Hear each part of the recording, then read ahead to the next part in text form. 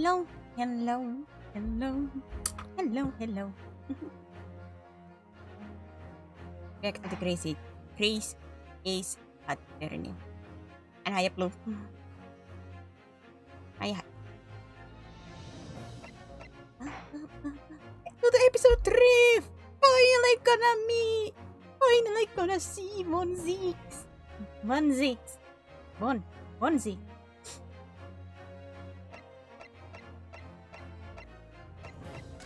I should watch this or continue watching Magnet Fish. Which is more entertaining? That is what you have to ask. You watch whatever is more entertaining. Glancing over my records of the late last century, I am faced by the events of a certain bitter winter. Bitter winter. A murder in a cage as it sped through dense London fog in the dead of night. Though the victim and the perpetrator were the only ones inside, there were multiple witnesses to the crime itself. Oh, I'm starting to remember this case. Oh no, this is gonna be painful. Obvious case as this. We complete Casuma's case already? Yes. Such a We did. horrendous manner. My friend, Mr. Herlock Sholmes, once said of the incident, I believe that perhaps that case was indeed the prelude. The beginning of a long concerto that impressive Japanese student and I were to play together. What's what? What's the water?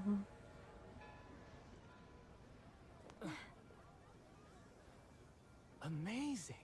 Is this really just a railway station?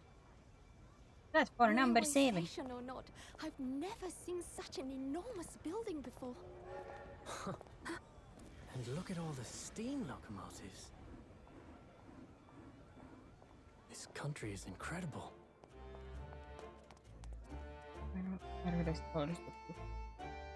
In what way taller?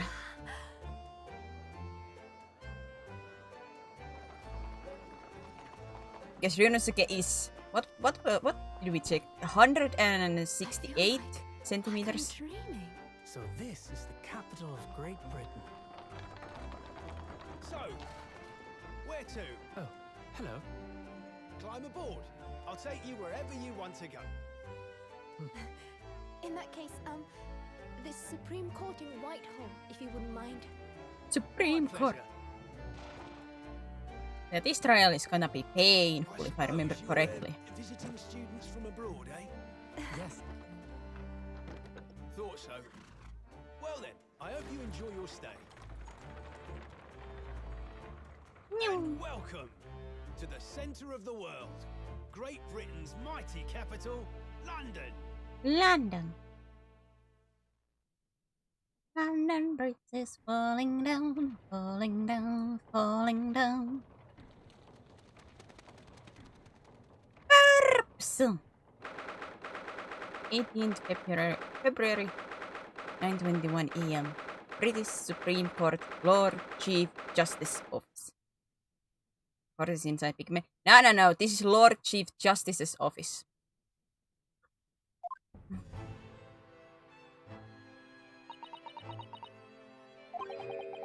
What an incredible place. It's so imposing. It's almost suffocating. Just suffocate.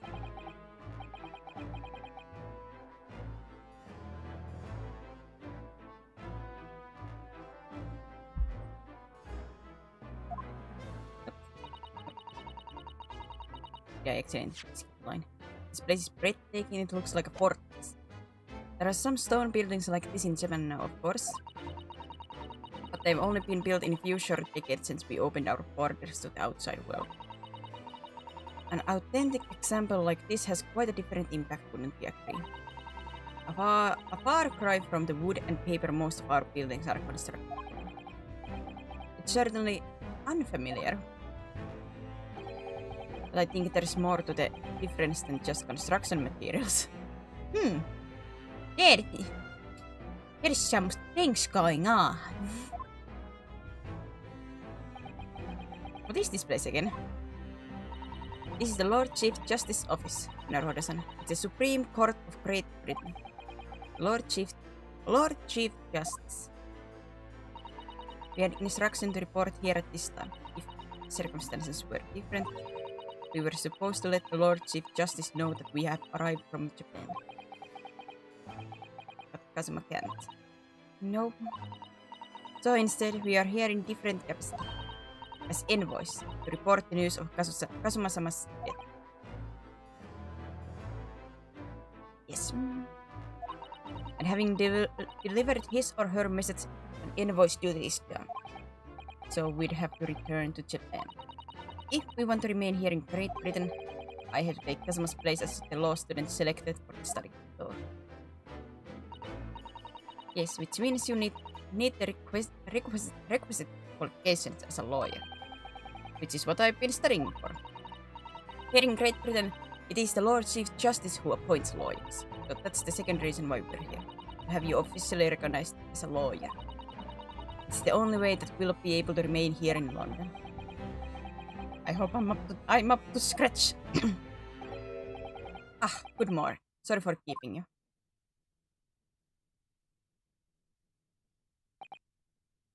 Oh. I trust you aren't too exhausted after your long voyage from Japan. It seems I'm 1 hour 12 minutes and 47 seconds late. My apologies. Oh, no, don't mention it. We're never happier than when we're standing around with nothing much to do.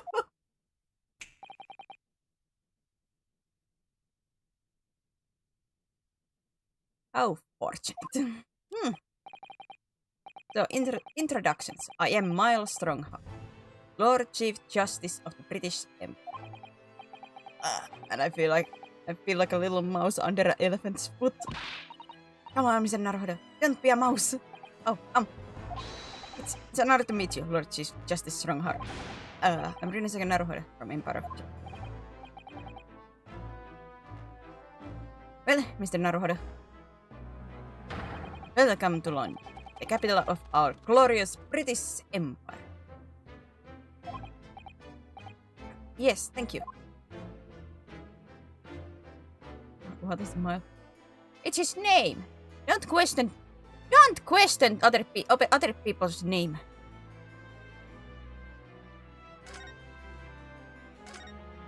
London. So, what are your impressions of our capital so far? How do you like London? Help! Susato-san! Help! I've been so nervous ever since I got here that I can't remember a single thing about the city. It's simply splendid, isn't it, Mr. Naruhodo?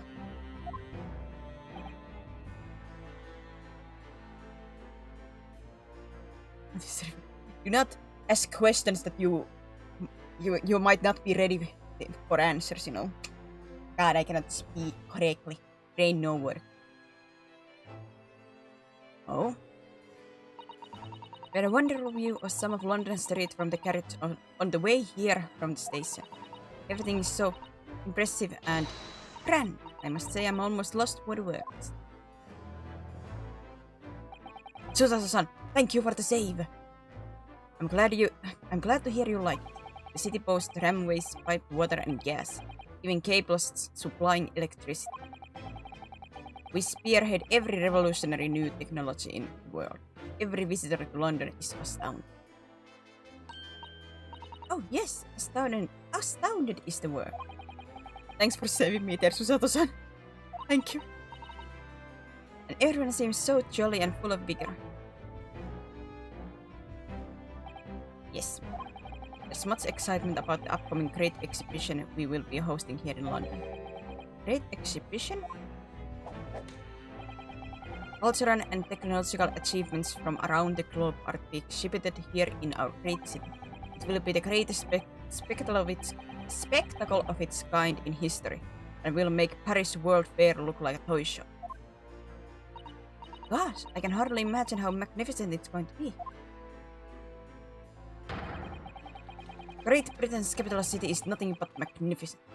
London is the center of the modern world. And if you do say so yourself. The sun will never set on our great empire. Perhaps it is fate that in these progressive times we welcome visitors from the land of the rising sun. Last week.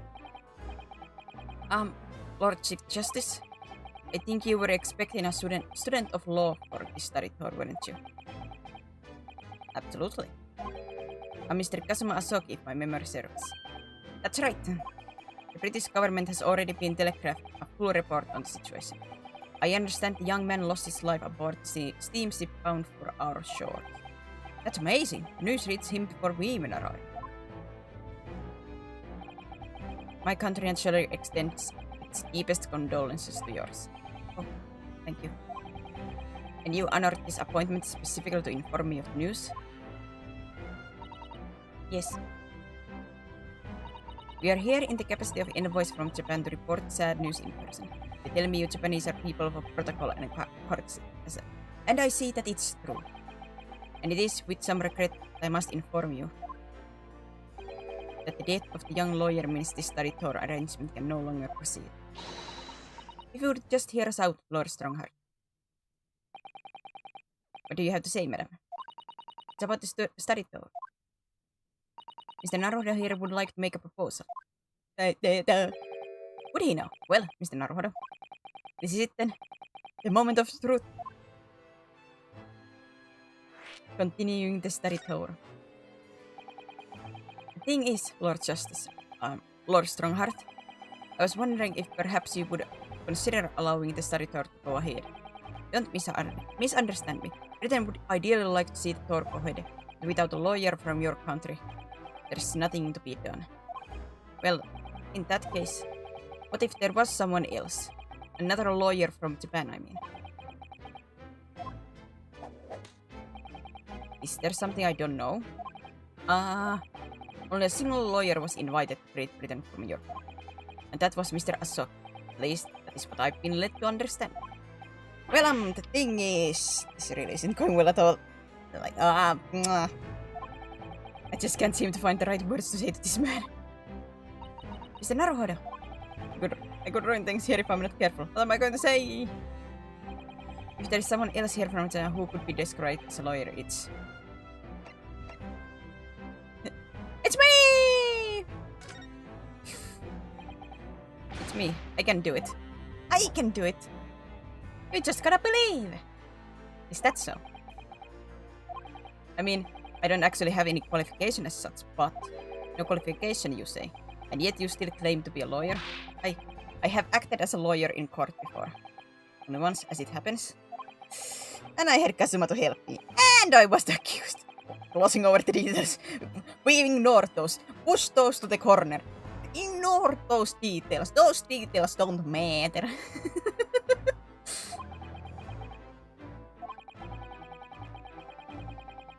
I've been spending every spare moment on the journey here to Great Britain studying. I've learned all about British law and court proceedings while I was on board SS Borough.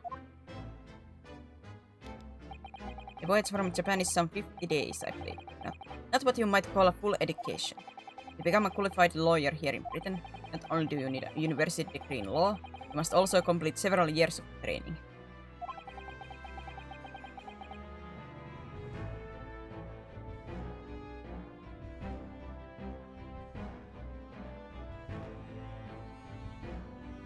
I realize it's far too short a short period of time, but I can't just go back to Japan. Kazuma, Mr. Asoki's journey had only just begun. Coming here on this study tour was all he thought of. I have to carry on and do everything he planned to do. I know it must sound like I have an overly inflated opinion of myself. I would do anything to prove that I have what it takes. Any test you care to set. Just one chance. That's all I'm asking for. Please. 31 seconds. Sorry? Your opening statement there, Mr. Naruhodo. It was 31 seconds long. Not too brief, not too protracted. A perfectly judged appeal, I would say. It is a skill that would stand you in good stead as a lawyer. Oh, thanks. So, You're willing to put those words to a trial, are you? Well, I'm all for entertainment. Huh? I don't know if you should be calling how to say court proceedings as entertainment. Yeah? But let me ask you one thing first, sir. Yes? You say you intend to do everything Mr. Asaki planned to do. Are you firmly set on that path? Well, yes, that's my intention. I see. Am I imagining things? Or did his expression just alter a fraction there all of a sudden?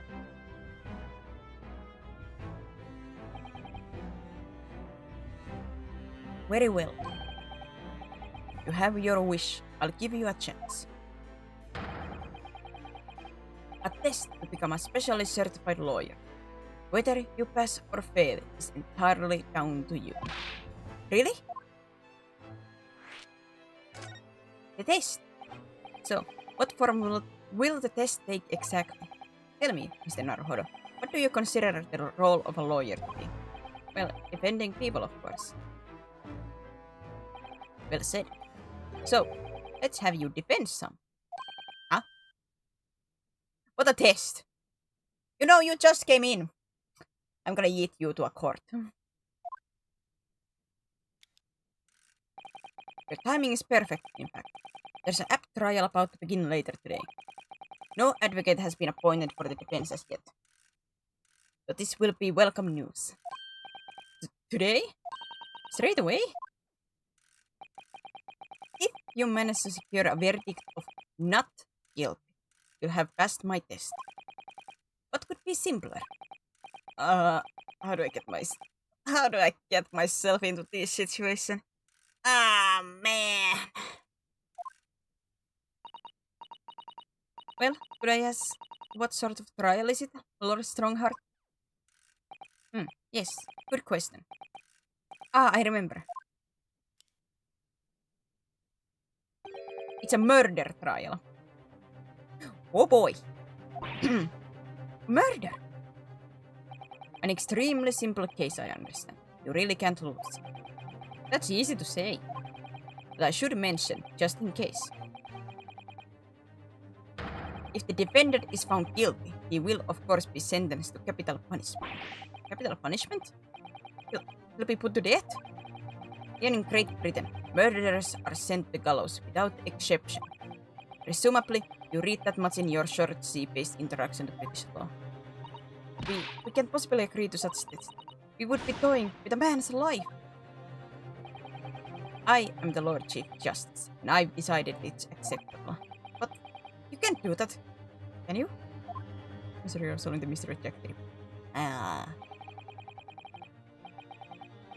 don't think we are yet that good yet. There's no need to overcomplicate this. All you have to do is ensure that you don't lose. Because that is simple. Especially when we know who's the prosecutor. Or you know who's the prosecutor in the other side. And yet you are, this is the simplest thing that you could ask for. Yeah. Simple.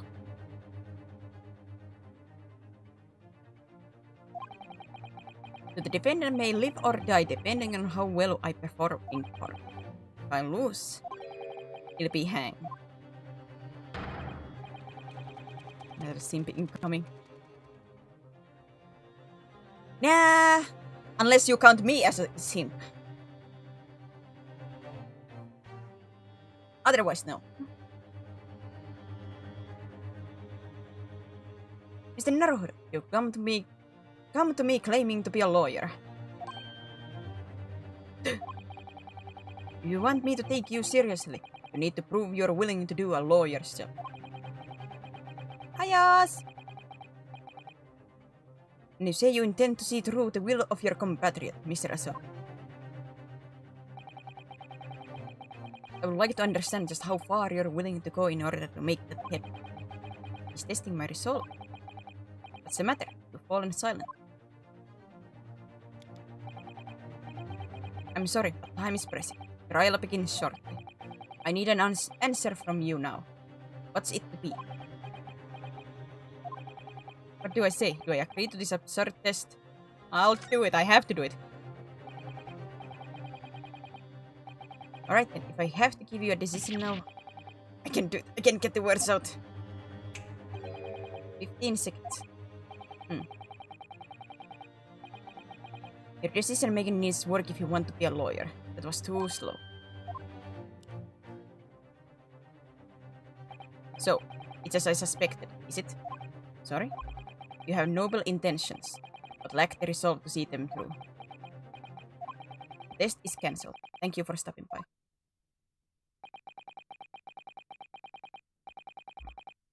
Go and acquire your tickets to the passage back to the east tomorrow. This conversation is over. Yes, Lord Strongheart. Thank you for offering me a chance. Mr. Naruhodo, I'm sorry, Miss Susato, but what could I do? It's alright, I understand. You do? It's not an easy decision to choose whether to defend a man in these circumstances. The resolve has absolutely nothing to do with it. What are you trying to say, madam?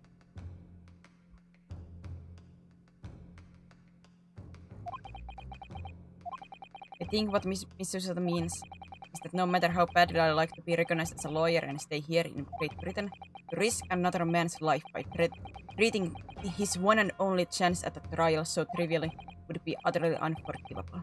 And I feel exactly the same way. I'm sure the defendants won't see this trial as a test, as some kind of experiment.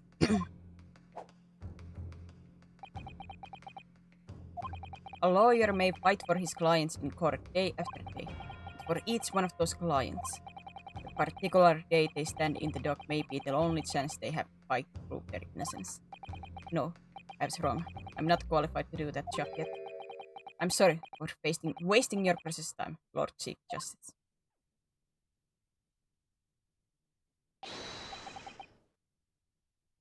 Wait, Mr. Naruhodo. Oh, was there something else? It's approximately 20 minutes by carriage to the Old Bailey from here. If you leave immediately, you should still be there in time. But I just said I was quite serious in what I told you. The defendant in this case has literally no one to advocate for him. What? At this point, he can't hope to find someone to represent him. The trial will begin without a defense. And if that happens, there is only one possible outcome. He will receive the most severe sentence the judge can pass down. No one's better, no moment. That do be correct. But that's awful. But that is the truth. Why does it have to be like this? Please don't expect an answer to every question. The cold hard truth of the matter is that there is only one person now with a chance to save this man from the very miserable end. I think no defense lawyer wanted this case because who the prosecutor is.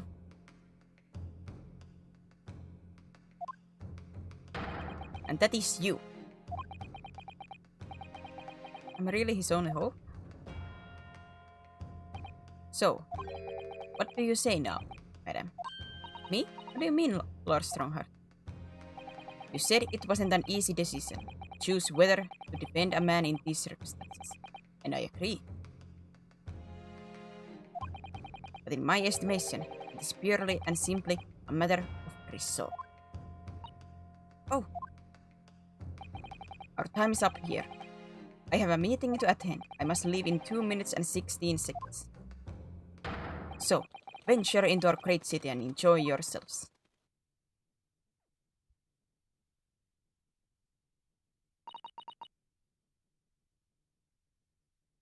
He's gone. Just like that. The Old Bailey.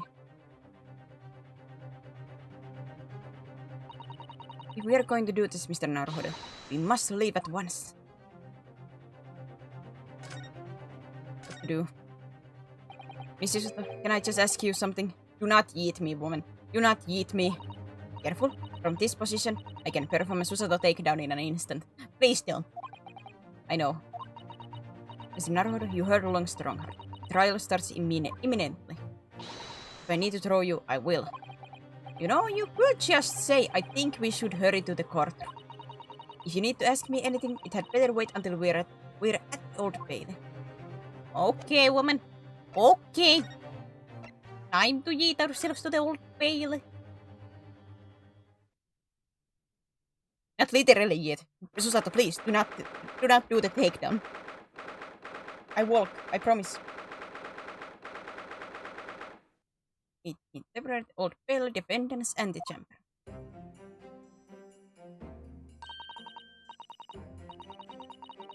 Thank goodness we're in time. There is still 15 minutes until the trial begins.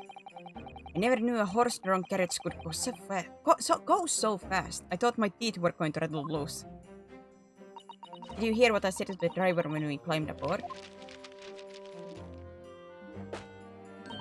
Get us to our destination in 5 minutes, driver, and there's guinea in it for you. It's one of my favorite lines from the Herlock Sholem stories, and it worked quite perfectly. I'm not sure why you're so pleased. I thought we were going to die, and we had to pay gold for the privilege. Well, at least we arrived here before the trial started. Yes, I suppose there's that.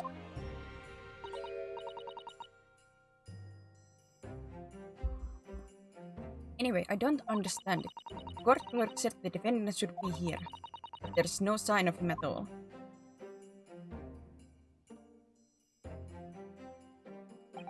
So this is the Old Bailey. Even this room for defendants wait in is grand. Are you alright, Mr. Naruhodo? I'm feeling tense, that's all. This place gives me the same sense of foreboding that I remember from the Supreme Court in Japan. An oppressive air, almost as if the building itself is going to crush whoever is about to be sentenced. It feels like only yesterday that I was the one about to be crushed. Oh boy. Yes, whoever the man you're to defend is, I imagine he's feeling very alone at this moment. I don't know about that. Top of the morning to you, madam. Sir. Top of the morning to you, laddies. My name is Jacksepticeye.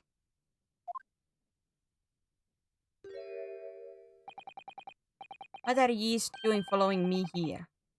Things are very desperate, are they? Sorry? Would you look at those expressionless faces? From the east, are ye's? We're from Japan, yes. Ah, Japan is it? Right, say no more. So, how much do ye's need? No, we're just here because... No need to explain, fellow. I've been there myself, so I have. No place to go, nothing to eat, barely a penny to your name, and all while in a strange faraway land. Well, actually, we haven't found a place to stay yet, no. This grand. Let me start by giving you 1,000 guineas. Say nothing now. 1,000 guineas?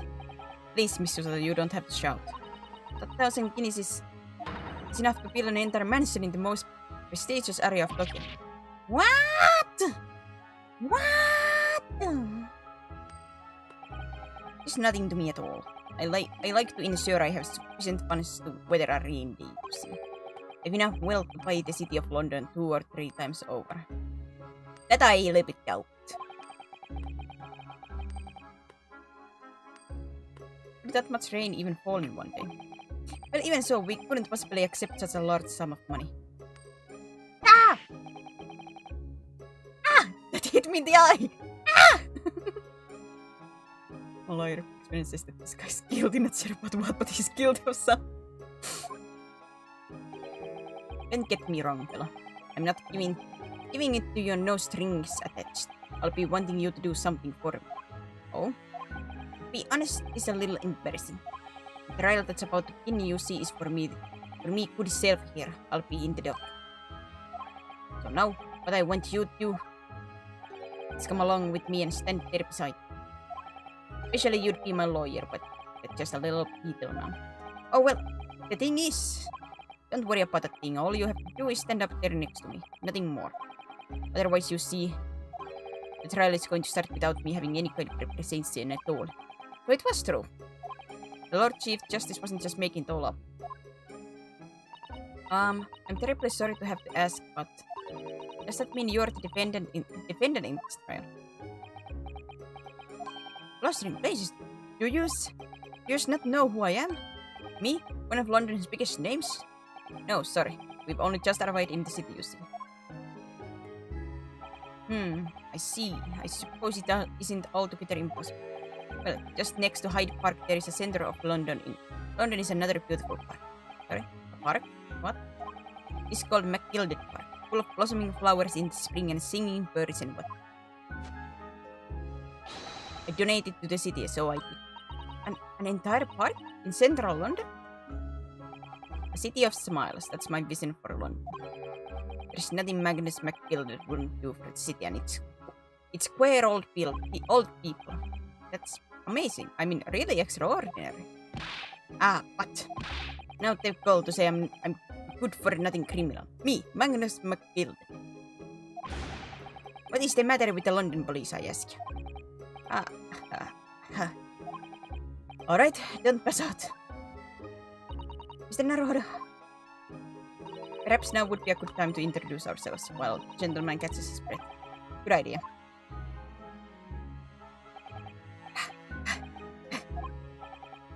Mr. Gilded, the thing is, we're actually here in London to study British law. We're law students, and I studied from Japan, you see. So, if you don't have a lawyer for the trial yet, and you'd be happy to put yourself in our hands, we'll do our best. What was I after saying, you daft idiot? I've given you 1,000 guineas to stand up there next to me, haven't I? Yes, but I wasn't really offering to just stand up there next to you.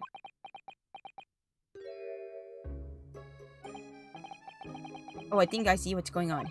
Sorry? I know what you're thinking. This Chancellor of the fella claims to have more money than the Queen. But if that's true, then why the places can't he hire the finest lawyer in all of England? Because he did it. That's the only explanation. Well? No. Not at all. Although, it is a little strange, to be honest. Why you don't have a lawyer, I mean? That would be the fault of the Reaper.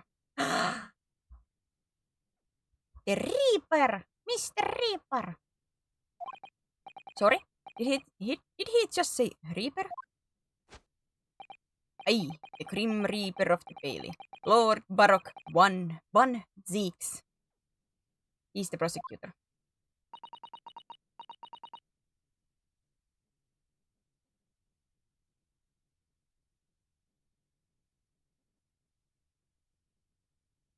Prosecutor is the Grim Reaper? And Van Zieks stands for the prosecution. They call the accused his sacrificial lamb. Hey! He's a good-looking one. Like I said, I don't think there's any simps in this trial other than me. Even though I will complain about Van Zieks here because, well, emotional manipulator and a tiny bit racist. He gets better in slowly over time, but especially at the beginning, he's rough. He's rough.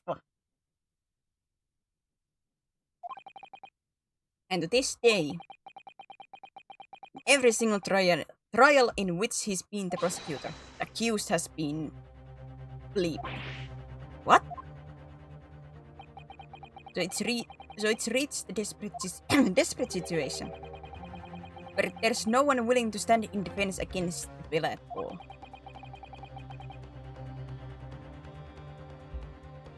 You could say he's a living legend of the Old Bailey.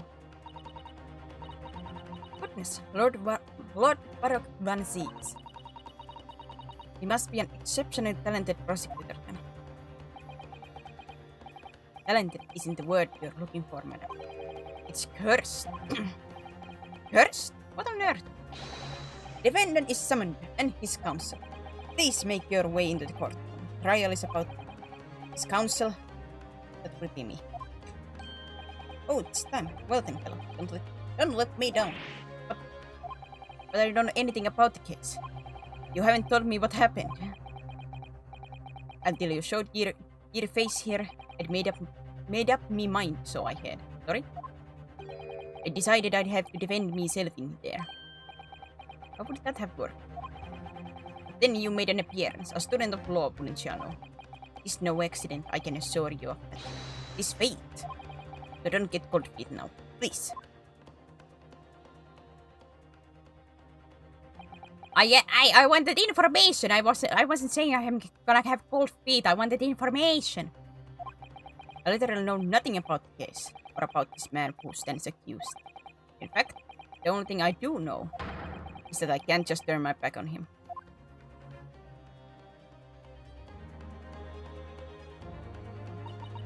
Mr. Naruhodo, the man has no one. He'll have to stand alone in that courtroom, armed with nothing to defend himself. Yes, something Kazuma would never have allowed to happen.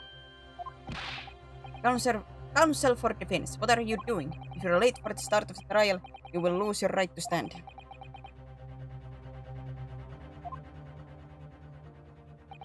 I'll be right there.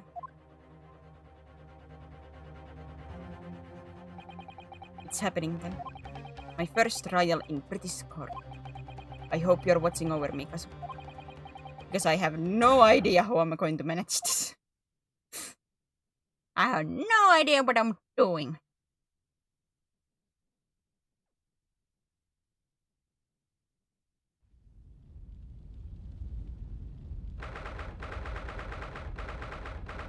NAM, the Old Bailey Court.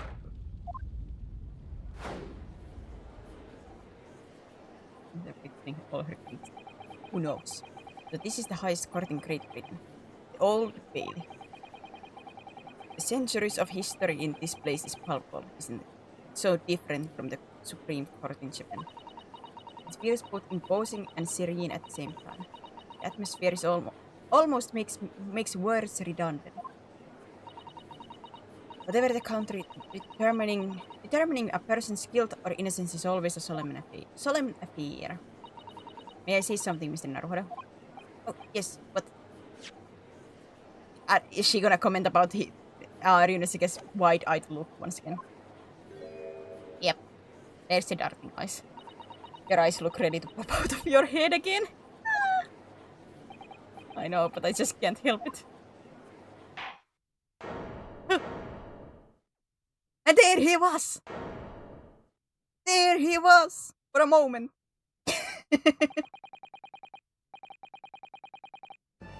In the name of Her Majesty the Queen, I hereby declare this court to be in session.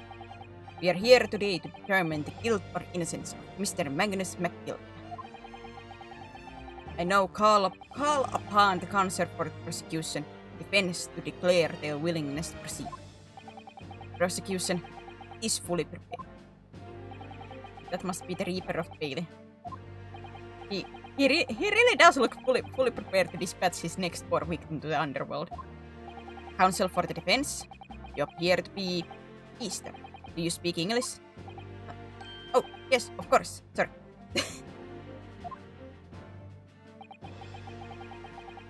But he asked if the defense was ready, and I couldn't be further from ready if I tried. Those eyes please me, Nipponese. They shroud your fear, your doubt, your trepidation. They run wild, cling to some phantom notion of courage. The quintessential look of a sacrificial lamb. A cold shiver just ran down my spine all the way to the tips of my toes. Now, Mr. McGill. Yes, my lord. You stand accused of murder, a capital offense. You could be sent to the gallows if found guilty. Are you quite sure you wish to entrust your defense to this foreigner? As I've always said, my lord, it's a grand thing to give opportunities to the young. Even if the fellow is a student from a little island off in the far east. Is it not the British way to ignore the dangers to yourself and give those less fortunate a fair chance? I like to think that acts of chivalry do the great British Empire proud. So, yeah. What? Lord Van Zieks, 32. Magnus McGill, 48. Miles Strongheart, 52. and Susate, who's 16. Prosecutor known as Reaper of Fate, supposedly the souls of those he prosecutes are eternally bleeped one way or another.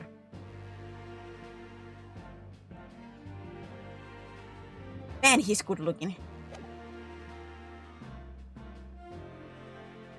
I like to think that the acts of chivalry do the Great British Empire proud. Listen to Mr. MacGilded, what a fine gentleman London has in him. Did you hear that he donated £5,000 to the government the other day? Mother, please, may we go and play in MacGilded Park?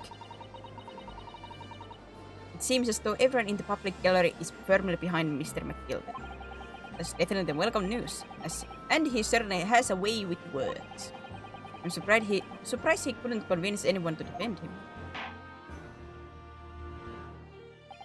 Eloquently put, Mr. MacGilded, and most laudable sentiments. Now, ladies and gentlemen of the jury, I'm sure I need hardly remind you that you 6 members of the public have been selected for your impartiality. Are you ready to proceed? Yes, my lord. The task is to send rotters to the gallows. Where they belong, I'm more than ready. But the manner his lordship always says we should dispose of rubbish promptly. Naturally, I agree. Any criminals here will soon be wishing they never set eyes on me.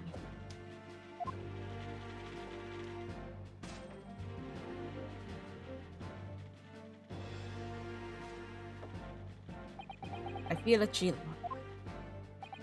Oh, don't mind me, my dears. I'll just be getting on with my knitting. Must finish these mitts from me for my pension. Mr. Naruhodo, those people are... Jury, yes. That's something we don't have in Japan yet. That's right. I've only ever read about it. But here in Great Britain, the court's final verdict depends on the opinions of these 6 jurors. Judge passes sentence according to the law, but the jurors determine guilt based on common sense. So the defendant is ultimately judged from 2 completely different points of view. How exactly do the jurors give their verdict? That I don't know. But I'm sure it will become clear as the trial progresses. This game's gimmick. Yes. I don't know if anybody's wondering what I mean a gimmick.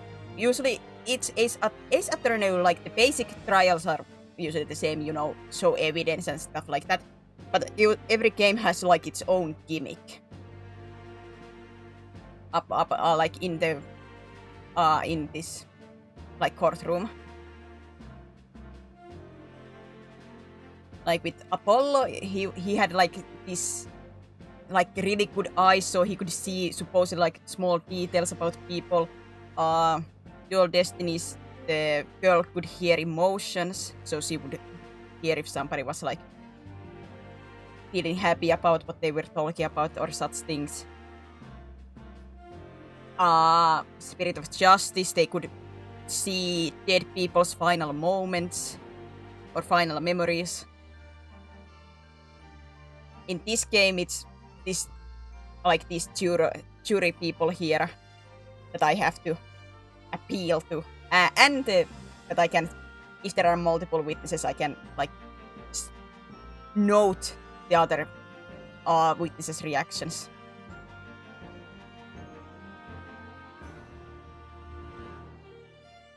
Those are like 2 main gimmicks in this game's trial. Yes.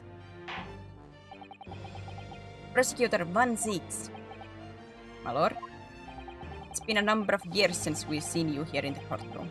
I thought you renounced your fame. I'm known as the Reaper of the Bailey, my lord. Infamy rather than fame, I would say. But yes, 5 years have passed since I last spread my wings in this capacity. So, what brings you back? Is there some change of circumstances of which the court should be aware?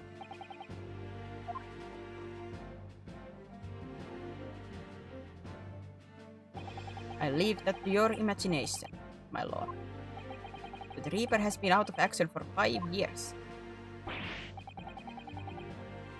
Why did he have to choose today of all days to make a comeback? Don't lose heart, Mr. Naruhodo.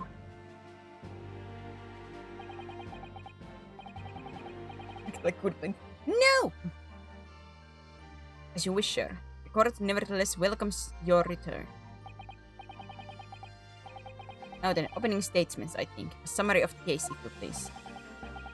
Certainly, my lord. As your lordship is aware, this is a case of overwhelming simplicity. You must be the only ones in here who aren't aware.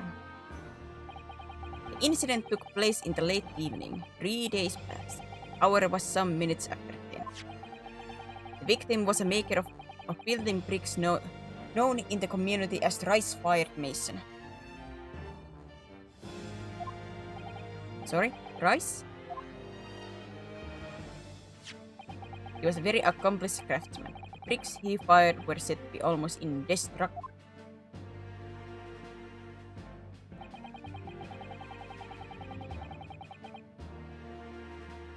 The victim's corpse was discovered in an omnibus in service on the streets of London at the time. A dagger that had been thrust into the victim's abdomen is believed to be the ultimate cause of death. Here is the autopsy report from the investigating medical officer at Scotland Yard. Thank you. I shall accept it and the photograph as evidence. The autopsy report has been entered into the court report. A report prepared by Scotland Yard coroner gives the cause of death as internal hemorrhaging as a result of single stab wound to the abdomen. A photograph of the crime scene has been entered in the court report. And one further item of evidence. The prosecution wishes to submit these as well. And these are...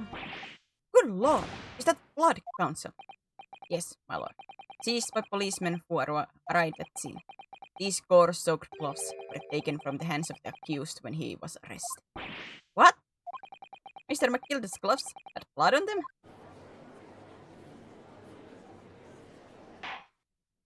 Yes, I will accept these as evidence as well.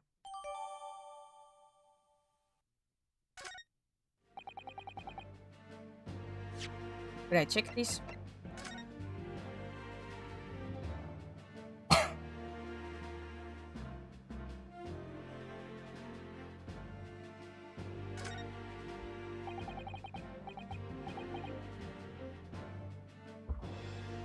This is definitely blood, isn't it? It's the most pleasant sight to be confronted with our first day in London. Well, nothing will come of crumbling now. No, by the way, is Mr. McGill right-handed? Yes, I believe so. He was toying with coin in his right hand a little earlier.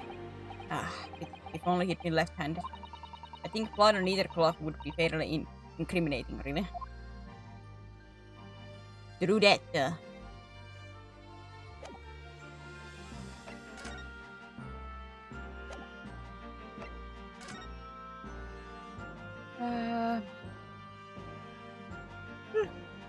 Step once in dabbling with a knife whilst journeying in an omnibus died due to internal hemorrhaging resulting from the trauma.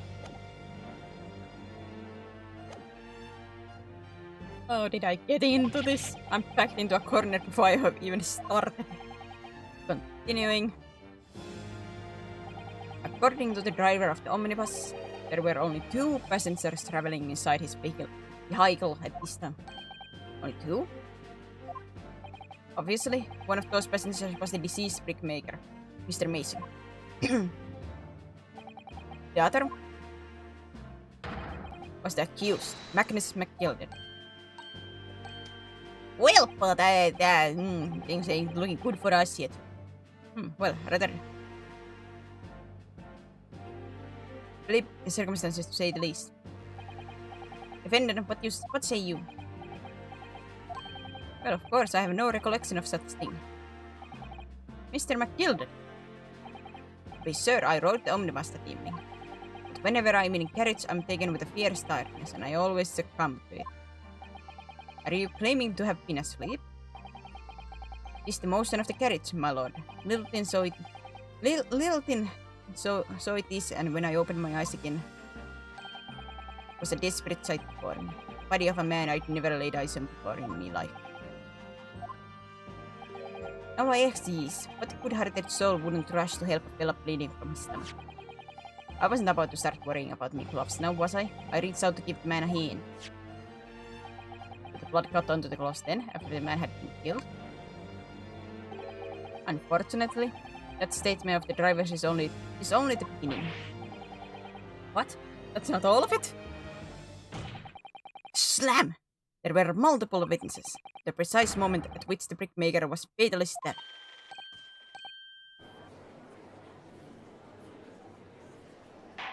Well, things are going fine.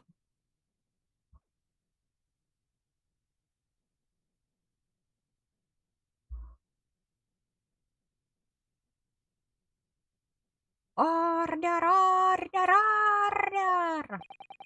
When the killing took place, only the victim and the accused were inside the carriage, and there were witnesses to the crime. This is not just a case of compelling evidence. It's the nail in the coffin for the accused.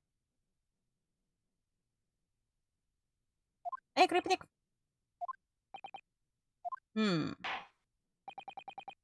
Thank you, Counsel. The circumstances of their crime have been made quite clear. I think we will hear testimony from these witnesses first of all. Your wish is my command. Bailiff, bring the witnesses in at once.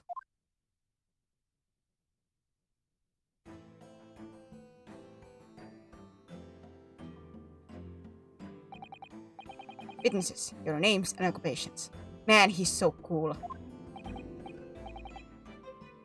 My name is, well, everyone calls me Pip. I drive an omnibus in the East End. Bruce Fairplay. I'm a banker in the East, in the city. My name is First. Lady First.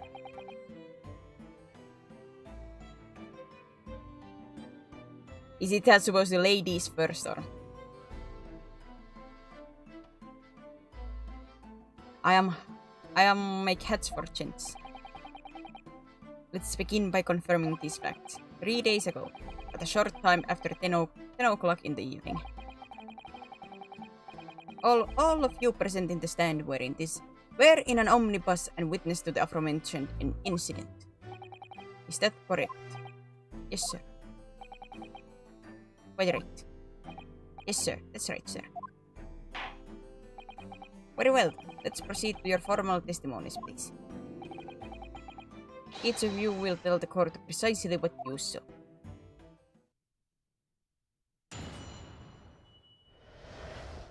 What the witnesses saw. It was the last bus of the evening, so I had few customers. I remember it well. The victim and the man accused of killing were sat next to each other inside the bus. Then, out of the blue, the accused just reached over and plunged a knife right into his guts.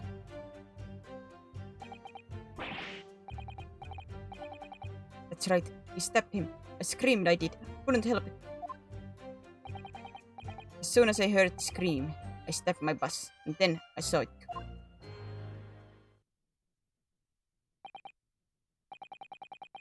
An ambiguous testimony, I must say. Exactly, my lord. These men witnesses the incident in the omnibus with their own eyes. I'd like to ask a question, if I may. Yes, Counsel? Well, this testimony makes absolutely no sense to me whatsoever. Why not? Well, the incident took place inside a moving carriage, didn't it? As has been clearly stated from the outset, yes. Well, in that case... Sorry, I have to stretch.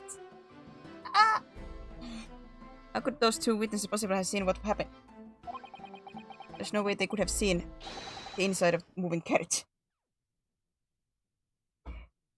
Please be kind to my Japanese boy who hasn't ever... I don't think he has ever seen what omnibus is.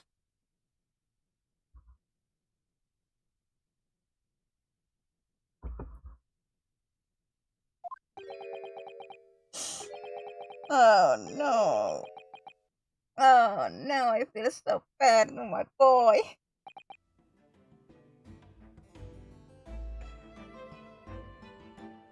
How quaint. I read that civilization in the eastern island nation was a good century behind our own. But you're here in London yourself, and are you really so ignorant about our omnibuses? Huh?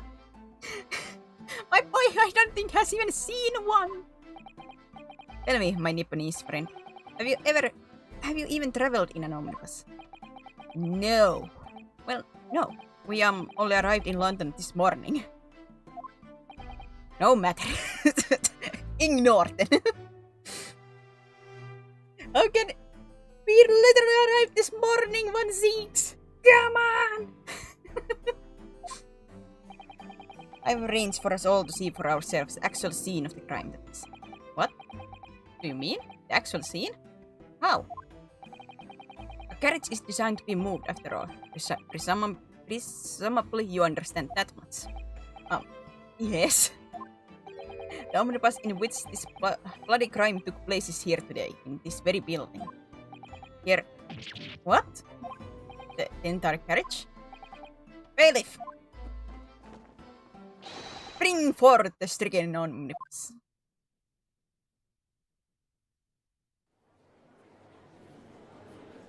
I wish we could have seen just bailiffs pushing that in. So that's an omnibus. The omnibus. I can't believe they could bring something so enormous in here.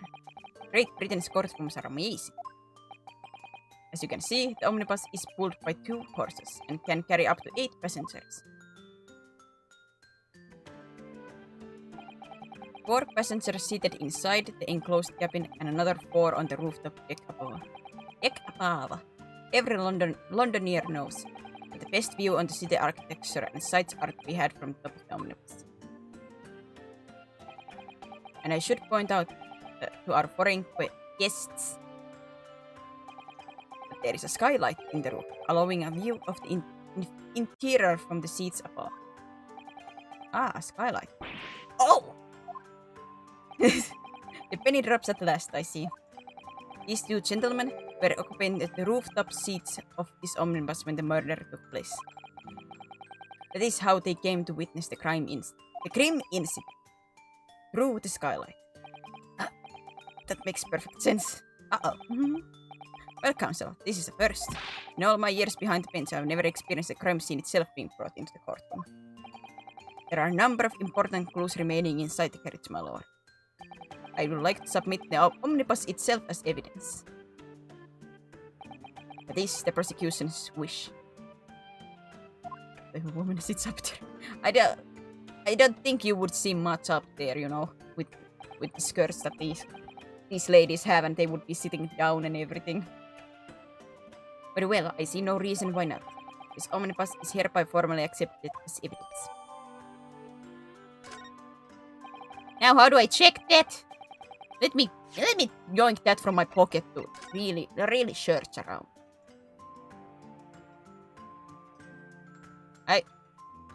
Looking at this, like how this would go, you could not see like up the skirt, I don't think.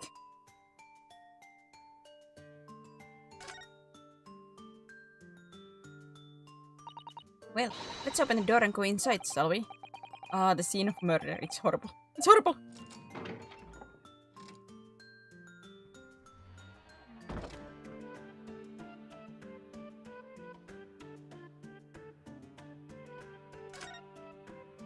Just imagine, like, because we are checking this, so this means at this courtroom we're like, hold it! Hold it! Let us go inside this omnibus to see this. Like, Lord Van Zieks, give me 10 minutes, I'll go and sit inside. We close the door and be like, Susato-san, things are looking very ugly to us right now. Do we have a fighting plan? That poster from Great Exhibition that's due to start 6 months from now. There's a lot of focus being drawn to the Crystal Tower, the centerpiece of the whole exposition. Oh, the Crystal Tower. It's under construction already, I believe. People all over London must be fizzing with excitement at the prospect of such a grand event. Blood!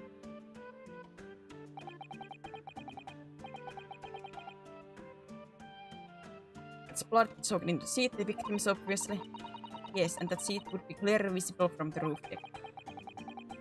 Would you really stab someone in full view of the other passenger like that, I wonder? Well, it was after dark.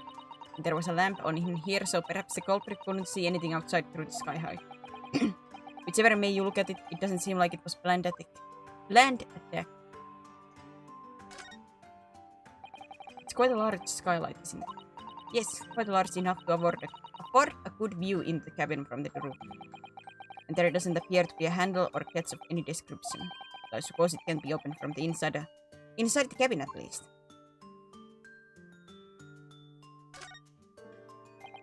This seat has a handle, it seems.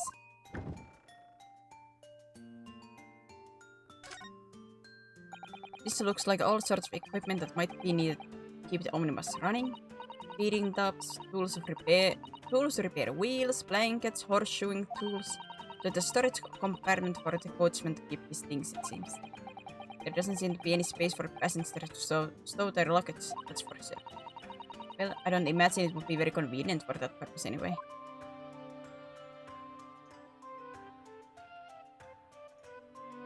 Okay, let me out. Have you seen enough? Let's step back outside.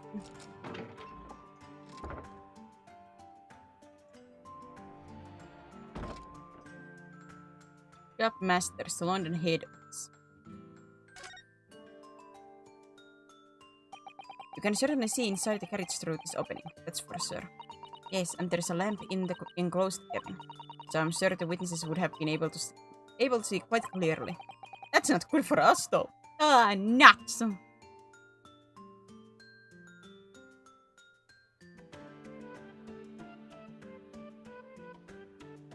Things do be not looking good.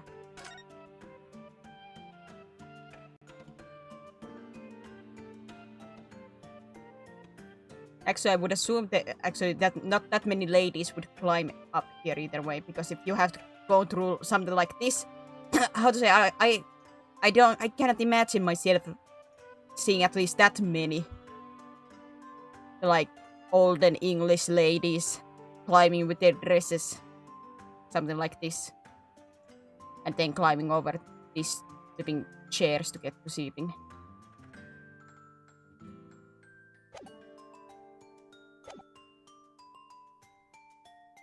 I can't believe it, the entire crime scene entered as an evidence. Yes, Great Britain is simply extraordinary. I could help myself a lot by giving the omnibus a thorough examination, seeing as it's here.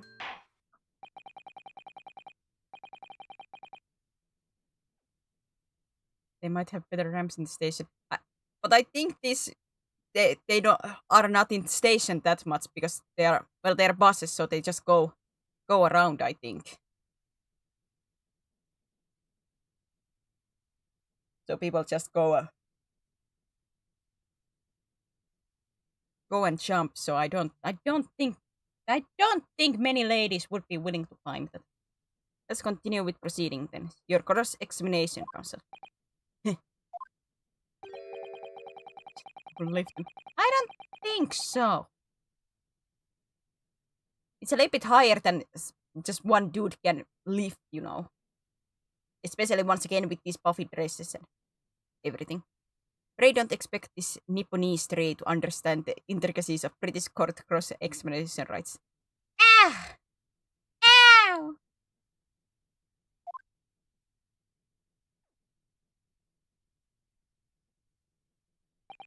Alright, my first cross-examination in a British court. Focus, Rinosi. Focus.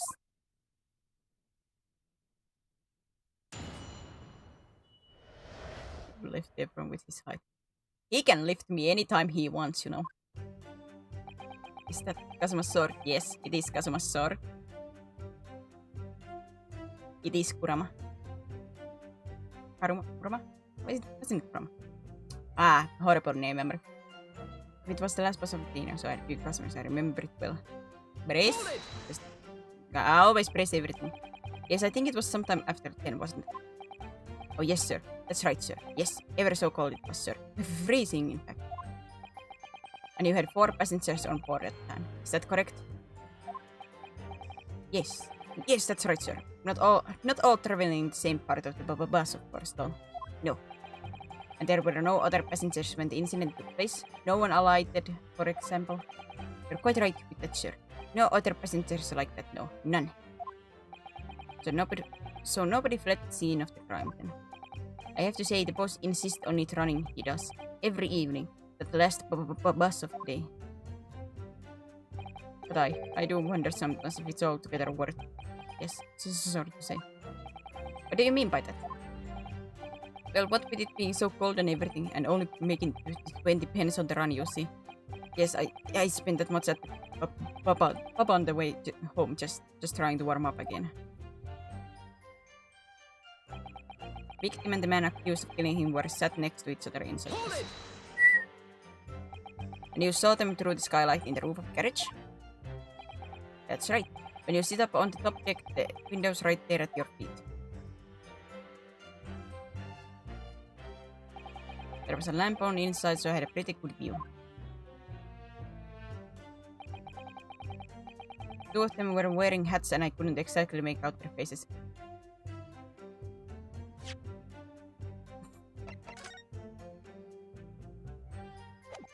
How to say, that's a weird place to, to stab somebody. If you're like right next to them. Especially when it's in the picture like straight. Straight like that.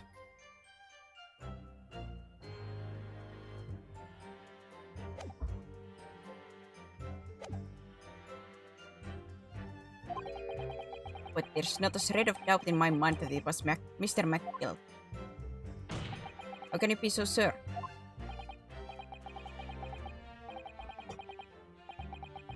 Backhand I speak first. But that is not a natural thing to do. Well, how can I put it politely? McGill is a gentleman of a rather small stature. I couldn't have mistaken him for anyone else. Let's not forget that when the vehicle came to a halt, the only people inside the enclosed cabin were the deceased Mr. Mason and Mr. Gill. There is no room for doubt here. I really wish there was. Then out of the blue, the accused just reached over and plunged a knife right into his face. You actually saw the exact moment it happened? Didn't I already testify to that? Or are fair income hard-working city bankers not considered trustworthy these days? Oh, no, I didn't mean that. This is no good. I've really got his back up. Perhaps you could just tell us what you saw in a little more detail if that's... My lord! Juror number 3. What's the meaning of this? My mind is made up, my lord. Completely another made up. Made up about what? I don't like the stinking rich. Never have. They're always up to something or other than they shouldn't be. Every one of them. And that little leprechaun of a man is no exception. Well, he can't fool me. That son of a...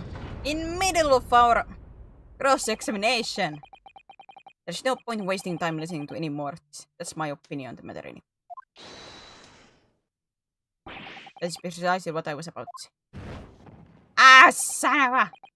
As the foreman of the jury, it's my duty to set a good example to my fellow jurors. Ah, for heaven's sake. In the middle of my cross-examination! You shan't suffer! What's happening here?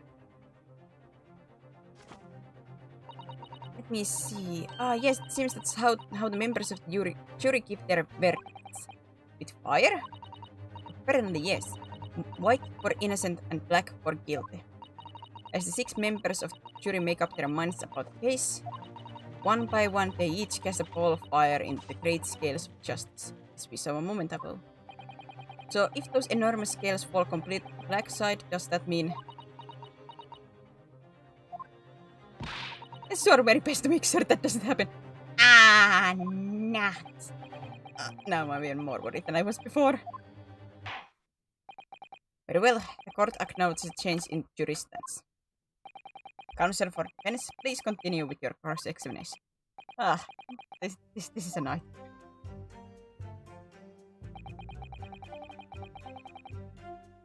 That's right, he stabbed me. I screamed I did, I couldn't help it. He stabbed him, you say. And you were sitting up on the roof deck, were you? Yes, that's right. That's right, sir. I was up on the roof seats. Back to the hunt, you go, Mom. Yes, back to the hunt. I remember seeing the little gent sitting next to the fellow that was dead. I'd been thinking about a new head design, you see, so I was just gazing absent-mindedly around. But then I happened to look down through the skylight. It was taken right from his belly. That huge, great knife. A grim sight indeed.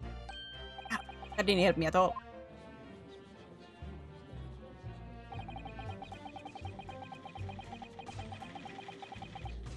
The jury look like they're even more convinced my client than they were before.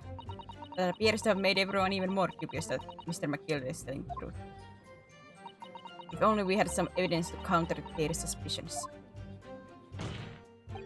Mr. First! Oh, yes, sir. Is this the knife you saw? Oh, good grief, yes, that's it. Very one, sir. Is that... Yes, counsel. This is the blade that was driven into the victim's belly like a stake through the heart. That is a blade of considerable size, counsel. It is. And furthermore, the scabbard is emblazoned prominently with a certain initial. The letter M, which seems oddly familiar. Ah, please, no. For Magnus, perhaps, or McGill, take your pick. It seems this particular big name in London made a magnificent mistake. Objection! And baby slaps are back. But there are M's everywhere. Like, yes, like animation. Oh. Objection! Objection! This blade is far too extravagant for a poor brickmaker to have owned. No, this weapon of murder almost certainly belongs to the accused.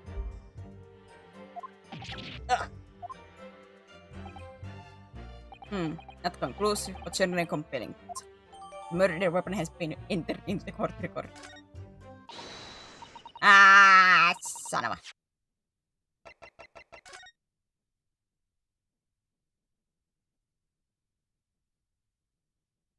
Damn. Or maybe it's a double V. It's a V. An ordinary letter M. Undeniably Mr. Magnus McGilda's initial. And it's beautifully gilded too. It must be very valuable. I should think. Ah! What is it? Look at this M. If you turn it upside down, it becomes a V. This could change everything. A V? Yes, this is one of those, turnabout cases. I'm sorry. I'm afraid I don't know at all. But what I am sure is that this is an M. Oh. Well, that idea was quickly squashed. Ah, man.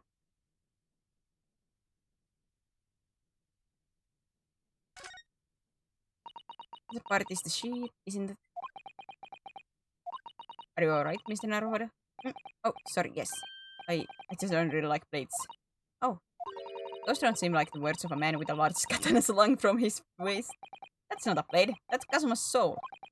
Anyway, there's no sense in delaying it. Let's see what blades look like.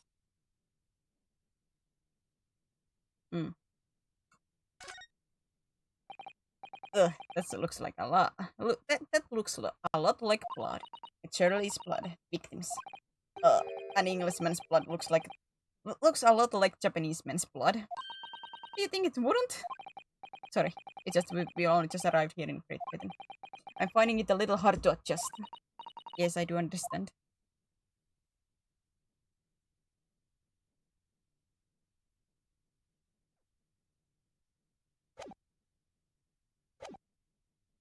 My lord, will you forgive the interruption?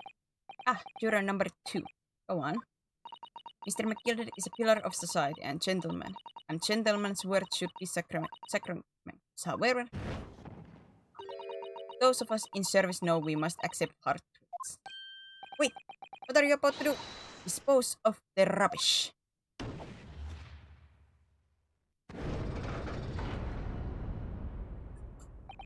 No!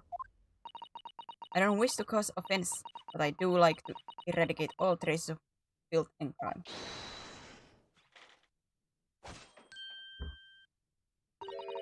I have painstakingly typed every word uttered here today and cross-referenced all the facts. As such, I am now in position to draw the only logical conclusion.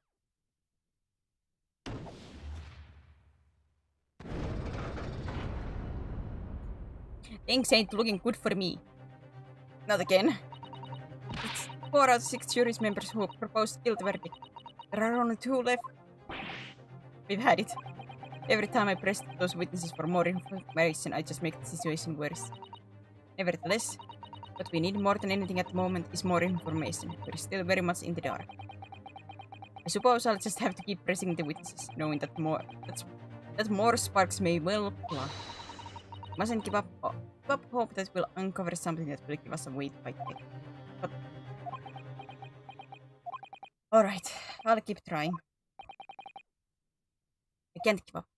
I won't give up. I just need to keep calm and listen to witnesses' statements again.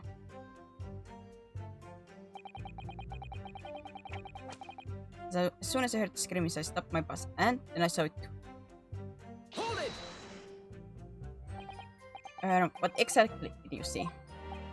Oh, well, sir, that would be a passenger, sir. Yes, collapsed on the floor he was. And by the passenger, obviously you're referring to the victim, Mr. Mason, the brickmaker. And the other passenger had that knife in his hand, like this. By the other passenger, obviously you're referring to accused Mr. Magnus McGill. Wait, it wasn't on his hand, but wasn't it found in the corpse? And then he plunged it down like this, stabbing the other passenger in the belly.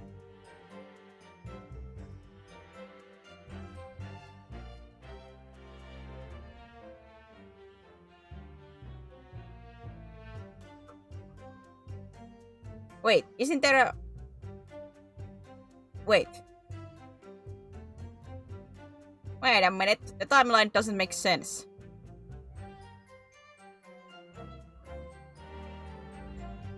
Because these guys, these gentlemen at the top mentioned that they already saw the stabbing. And when, you know, the hat maker saw the stab, he screamed.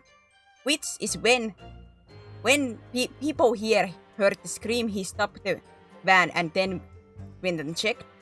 And now he claims he saw the stabbing at that moment. Like, the actual happening. I think there was only one stab wound. What?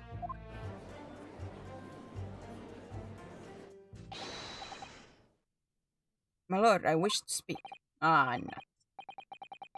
Yeah, how to say that? The timings don't make sense to me right now. Yes, you're number 5.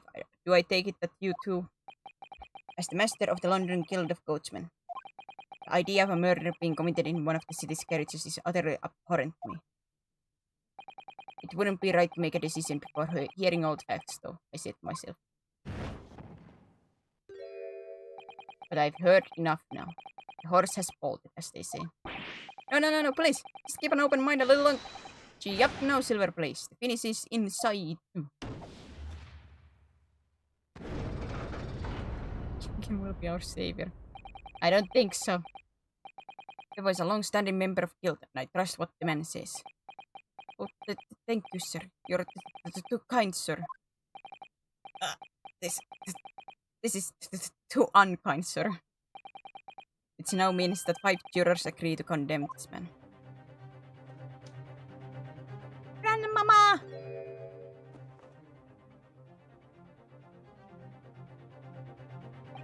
Madam Juror number 6. Yes, dear? What can I do for you? You have heard the testimonies of the witnesses in stand. Oh yes, I certainly have. They got my hearing, you know. Then, pray tell, why are you yet to pronounce your leaning? Well, dear, the thing is, I'm a creature of habit, me. I always go to the park at around this time of day, and sit on a nice bench and get on with my knitting.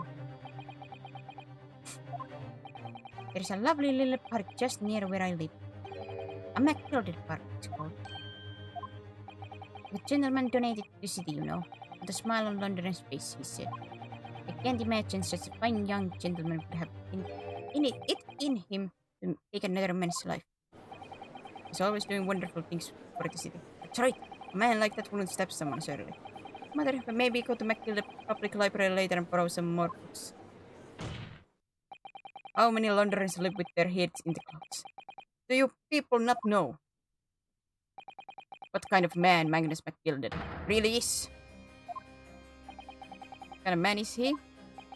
The philanthropist Magnus McGilded has enough wealth to purchase the entire city he claims to value so highly. But where did all that wealth come from? Your client is a Shylock, sir, and one with the very darkest of souls. What? Stone the crows!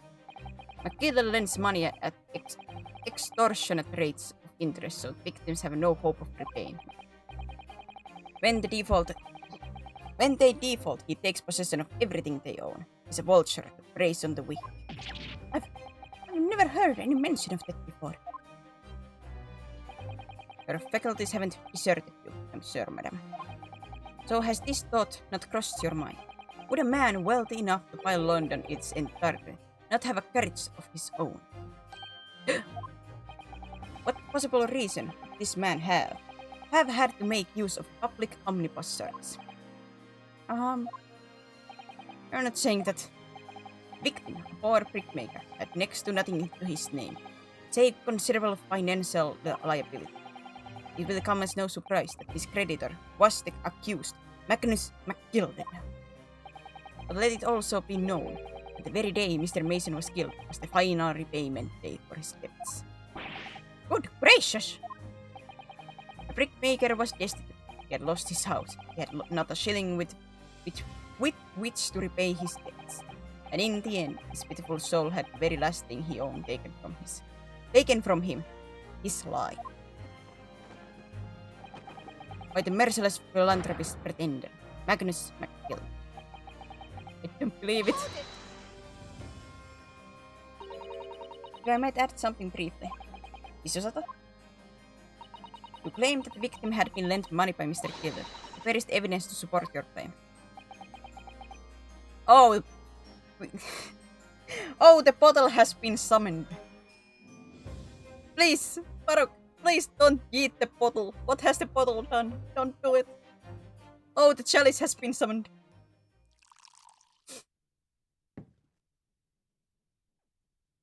What a fine gentleman. Pray forgive the discourtesy of filling my hallowed chalice in a court of law. Ah, there it is. Lord Van Zieks, hallowed chalice. It's here, his trademark. Even the judge is like excited, like, oh my god, it's his hallowed chalice. Look at him go. How can this be considered acceptable? But I find myself in unexpectedly good humor. I had heard ladies from Far East would show great courage. I didn't expect such experience it myself. As judicial assistant to the defense, I am simply doing my job. But a pity that your display of courage is in vain. This is the debtor's ledger which details all monies loaned by the accused. You will find the victim's name clearly recorded inside. Oh.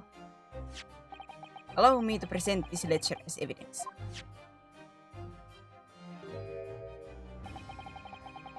And pray forgive the discourtesy of raising my chalice in a toast to the enigmatic East at the same time. No kick. No kick. Usually the kick comes when he's like, how to say, agitated. You know, that I have been doing a couple of objections and he's been like, attention. So no, we most likely will not see the kick quite that soon. Unless he gets agitated. Oops.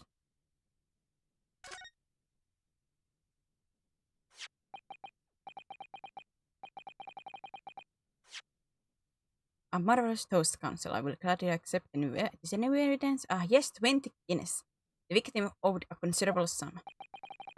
And the accused made quite certain he had ample recompense. Well, it would seem I've had the wool pulled over my eyes. Uh-oh. Granny's... Grandma is angry! Regrettably, madam, that is the modus operandi of the accused. And such a pretty little park, too. What a scoundrel! Oh no. Still.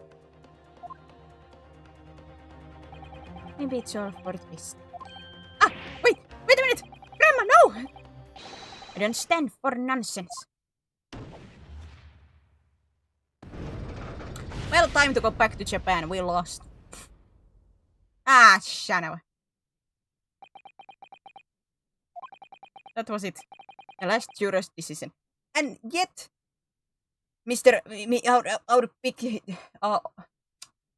boss himself, the Strongheart was saying that this is a clear-cut case that we have no way, how to say it, to lose, or something like that. That was it, the last juror's decision.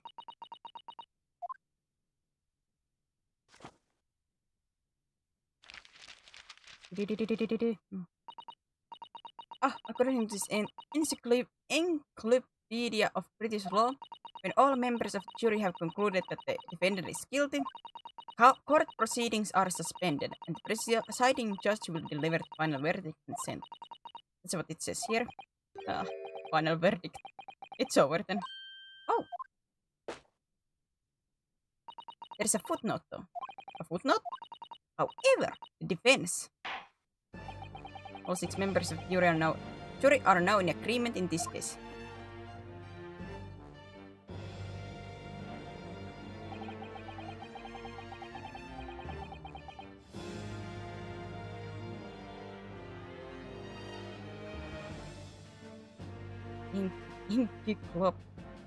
Yeah?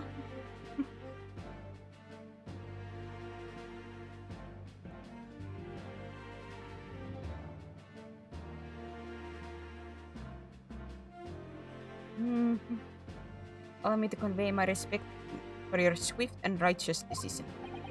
According to the laws of this country, I will now conclude the trial by delivering my final verdict. I trust there are no objections. Objection! Mr. Soto, just tell me one thing. Oh, yes? You were in the middle of saying something before? Footnote in your... encyclopedia... Oh, God. Of British law, however, the defense... What did it say next? Oh, yes, of course. One moment. When all members of the jury have concluded that the defendant is guilty, court proceedings are suspended and the presiding judge will deliver the final verdict and sentence. Then the footnote says, however, defense has the right to demand a summation examination of the jurors at this point.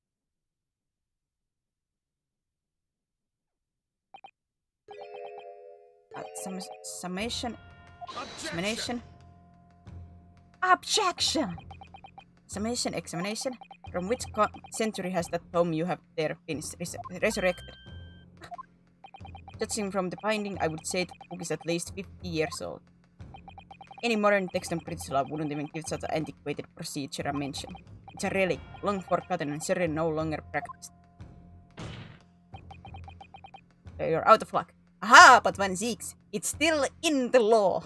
Aha! Suck on it! Oh. What even is it, Mr. Soto? This so-called summation examination. Oh, one moment, and I'll read about it. Is that Dragon? No, it's Mr. Reaper. Hi, Kraken. You demand the right to procedure before you even understand what it entails. Typical Nipponese. Alright, Mr. Naruhodo, I think I understand. It seems under this procedure we would be able to appeal to the members of the jury. To do what exactly? Appeal to them to change their leaning and reverse their decision. And it says here that if successful, the proceedings of the trial must be resumed. Make them reverse their decisions? Yes, in times gone by, the barristers would use a summation examination to attempt to influence the jury's decision. but that procedure became something of a formality with no practical benefit, really. So it rather fell out of use. I wonder why. Because it was devoid of purpose. Changing just one member of the jury's mind would be hard now, let alone several. No self-respecting defense barrister would even assert his right to try in this day and age. Still, I don't see any mention of the procedure actually being formally revoked. What are you suggesting? I'm suggesting that although it may be antiquated and largely forgotten, it isn't yet extinct. Do you think, Mr. Naruhodo?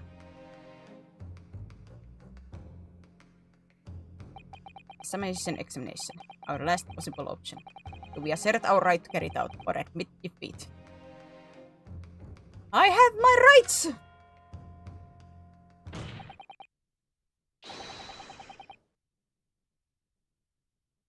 I assert my right! The defense wishes to assert its right to summation examination, my lord. Objection! Forget it, let's go. Time to go back to Japan. Time to go back to the boat for 3 months. Or 5, no, around 50 days. No worries. We just got here this morning and back we go. London is the capital city of the most powerful nation on earth. We have a duty to the world of exemplify the very highest standards of judicial procedure. Ugh. Summation examinations are an embarrassment that should remain buried. Objection! Objection! But if it's our right, it's our right. I believe it could prove vital in this trial.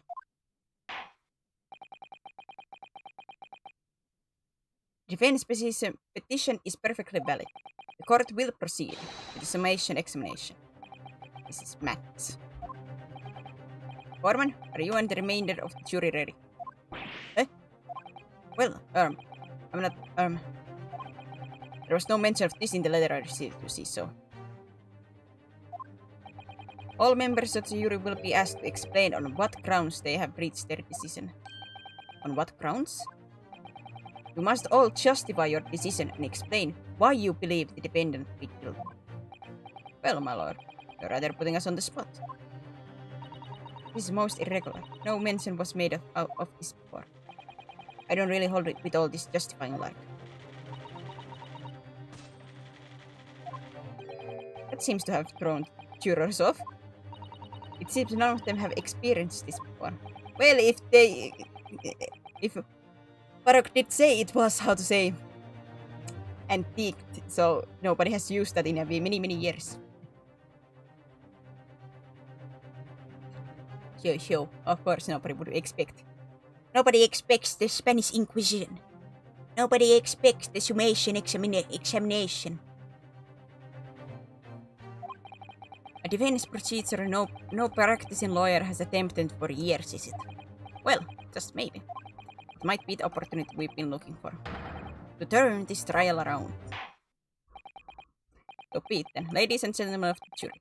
The court hereby calls upon you to state the grounds on which you find the defendant Magnus McGill guilty of this most serious crime.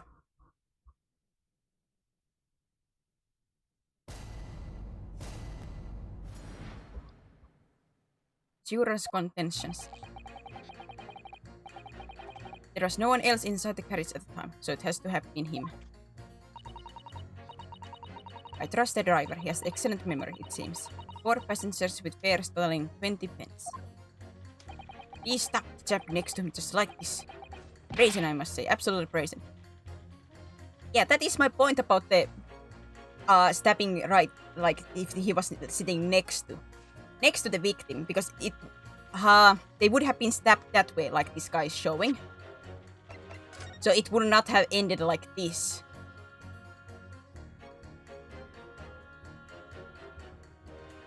Especially because as far as we currently know, McGilded is right-handed.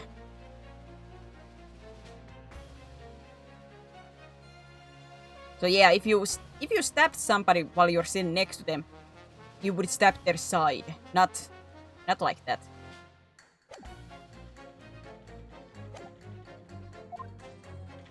I've simply typed and collated all the statements thus far and drawn the logical conclusion. That reverse hand high speed. But that is not a natural thing. Especially one, if you're using your left hand, you have way less strength. You're using a reverse hand, you're using most likely even more or less, like less of your strength at that point. You're using your unnatural hand and unnatural pose. That, how to say, that would not be the first choice.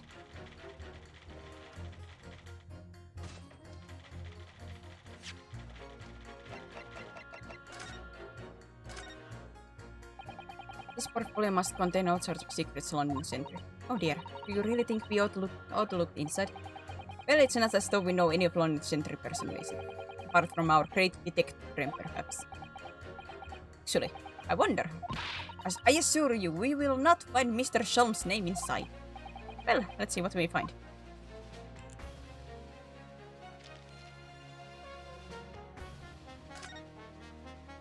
Gosh, it's crammed full of gentlemen's names, isn't it? Well, I suppose they're probably not all gentlemen at all, are they? After all, not everyone in this country is well off. Oh, goodness! What is it? Look at this! Do you see the name here? Bruce Fairplay. Should that mean something to me? Oh, that's one of the witnesses! It does sound strangely familiar, actually. Bruce Fairplay, the witness testifying at this very moment. Oh yes, of course, the banker. Why is his name in here? Ah, he borrowed 20 guineas. And look, the payment case is fast approaching. It's possible that this is just a coincidence, of course, but this could be very useful information.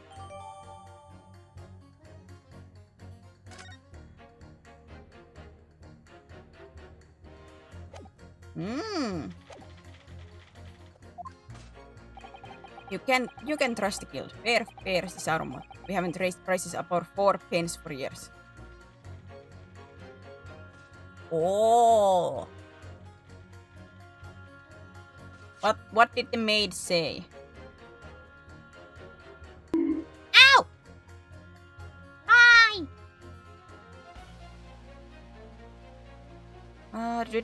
I trust the driver. He has excellent memory, it seems. 4 passengers with fares totaling 20 pence.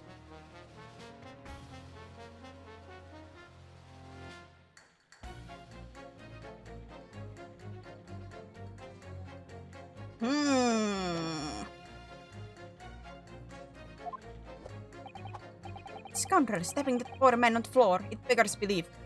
But he wasn't on the floor. I'm starting to wish I hadn't pushed for this now. Some jurors don't seem to have wonderful form arguments though, do they? Nope.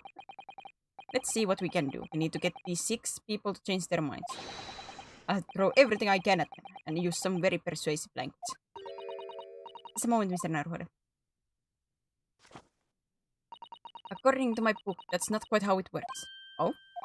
I thought I was going to have to blow their icy minds with some heartwarming rhetoric about the defendant. Unfortunately, once the jurors have decided the defendant is guilty, they're unlikely to heed anything the defense says. But then, they've reached their conclusion by their own reasoning, you see. Your pleas will sound like excuses. In fact, it could recoil on you the more you try to persuade them. The more entrenched they may become. Then what on earth am I supposed to do? Oh dear, I'm just citing what I've read about the British law, Mr. Naruhodo. Right, I'm sorry.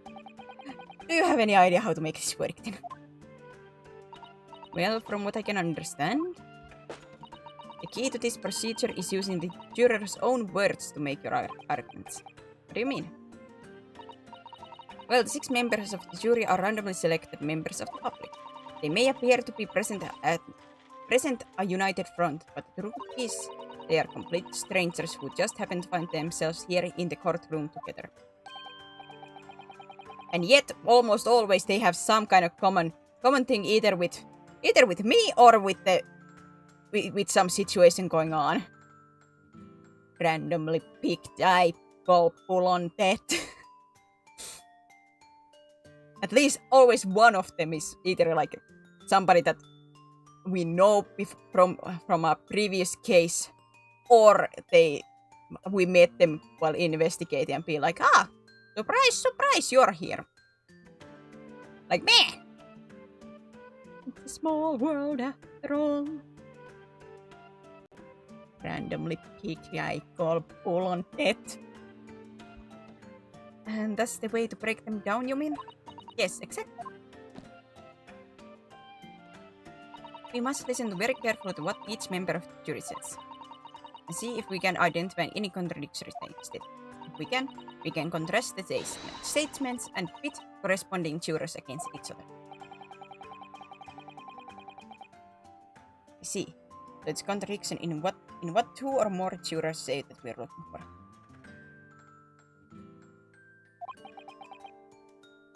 This game taught me anything. The murderer's woman.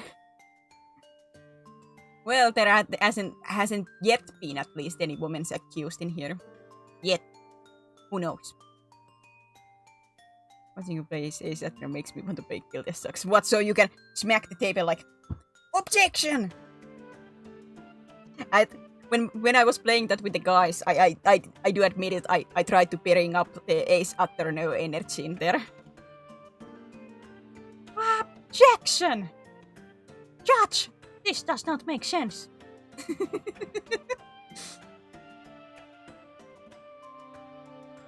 In a way, then, this is similar to regular cross-examination. Oh, yes, I suppose you're right.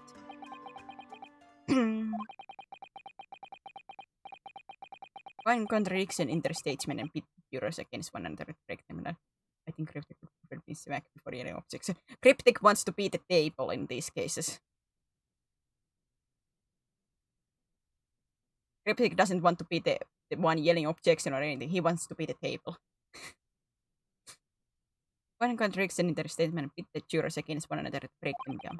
Alright, I might be able to pull this off. No, that's not right. I have to pull this off. Well, I at least know already which 2 to pit against each other. Do I have to press them before? Because usually you have to press them to get more information, but... Can we start proceeding, counsel? I would ask you to take the stand for this. I'm expecting a clear and consistent rebuttal. Yes, my lord.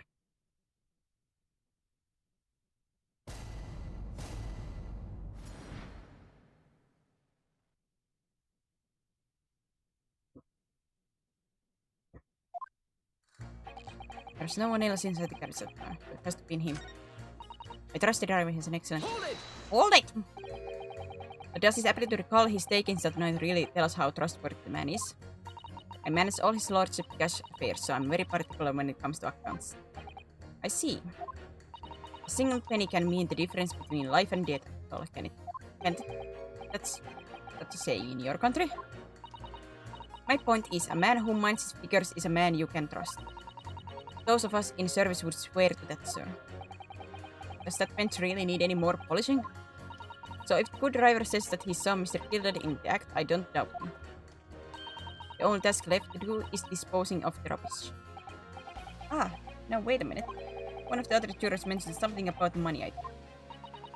Now would be a very good time to listen carefully to the juror's statement again, Mr. Now. If you notice an inconsistency in what 2 different jurors are saying, I should expose it by pitting the mechanism. Yes, let's see if I can do just that.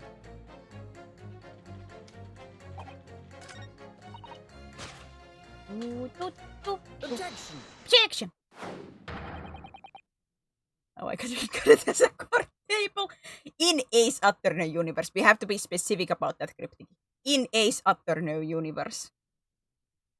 So you will get the desk slams. Those 2 statements clearly contradict each other. They do? Explain yourself, counsel. Me? Oh dear, what have I said? I swear on Silver Place's name and Place's main and name.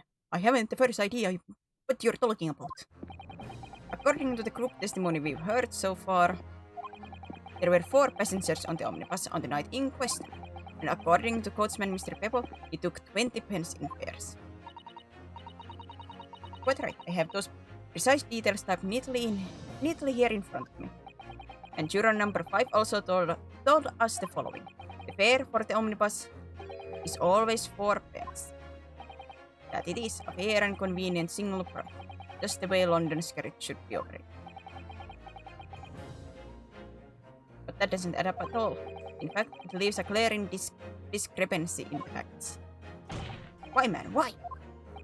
4 passengers paying 4 pence each. If you do the multiplications, it would be 16 pence. Exactly. As I said, it doesn't add up. The figures are different. By 4 pence, in fact. Or precisely 1 person's fare. 1 person's fare? Yes, in other words, on the omnibus that night. It's distinctly possible. There was another passenger we've heard nothing about. Good gracious!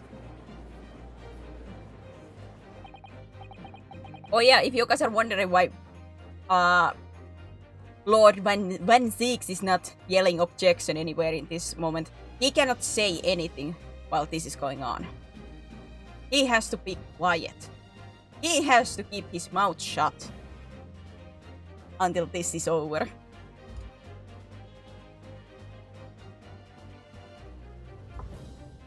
This can't be right. The coachmen of the guild are good, honest men, one and all. Trustworthiness is our watchword.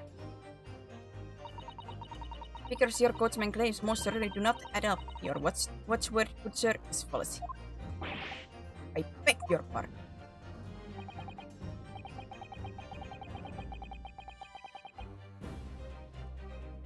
Because he can't legally say anything doesn't mean that people in this universe follow the rules. Yeah, I would say Van Zieks is usually very precise about these things, so he doesn't really say anything while this is going. So he's enjoying drink for himself at this time. Yeah, with his 50 wine bottles, because that man actually... I wonder what kind of what kind of preparation he does when he comes to the court. Like, does he actually bring like 50 wine bottles? Because those get smashed.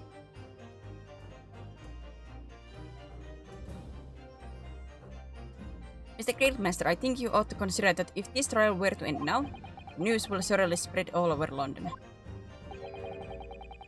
An actually decent lawyer? Nasator? No way. Oh yes.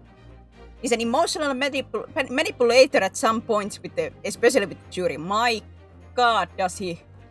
Like, at some point he pulls the... As great British people and such, I'm like, oh man, he's trying to emotionally manipulate the jury. Ah, son of a...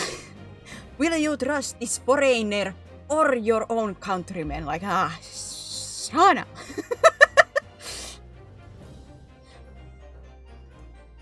But he still is a good lawyer. He has always points, even though he likes to do those little emotional manipulations at points.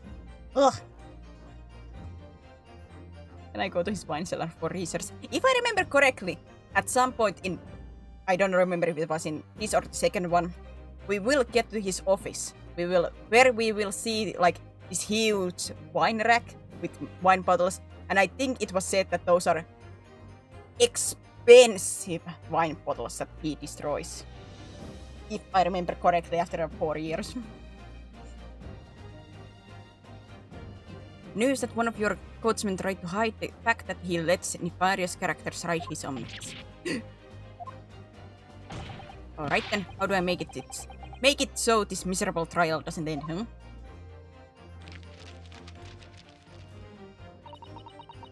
Well, according to my book here,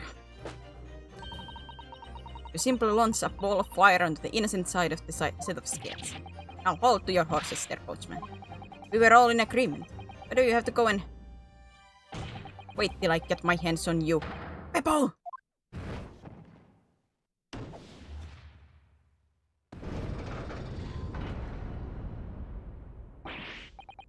This is all very irritating. Begging your pardon, sir, I'm going to do the same.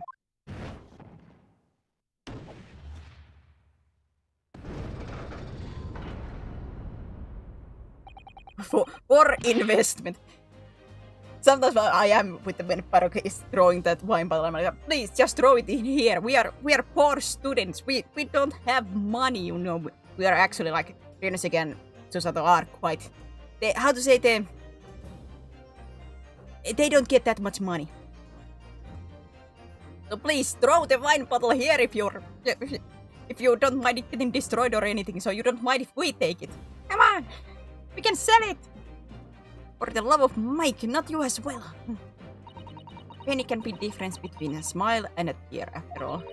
I certainly can't put my trust in someone who doesn't follow my exacting standards in financial matters. Oh, really? I, for one, think it's only proper that we hear from the witnesses again. Oh, well done, Mr. Naruhodo. You did it! Okay, I can throw it at me.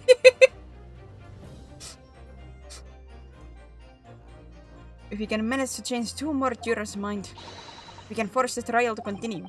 2 more, actually. There is something else bothering me about a couple of their assertions. And that's where you... And that's where you must strike next. Oops, I didn't read that one. So I need to pit 2 more jurors against each other and show that another contradicts in their assertions. Exactly, you can do it! I can do it! Well, the scales of justice have been set, but they still weigh heavy on the side of guilt.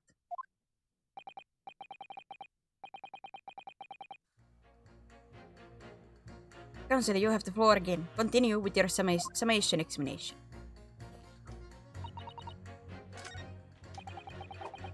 He stuck the chap next to him just like this. Present, I must say, absolutely present.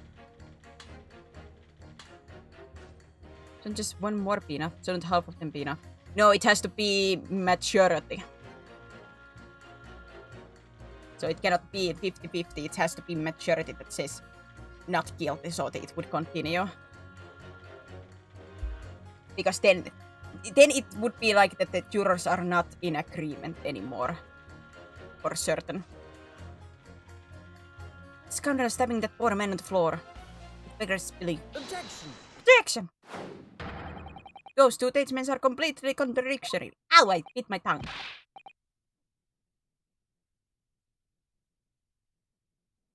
Innocent, what the law? Yeah, when like the thing is that like this cross-examination can, or this thing can be done only if the jury has all said guilty.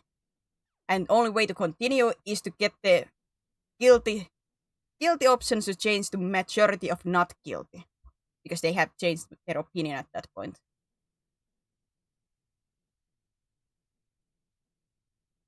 The funny thing is, I don't think it's the other way around. So if my client gets to the not guilty, the prosecutor cannot do this kind of like my changing of the mind, I think. At least Barok never brings it up. But at the same time, Barok did say that he hates this procedure, so maybe even if the prosecutor would have it, I don't think he would use it. What? Explain, counsel. Post haste. Oh dear me, I was only knitting and jumper for my other half. What is all this claptrap?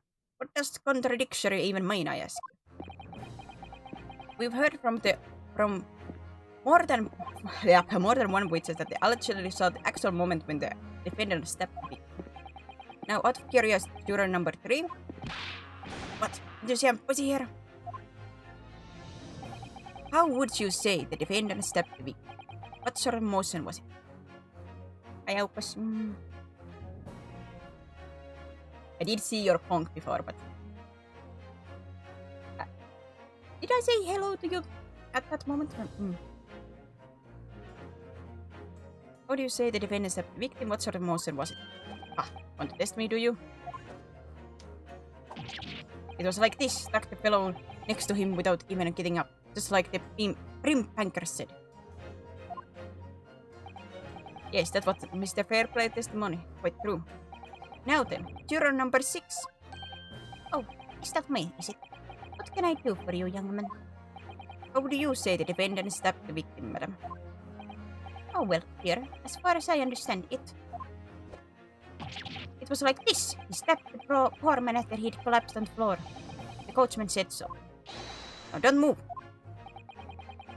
Take a look at these 2 jurors. He stuck the fellow next to him without even getting up.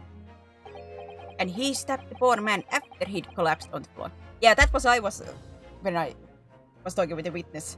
Like, the timing one doesn't make sense because the The one man at the top screamed when he saw the stabbing, but the coachman, when he stopped the flipping omnibus and went to look, said that he saw the stabbing then.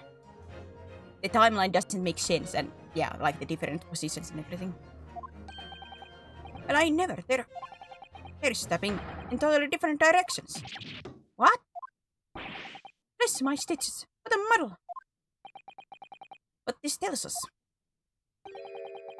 is that there is a strong possibility of one of the witnesses isn't telling the truth. Oh. Why? Why the dickens would they lie? I don't know that yet. But what I do know is that if the trial ends at this point, we may never find out. We may never know the real truth. Ladies and gentlemen of the jury, can you really let that happen in all good conscience? Lies, you say? Oh, dear me. I can't abide people telling lies.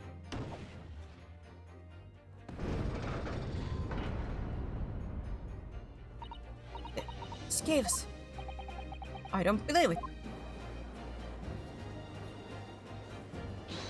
Hold it. Wait. Now here it is, my fellow jurors. I warn you, you cannot listen to this man. Look at him, in his black suit. He's clearly some devious Eastern sorcerer using magic on us all. Ah, when the logic and reasoning is magic. Foreign concept, I know. If I could use magic, do you really think I'd be putting myself through all this? Answer me this, dark jinx. Huh? Me? What exactly is the problem? What of it if two witnesses have slightly different recollection of events? What of it? It means that somebody could be lying. Let's say the Skylark did stab the victim as he was at the next to him on the omnibus. And this young dandy saw him do it. And now let's say the victim collapsed on the floor, and then the Shylock stabbed him again. And this old lady saw him do it. Well, let's say it didn't happen like that, hmm? Who are you calling a dandy, sir? Why, I should take this knife to you. Who are you calling old? Why, I should take this needle to you. They're ready to kill each other now.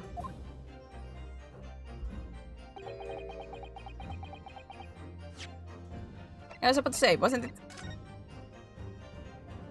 Stab once in the abdomen with a knife.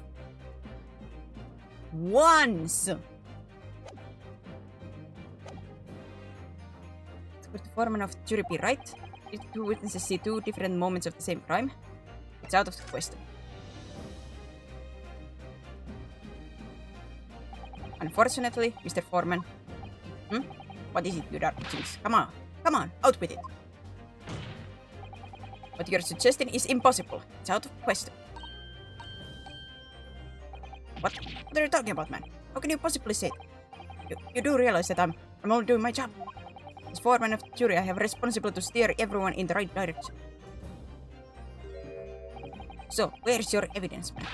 That's what we want to see. I say two witnesses saw two different moments of the same crime. If you say that's out of question, show me proof. It looks like the only way I'm going to convince him is to present him with something he can't dismiss. Some irrefutable hard evidence. As you wish. What? I'll give you the proof. It's out of question that two witnesses saw two different moments of the same crime, as proven by the autopsy report. This is the victim's autopsy report. According to what's written in here, Mr. Mason was stabbed in the abdomen only once. Only once? It's quite simple. The victim was stabbed precisely one time. Which means those witnesses can't possibly have seen it happen two different times. Alright, I concede defeat.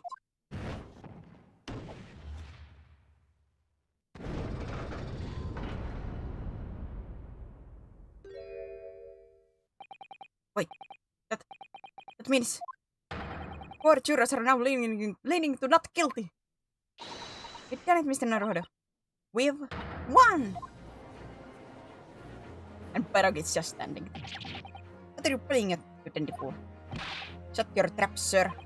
No one deceives me. But we had a consensus. I said shut your trap. I know a liar when I see one.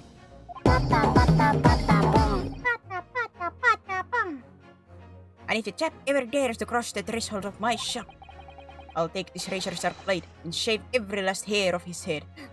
Not the bold! Please tell me he's a barber. Well, in a quite a remarkable turn of events.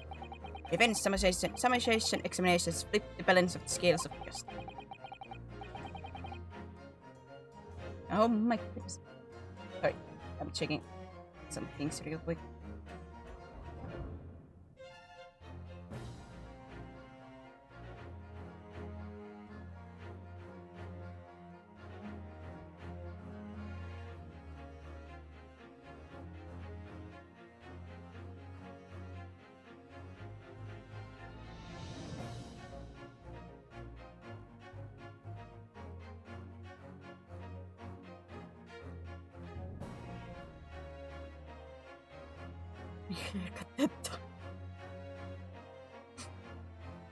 Jury now stand at 2 for guilty and 4 for not guilty. Accordingly, there is no longer a large enough majority among the jury for me to adjudicate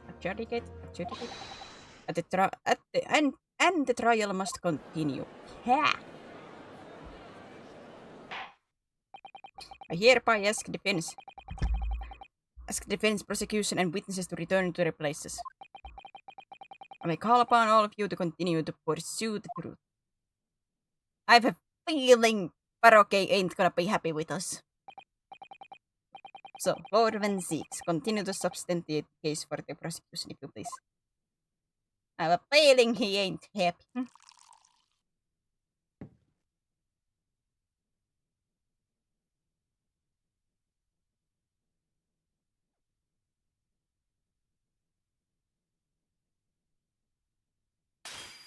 No, he ain't happy. Why you made him drink? No, he just smelled it. He didn't drink it. Having savored the rich aroma of the carmine contents of this hollow chalice. It may seem crash to crush it to dust. Pray forgive the discourtesy. Lord Van Zieks! Is it cold in here or is it just me? Is it hot in here, you mean? Oh my. Oh me, oh my. As your antiquated tome no doubt says, the prosecution may not speak during a summation examination. So I honor a deathly silence and listen to this charade. It seems I overestimate the intelligence of the jury. Oof!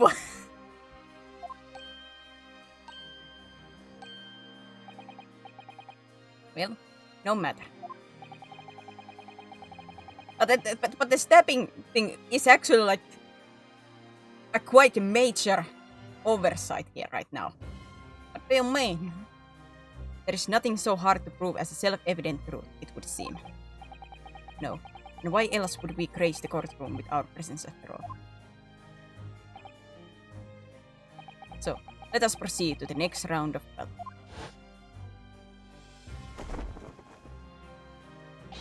Man, he's hot.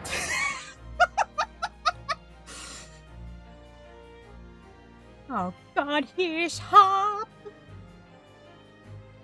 Oh no. Bring forth the witnesses once more.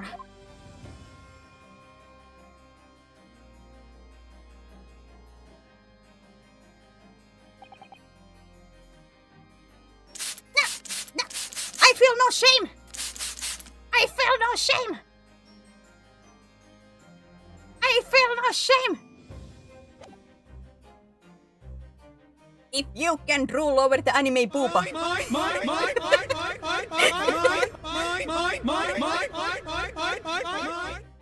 If you guys can rule over the anime booba, I can rule over my anime man.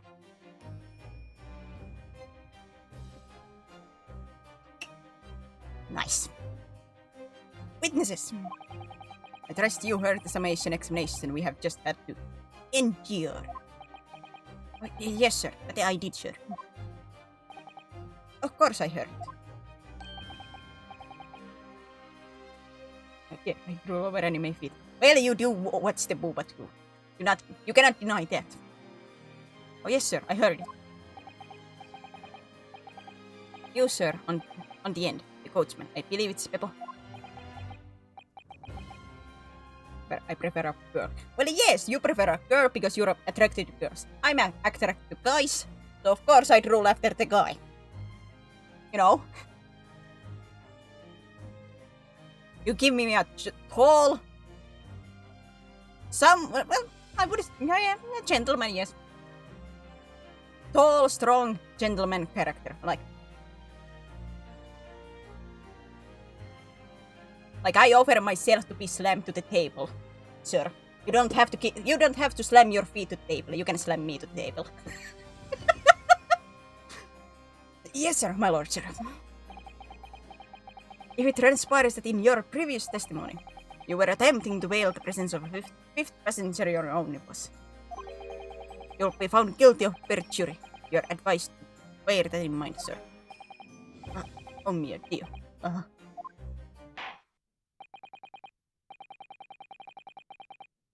Guys, inconceivable.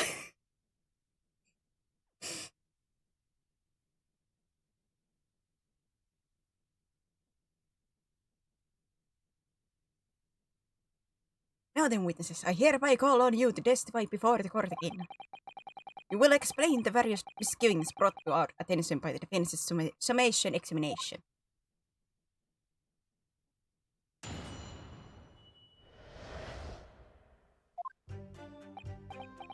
I only carried 4 passengers that night. I swear it, but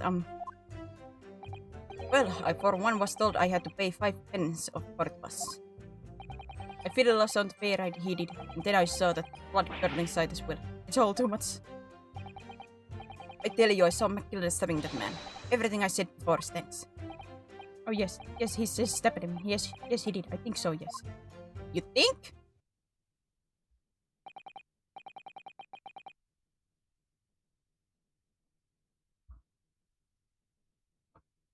I do say when we get to the because this most likely has parts like previous ones. When we get to the this first part ending, I'll put a small pause screen so I can get more drink. I ran out.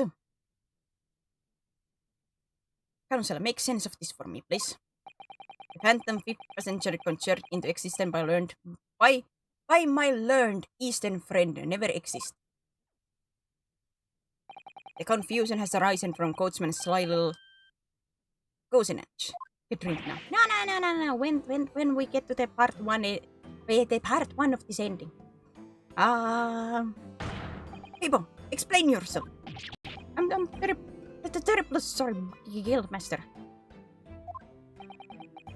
The guild's fare is 4 pence across the board. You know that. Am I to understand that you've been overcharging our passenger by a penny a fare?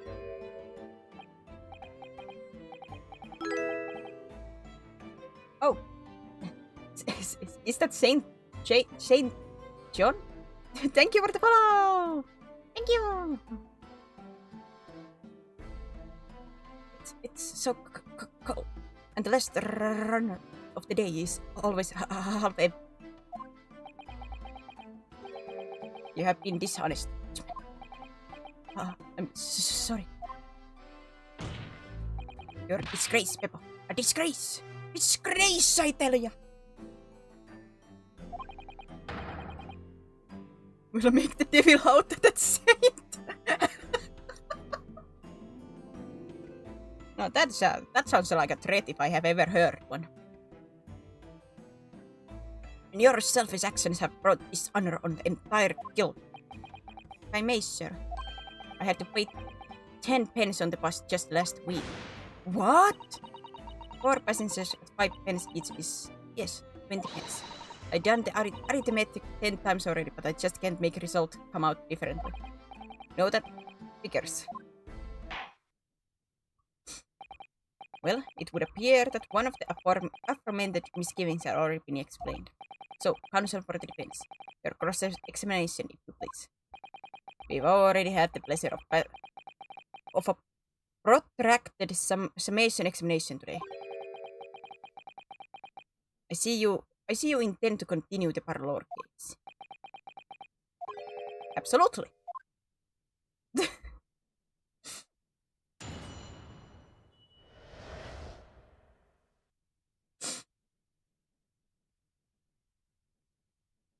Man, if only this would get animated version, because Ace Attorney does have anime. If anybody didn't know, Ace Attorney does have anime. Man, I wish this was animated. Just so I could see Parok in all his glory, you know?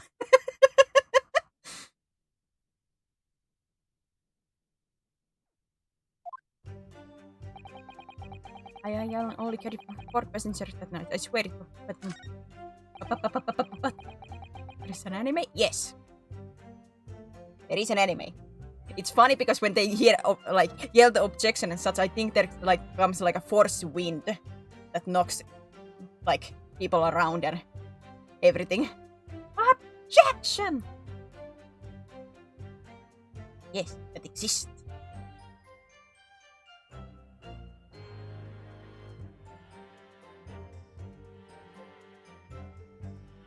Well, I for one was told to pay a 5 pennies for this. If it wasn't fair, he didn't. Then I saw that blood-curdling sight as well. It's all too much. I'll tell you, I saw the McGilda stabbing that man. Everything I said for sense. Oh yes, he stabbed him. Yes, he did. I think so. Oops. As long as this trial very nearly came to an end, somehow we managed to keep our chances alive here. I can't waste this cross-examination. I have to use some new facts to light. If you're not careful when you press these witnesses, the danger is that the jury will end up believing something unhelpful as they did before. Maybe, but we can't let the fear of that happening stop us from uncovering important new information. Yes, you're so right. I need to pay careful attention here.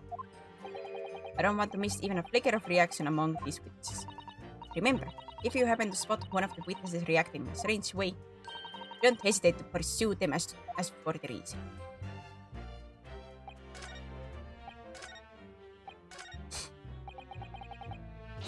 Let's press these, both of them, for saying that they saw it. Because one of them has to be lying. So you saw the defendant, Mr. Gilden, stabbing the victim, Mr. Mason, who was sitting next to him. That's what I said, isn't it? It was bothering me before this was. For just a brief moment, he hesitated before answering the question. Anyway, there was only the 2 of them inside the carriage, wasn't there? There's been much talk of a 5th passenger, but as yet, 0 evidence. Shush! Shush, Parok, just you wait! Shush! Down, boy! Give me a moment!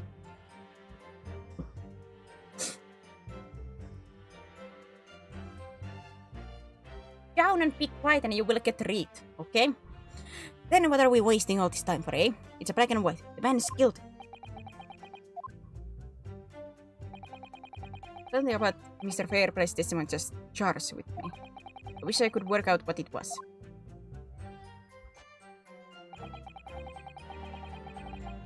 Hold it! What, Kraken? What? Nothing happened. Earlier you testified that you saw the moment when the defendant allegedly stabbed the victim, didn't you?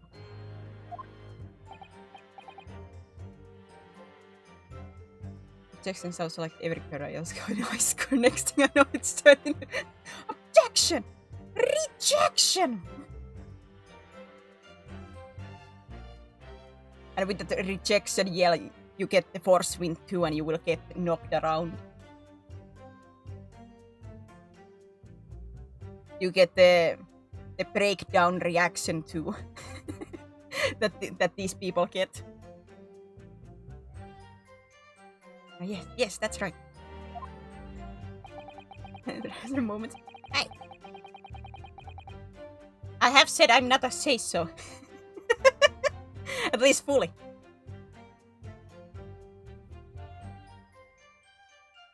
I repeat, I can rule after my men if I want to. You said the victim was on the floor and described the assailant holding the knife in an ice pick grip. Hi. I suppose. I might have to know, yes. Put the cart before the horse, maybe. What's this? Well, I'm quite sure about most. I was driving the horses when I heard a scream from the seats on the roof deck.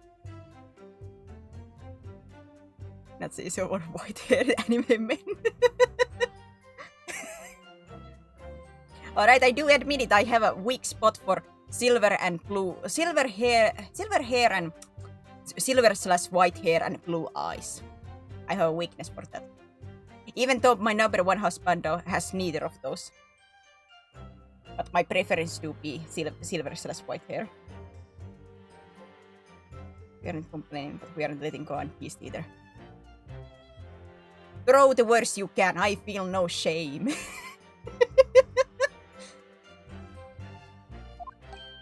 Oh, I expect that was me, sir. Then when I turned around, yes, I just saw it through the skylight. Oh boy, you guys will hear those comments a little bit more because we're gonna see Parok a lot. The gentleman was on the floor and the knife was just sticking out of his middle. That's right, yes. And the fellow holding the handle was the famous man, yes. So in short, you didn't see the moment when the victim was actually stabbed at all. I really thought I did it. I did it, but when I go over it again in my head, no. I suppose I didn't actually see the precise moment of the stabbing, did I? That is quite a reaction. Excuse me! Excuse me, sir. Do you have something to say about that, Mr. Fairplay? Now you listen to me. I know what you're thinking. He didn't really see the exact moment the fellow was stabbed. What are the chances of that? Eh? Are you asking me or telling me? He's getting flustered. I might be able to extract some new information from him by answering him cleverly. Could he have just happened to see the exact moment the crime was committed? No chance.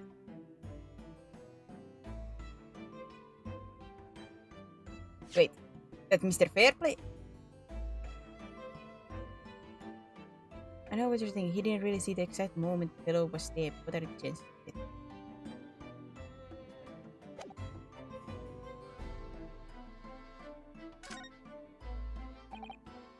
Well, it is a little hard to believe, certainly. Unless you spend your time peeping through the skylight on top of the omnibus, that is. Peeping! I'm a respectable city banker, I'll have you know. I know what I saw. I remember it as clear as Ballarat at the game. It was a grim scene, I don't mind telling you. Thank you, Mr. Fairplay. Oh, excuse me if I was a little hot under the collar there, my lord. I would ask you to supplement your testimony with a clear statement about what exactly you saw. Oh, I can do that, alright. I'll tell you just how grim it was. Do you think I'd forget the sight of those blood-soaked hands after the butcher stabbed man? Hands as a mold? Hold it! Blood-soaked? Well, perhaps soaked is laying it in a little thick, but anyway, there was definitely blood all over them. Both of them were covered in it. Ah, there it is. And you saw that from the roof, through the skylight? Well, the skylight reasonably large, so I had pretty good view. And there was a lamp in the inside. A lamp on inside the carriage as well, so I'm quite sure what I saw. This banker's latest statement. I feel sure there's something not quite right about it. And you feel something doesn't add up, Mr. Naruhodo? That's when you should have a good look through the corner. I know what's the problem.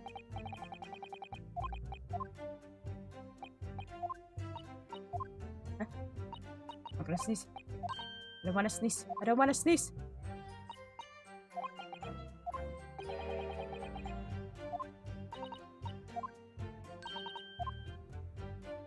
Can I, by the way, comment?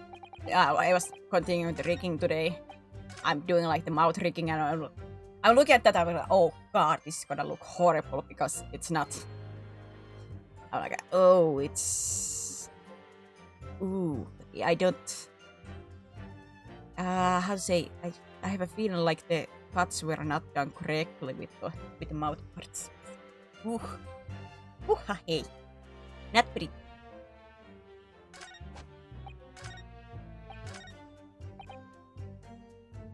Percent. Objection! Blood-soaked hands?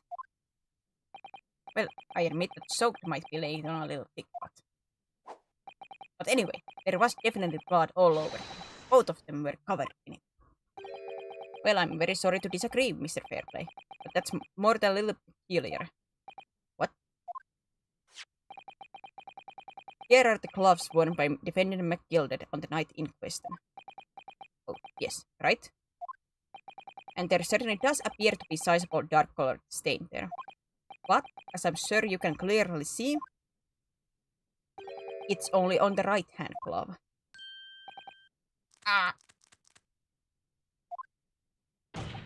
In short, Mr. Fairplay, your testimony is inconsistent. Yeah. But no, that can't be right. So you're the liar here. Yeah. That's right, you were quite clear about it, you said. Yeah, it was both hands. Rrr.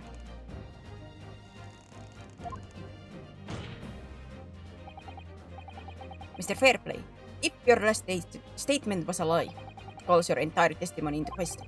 You say you saw the moment the victim was dead. But is that really the truth? Objection! Objection! It's a simple mistake. You can't justify accusing this man of lying. Yes, it wasn't both hands, it was only one, but the fact remains. Victim's blood was on the accused. Objection! No, Mr. Fair categorically stated that he saw all over both hands, which means there is strong possibility that witnesses was deliberately trying to mislead the court. Ha! Why, I'm city banker for pity's sake. My word should be the gold standard. I'm a gentleman, not some gutter snipe. Upstanding members of society don't prevaricate. He's claiming to have no reason to lie. But is that really the case? General, if we had some evidence to explain why Mr. Fairplay might be lying, it could turn the tide in this trial completely. Something to show this man has compelling reason to lie in his testimony. I have evidence. My lord. Yes, counsel? The defense is ready to present evidence. But Joe, are you sure? Yes, evidence that will clearly demonstrate why Mr. Fairplay had a reason to lie in his testimony.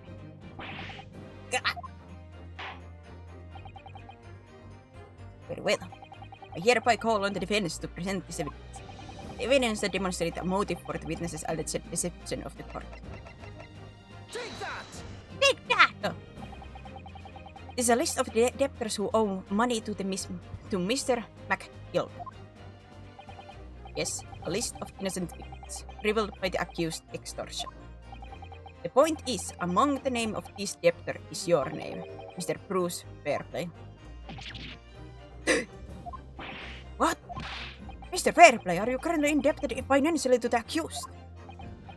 No, well, it's very worthy of being called a debt.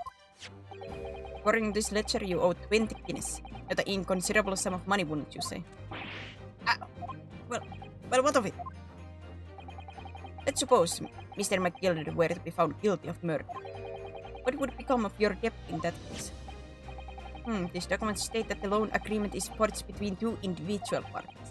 Therefore, were the creditor, defendant here, to be sentenced to capital punishment, all outstanding debts which were owed to him would be annulled. They would cease to exist. Cease to exist? Mr. Fairplay, this is not the case. You claimed in your testimony to have seen something you never in fact saw, in a devious attempt to annul your debt of 20 guineas to the defendant.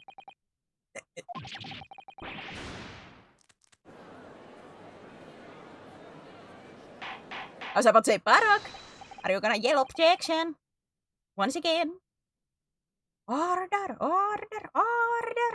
Mr. Bruce Fairplay. Yes, my lord. Let me ask you again. And be aware that your answer may have the most serious implications upon your future, sir. Did you or did you not see the precise moment in time at which the defendant is alleged to have thrust a knife into the victim?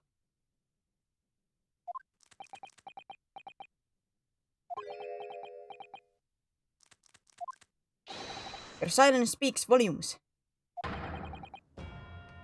You did not tell the truth in your testimony. Alright, now let's not make a melodrama of this. Perhaps I did overstate the truth a pinch. A pinch? But it makes no difference. I definitely remember seeing blood on MacGilded's hands. Both. Objection! And yet only one of the defendant's gloves which we have here as evidence is stained. So you keep saying. I wonder if I might be allowed to speak, sir. Go ahead, Mr. First. Well, the thing is, I think I remember seeing it myself as it happens. Seeing what? Blood, sir, on the assailant's hands. I think, yes. I'm almost certain that it was on both of his hands, not just one. What? What?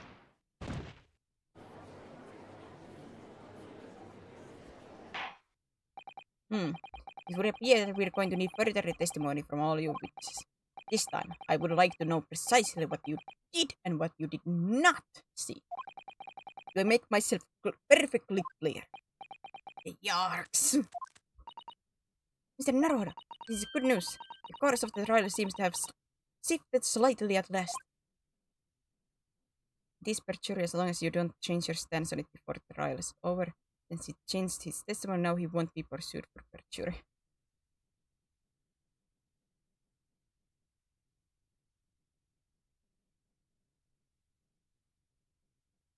Yeah. Yes, I might finally have a chance to turn things around here. Witness testimony. Once again. Round 3 or 4? What the witnesses really saw. There was blood on both hands on the assailant. I sincerely and distinctly remember. However, I suppose you might say that I didn't see the exact moment the stabbing transpired, if that matters. I remember seeing the knife, and I remember seeing both the attacker's hands with the blood on them. I didn't actually see anything myself, no. Not until I heard that scream. Anyway, the fact remains, there can't have been anyone else inside the carriage or we all would have seen.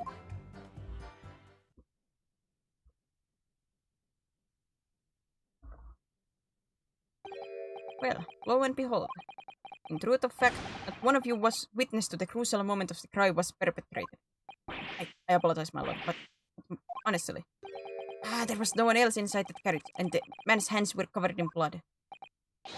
That much incriminating evidence is tantamount to saying we saw the man do it. That's really not what a testimony is about.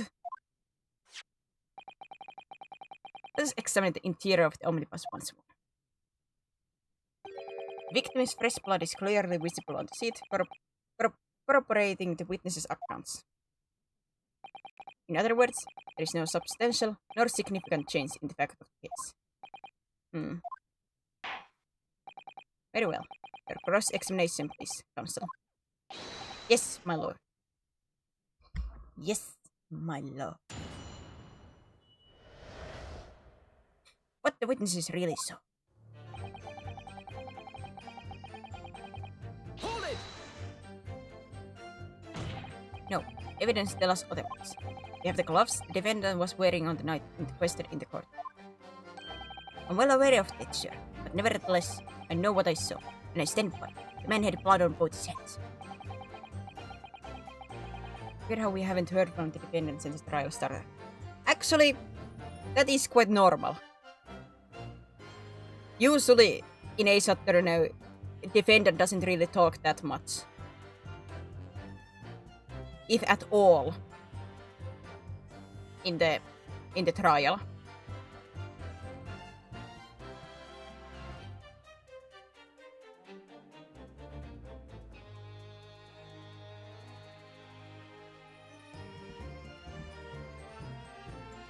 is a defiant even in the face of hard evidence.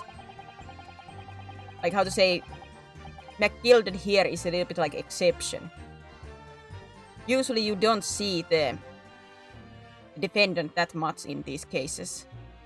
Maybe they will have like a couple of lines in middle. Maybe they will, depending on the thing, can do like some kind of like testimony, but I would say most of the time they don't really appear during the trial. He's steadfastly refusing to admit that he might be mistaken about what he saw. But why? Reasoning is dire. One hand or two, silent point remains unchecked. Minutes after the grim crime, the victim's blood dripped guiltily from the accused's fingers.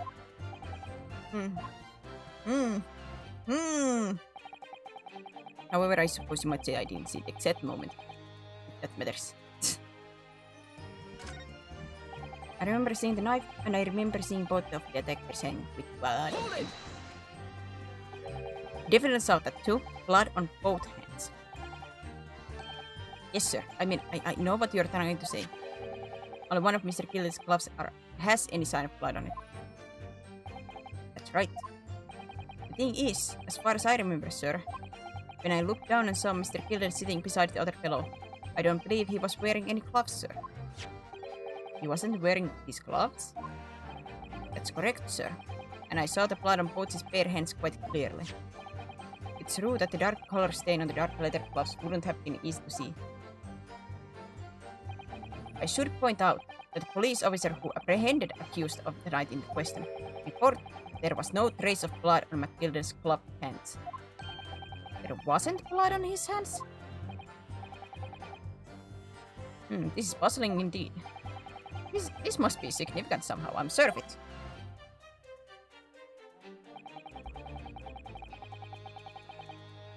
Wait, so he didn't have blood on his gloves when they found him, but now now there is?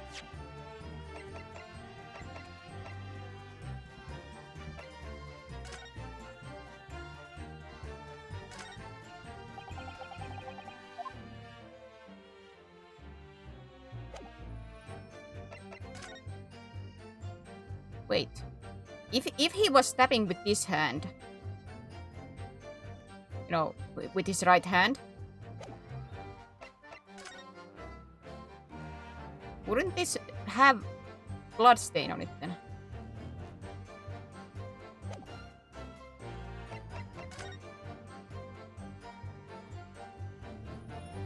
No, but...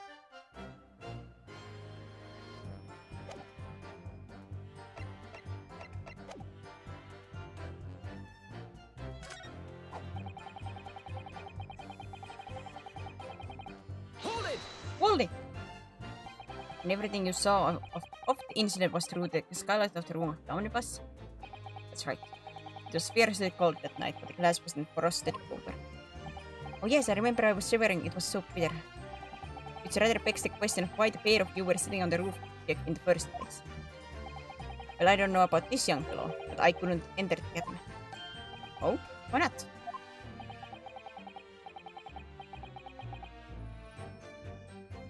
Amazing nice eyelash. Oh, that's what you're paying attention to. It was locked from the inside. I tried knocking, but no one opened the door. It was locked? That's right. It is public bus service. For pity's sake. It's not what I call fair play. Yes, I had exactly the same experience. I tried knocking, and the gent inside just gestured at me to clear off. So I had no choice but to climb up the roof deck and look down longingly into the warm cabin below. Well, I can assure you, I wasn't just looking down, I was glaring. Long and hard. And that's precisely why I can tell you with absolute confidence.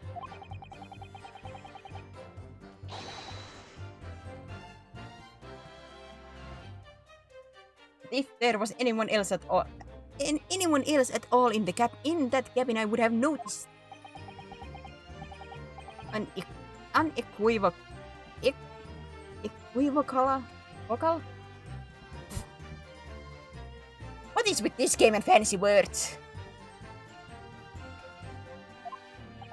I'm not sure about these two witnesses. they really have seen everything inside the cabin through the skylight? They might not have been able to.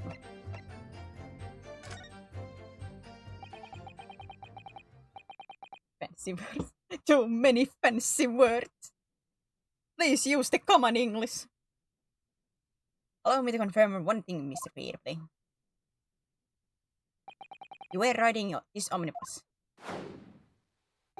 and witnessed the events in the cabin through the skylight in the floor of the upper deck. Is that right?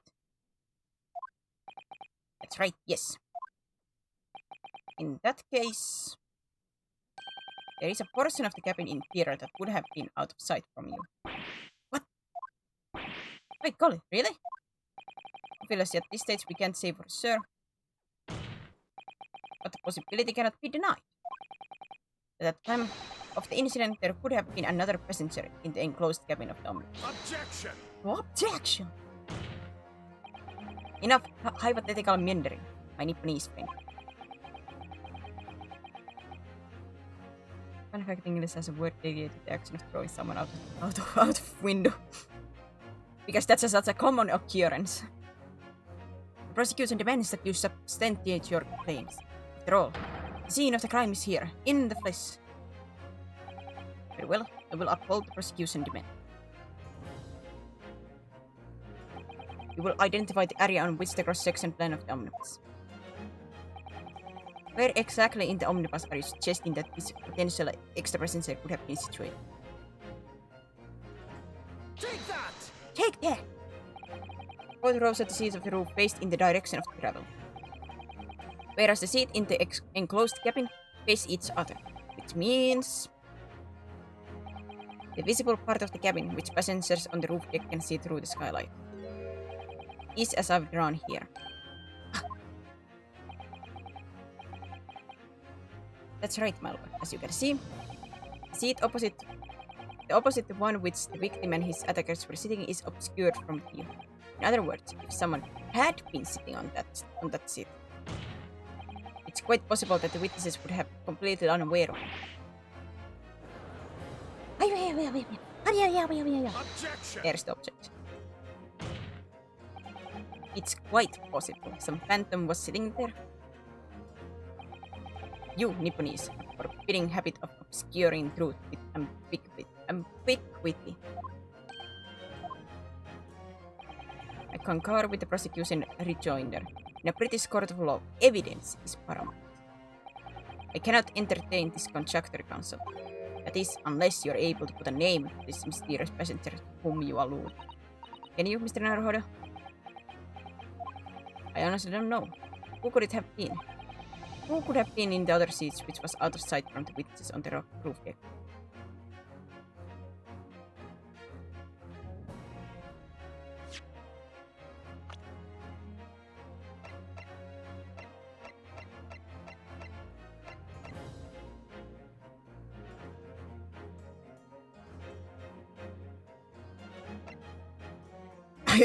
It was me! It was Mamias! I tell you! Get him!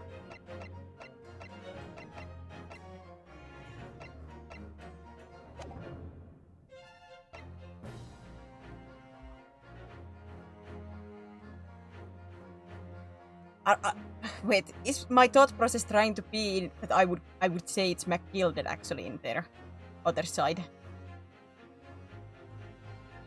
And it was like the mysterious member they saw. Kevin Depletcher. No, there is only one name that the Depletcher gives, and that is the fair guy.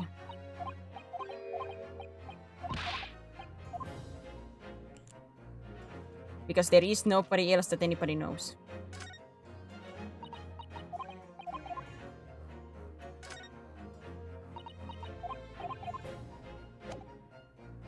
I'm gonna hide her under the seat. Yeah, but the problem is that they require me to say a person's name. I do not have anybody who could be here currently. Unless, like I said, the thought process is that I say that it's actually McGilded that was sitting opposite, and there was like the mysterious phantom was the one sitting next to them. Is that what the game wants me to say?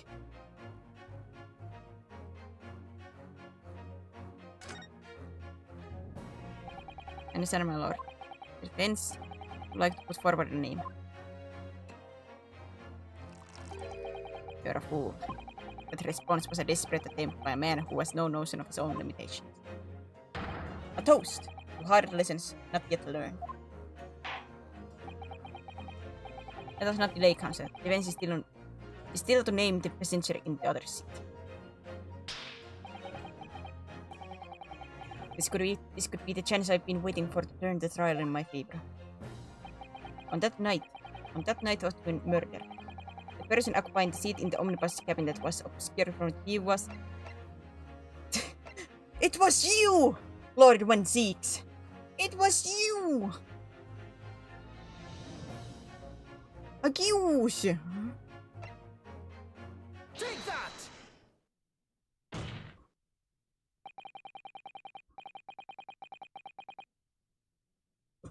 It was you all along!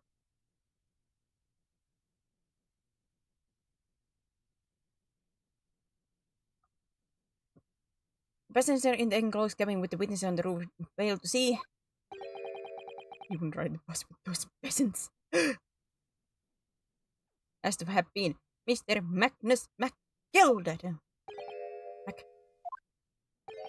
McGilded? They're talking about concept. That's the name of the defendant. Objection! I was about to say now he will. Ah, there was the first yeet.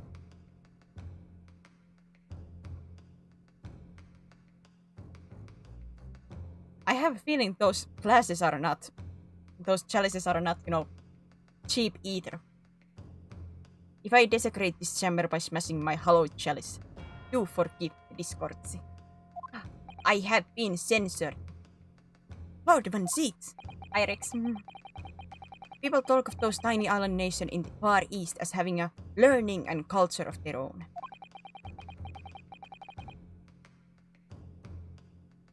But I look decent for the court. Come on, but I have to keep my best asset so I can get maybe attention from this man. You know? Come on, I have to use attraction some way.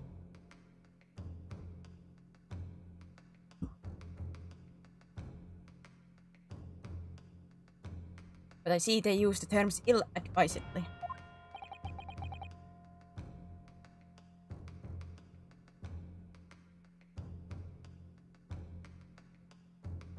Like, what's her name, this one? Hey, I don't want to influence prosecutor Lord Van Zieks' opinion about anything. I just want his attention, you know. To have the attention outside of the court. Like, wink, wink, nuts, nuts. What are you trying to say?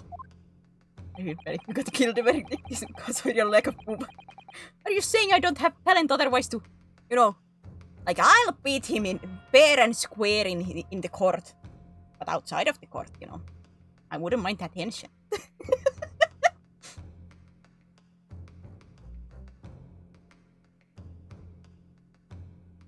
No! Let me explain in terms that even a student of an artless backwater such as yourself might understand. Oof! Oof! There's even a student of artless backwater. Oh my god, man! When the bloody scene unfolded, the victim and his assailant were sitting side by side. Multiple witnesses have attested to the fact. It's very premise of which this case is built. But that premise may be wrong. What? What? Excuse me, what? If the victim really was sitting beside Mr. McGill, it creates an inconsistency that can't be reconciled in any way. That inconsistency, counsel? Defendant clause, my lord. Both witnesses made the same testimony. They claimed that there was blood on both hands of the person sitting next to the victim. Objection! Yet we know this route to be otherwise. Only one glove. Whereas the gory remains. Objection! The point is, even in the face of this irrefutable evidence, both witnesses have maintained their stance. Yes, their testimony remains unchanged. Exactly. They both adamantly swear that they clearly remember seeing blood on both hands of the assailant. In short, their memory of events is correct, and their testimony reveals the truth. It was somebody else sitting beside the victim that night. Third party we have yet to identify. And the victim's blood was on the passenger's hands. Both of them. Objection! And who was this third party? Obviously, the true call. Extraordinary!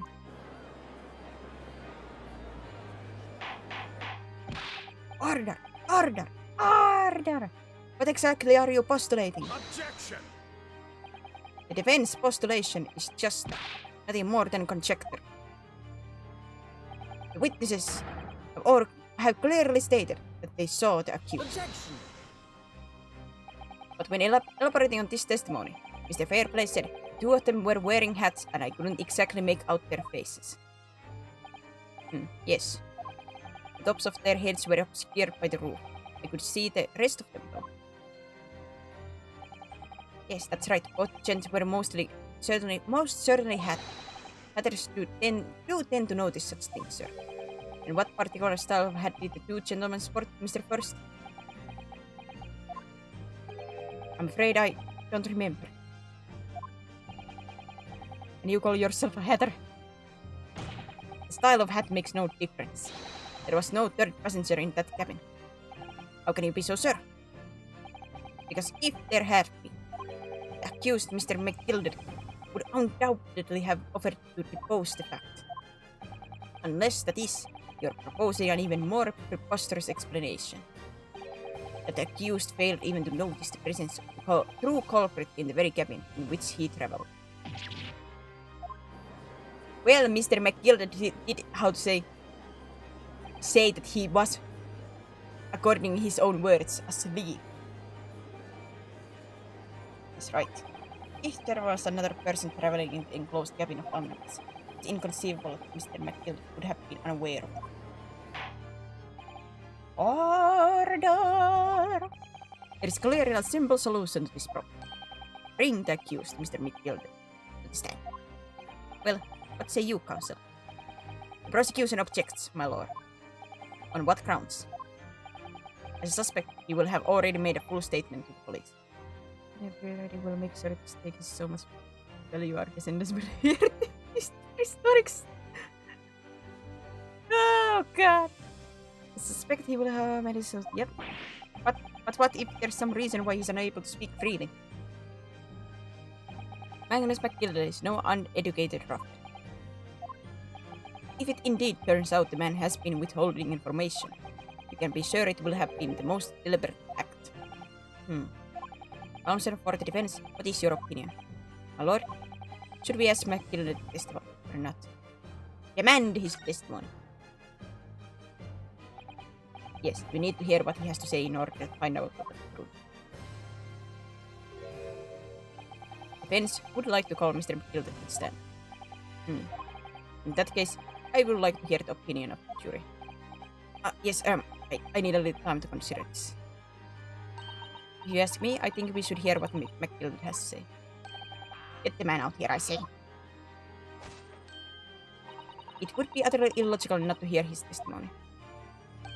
When something needs doing, get it done. That's how I run things at Guild. Hearing what the patron of my favorite little park has to say? Oh yes, it would be lovely. Yes, the jury says the man must be heard. Very well, the court will hear the defendant's testimony. Bailiff, show the defendant to the stand at once.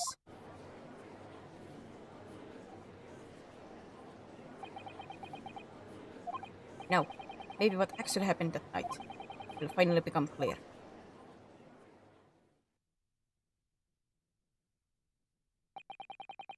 God!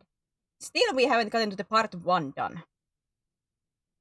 Because I think this has 3 parts, because usually they have 3 or 4 parts, usually. At least from the the 2 previous episodes had 3 parts. But we haven't been done even with one of them. God.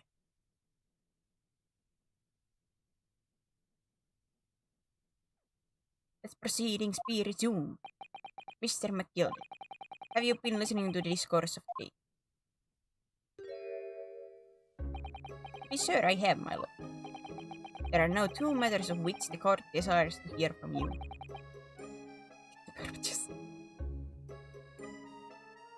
I do be getting very, very thirsty.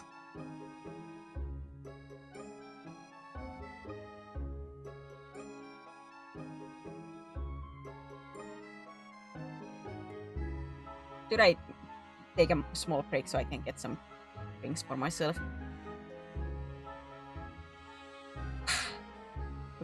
Okay, I'll go get a drink. Okay, man, okay. Amuse yourselves for a couple of minutes. See ya. See you soon.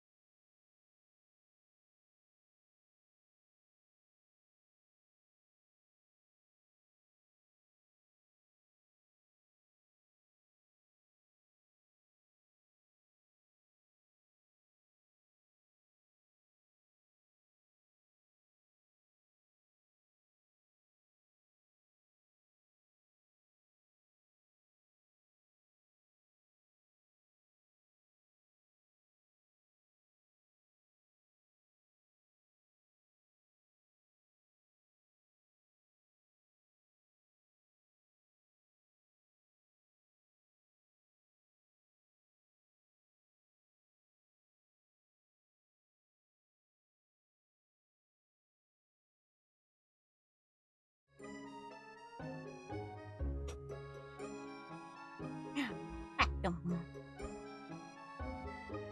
first is whether or not there was a third party with you in the omnibus cabin as proposed by the Fates. The second is that if such person was indeed present, why did you conceal the fact from the police?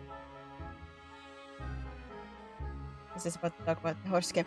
Uma Musume! Uma Musume is great. Uma Musume is wonderful. Rex, do you play Uma Musume? Who's your favorite?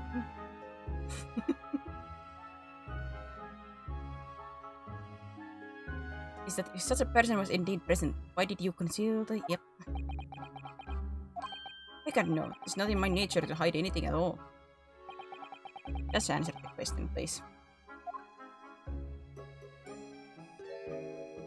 The truth of the matter is, I've been desperate about this all along. Do I tell you so or keep me mouth shut? Tell us what, Mr. McGilden? Fine fella representing me is absolutely right. In the carriage on the night with myself and the other man, there was another passenger. It's true? Aye, and it was me who helped the little urchin get away after it all happened. You... What?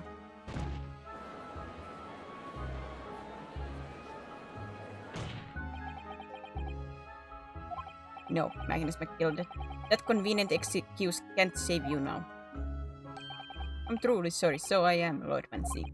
I'm sure you'll be wanting to know why I said nothing when I was taken by the police. You'd be having a very good reason, I assure you. Which was... Well, the little child was just in the wrong place at the wrong time and not in any way involved, you see. What? If police had known we one was there, they'd have assumed she'd done it. They'd have called her into this here courtroom, just like myself. I was only trying to spare her that. Young hearts and young minds are easily damaged, my lord.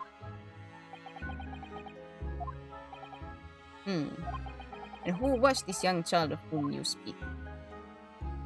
That I don't know. You don't know? Aye, well, the wee thing just happened to be in the carriage that night. I never saw her before or since. Objection! Her? Her? Greg can be traumatized. You have absolutely no reason to believe this man.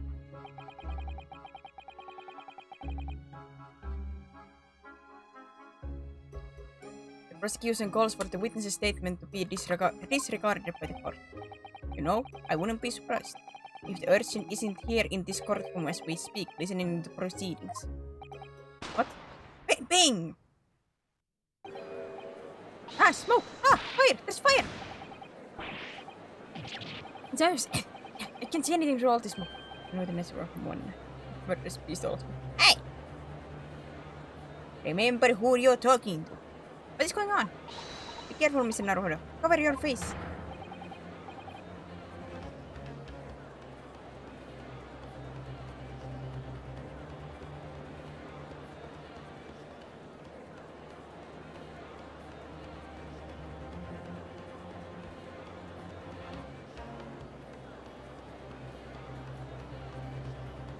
Did you put in Discord at the time that I went into break? Or what's that time? Bailiff, don't let the accused escape. Secure the omnibus. Hereby call an emergency recess. Bailiff, ensure the defendant is in custody and clear the courtroom. Ah, so here would be the part 1. They were hurriedly removed from the smoke-filled courtroom by the bailiff. Amid scenes of chaos as people stumbled over one another in their desperate plea chamber. We had no idea what was happening. All we knew was that, for the time being at least, the trial was suspended.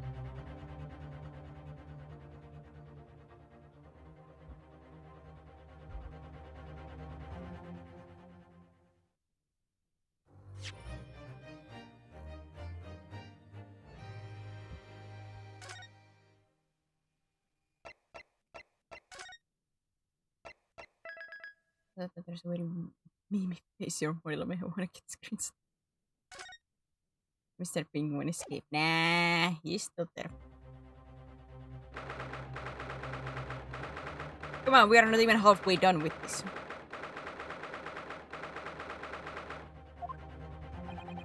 What on earth just happened in there? Miss Narrow managed to find out what happened. Mrs. I was told it was an advanced form of smoke grenade, a type exploding device that releases smoke. Smoke grenade? It sounds like the sort of thing ninjas use. They're just making sure everything is safe now. I think the trial will start again before long. But who would have done something like that? The police managed to get someone who was trying to flee the courtroom apparently. Flee the courtroom? Why? Well, it's a young girl of around 15, I hear. Young girl? Then could it be the other passenger that Mr. McGilder was just talking about? My thoughts exactly. So he wasn't lying. Oh, what's become of Mr. Gilded, actually? Mr. McGilder. There are so many things I need to ask him about. But he's not here. I think he was summoned to the prosecutor's antechamber to answer questions. Along with the young girl. Who is she, I wonder?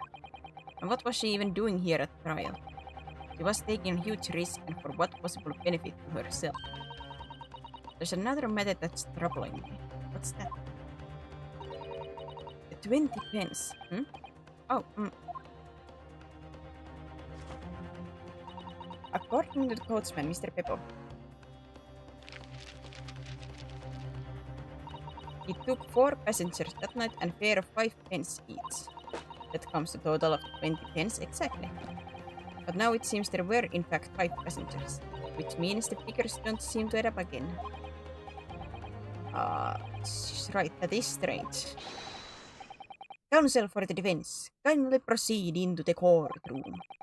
The trial will recommence in 5 minutes. Oh, thank you, officer. We'll go in straight away. Well, whoever sees, I imagine this young girl will be asked to take the stand and testify now. I really can't imagine what she's going to say, but it could alter the whole direction of the trial. We'll know soon enough, Miss Susata. Yes.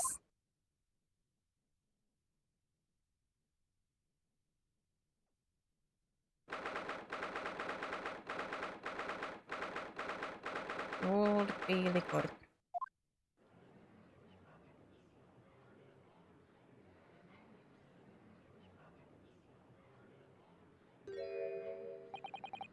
There is the young girl next to me, Mr. McGilder. Look!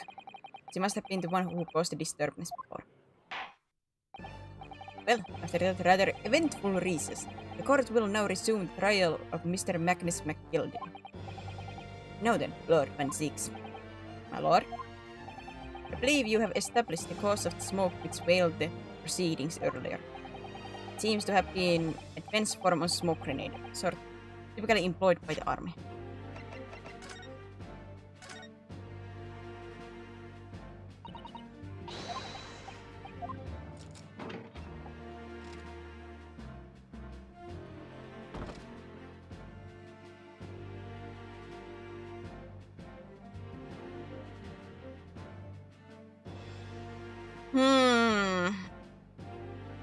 I was remembering something.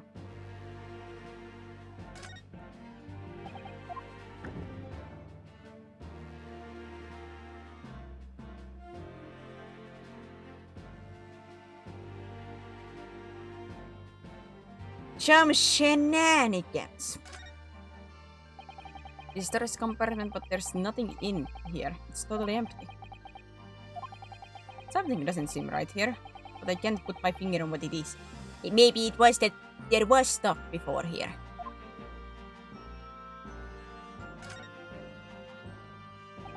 That's blood, isn't it? Something wrong? Well, this blood stain is so obvious, that's all. And yet, Van Zieks has made no mention.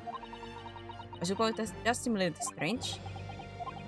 Why do I have such a bad feeling about this? It's not like it's different color and it didn't exist when we checked this place before. You know. Details, me-tails.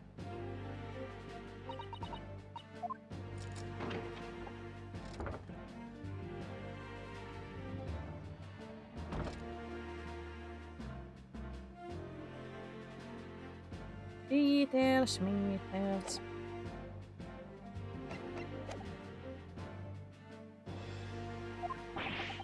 Good gracious, the army?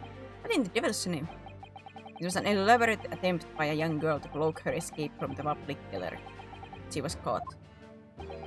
and now occupies the stand. Your name, girl? Are you responsible for the smoke grenade which induced such pandemonium here in my courtroom? What is the meaning of this deplorable behavior? I'm male, my lord. Yes, Mr. McGilded. I think perhaps I ought to explain here why it is that this wee lass was here in the first place, and why she tried to bolt like that. It's all tied up with events of that night, so it is. Very well, Mr. McGilded. Give your test. You will explain to the court exactly how this young woman is involved in the case. I'll say Lord Van Zieks, it's not amused, and neither am I amused. I do not like this trial.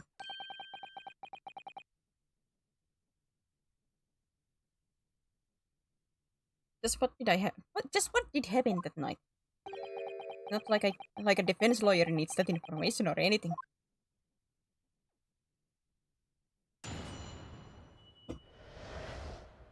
Young girl. Do we have her name or anything? I would assume it's gonna be question mark. No, she's not yet in the list. She's not on the list! On the night in question, I took the back seat in omnibus and promptly nodded off. Then, a loud thud and wee scream woke me up with fair start. There was a fella collapsed on the floor at my feet, so I set him up on the seat and said, "Ha!" The fella collapsed on the floor at my feet, so I set him up on the seat across from me. Then I turned to find out where that scream had come from. And bless my soul, what did I find? There was a child in there, all curled up in a ball, hiding her wee self anyway. Wee self away. I remain somewhat baffled by your confess, but from what I gather, on the night in question, this young girl was indeed riding in the omnibus, is that correct? It's exactly as defense counsel said. This lass was the fifth passenger, my lord. Very well. Defense may now cross-examine the witness. Are you ready, counsel? Yes, my lord. Or rather, no. I have no idea where to start. Oh, he's not happy. And actually, when is he happy? But he's not happy at least now.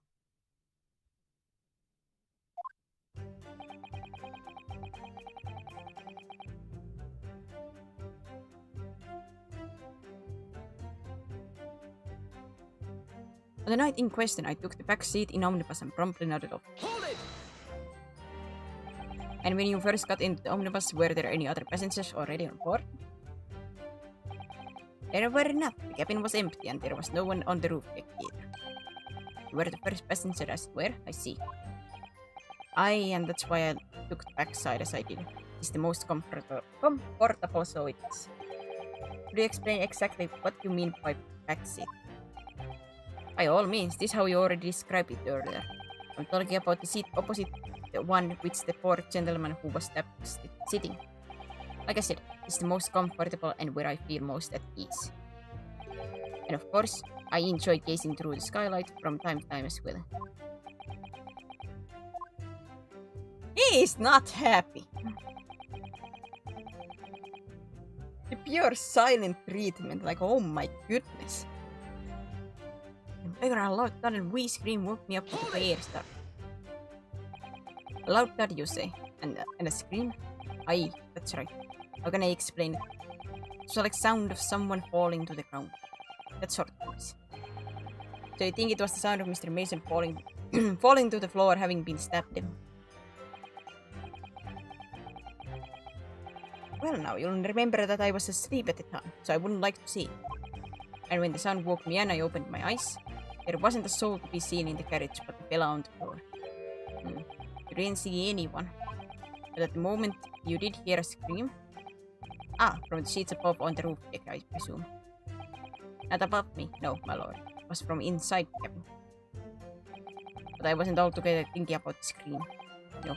I was too stunned by the desperate sight before my eyes. Before my eyes. There was a fella collapsed on the floor and he feet, so I set him up on the seat across from me. You set him up? Victim, you mean? But I did. The seat across from me, as I said. I could plainly see the poor devil was already gone. And you wouldn't leave a dead man just lying on the floor now, would you? Yes, because that's evidence. It's common courtesy, so it is. I find that a little hard to believe. Ara! Lord Van Zieks. Now why would that be? You wake to find a man lying dead at your feet in the carriage. Any normal person would hail the cabman. Any upstanding member of London society, that is. There is a point. Well now, as you know, I'm in something of a special line of business. Business of lending money at exorbitant rates of interest. Unfortunately, my lord, not everyone is thankful for the help I offer them, and some would even see me dead. So I do try, where at all possible, to avoid getting myself in a tangle with trouble. Are you suggesting you were just going to leave the man there? Heavens alive, no, I was always intending to report, so I was. Only, I had a mind to find out whys and wherefores first. Whys and wherefores? But you are. There were some details I wanted to understand before anyone else got mad. That wee scream I heard, for example. Wouldn't your good self do just the same? Yes, the scream he says he heard at the same time as the start with him collapsing.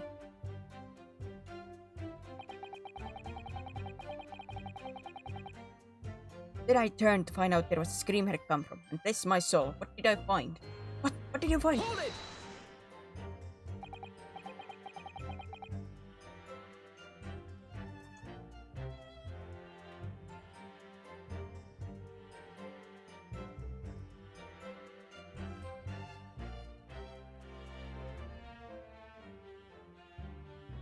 I'm afraid I don't understand. I'm sure you told the court that there was no one else in the carriage except yourself and the victim.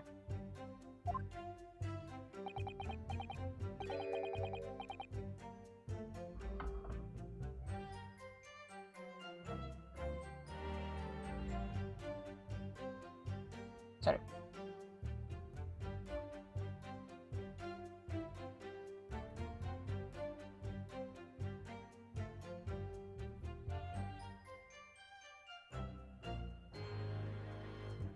So I did, sir. So I did, as far as I could see, that is. What did you mean by that? Wait.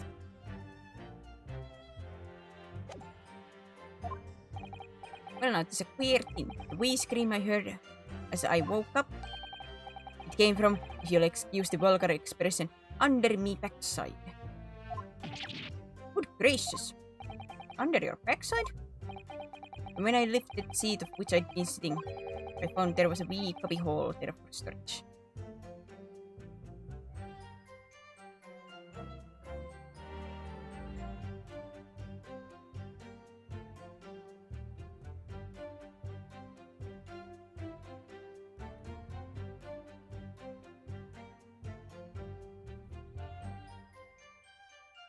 I found there was a wee cubby hole, yeah. Mr. McMillan does the rock. His eyebrow 24/7. We do be always suspicious. Mr. Naruhodo, we can examine the omnibus ourselves, remember? Yes, of course, the whole bus was submitted as evidence. This would be a very good time to have thorough look around inside. I did. And that's when I found her. There was a child in there, all curled up in a ball, hiding her wee self away. You say she was hiding herself? Aye, that's right. It was hard to see in the dim lamplight. She was all curled up in a wee ball. When our eyes met, well, my heart nearly stopped beating in my chest. You're really overacting this. Still and all, I pulled her out from the under there and sat her on the seat opposite so I could have wee chin whack with her. Seat opposite? It's right just next to the dead gentleman there. You sat this young girl next to the corpse, sir? Well, as I'm sure I mentioned, the gentleman in my position can all too often find himself in morality. So, I needed to find out just who this urchin was, you see. And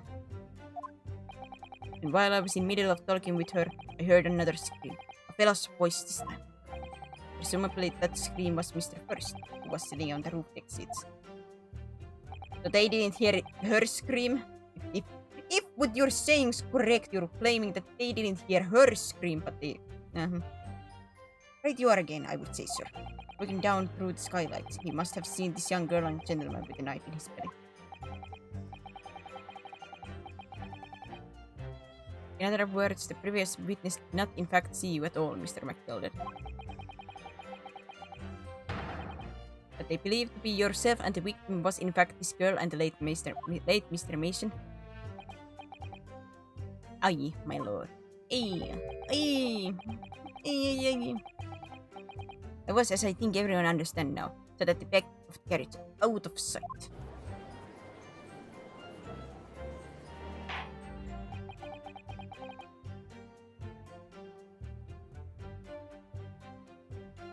It is certainly plausible. The defendant is somewhat diminutive in stature, and readily confused perhaps with this young girl. After that, of course. With the scream of the gentleman over us, the driver realized something was wrong and pulled up the horses. Thank you, I've heard enough. Events are explained are clear in my mind. However, at least one conundrum remains. Who is the girl? Her name is Gina Lestrade, my lord. She's a chancer? Earns her crust among large crowds, relieving people of their purses. What's commonly called a pickpocket. What? This girl here? A petty thief?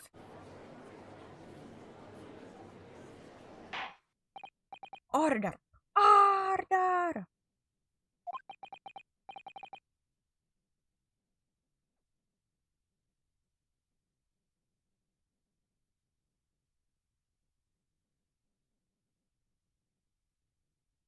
Is this true, Miss Lestrade? Miss Lestrade, you will answer the question. Ah! How dare you? What is the meaning of this? Ah! The girl! She's gone! Open your eyes. I'm over here. Good gracious, how... What was the point in that little sidestep? I know what you lot are thinking. Grown-ups are all the same. This dirty little dipper, you'll say. Slip up and got caught on the jaw. She got herself back in the corner, so she knifed in the chin. Go on, that's what's in your heads in. No, not at all. This is a court of law. We're here to determine the truth, not guess. Ah!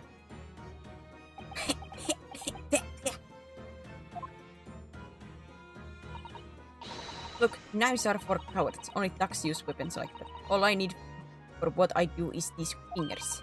I'm a professional, right? Maybe not in your eyes, but I got pride in what I do.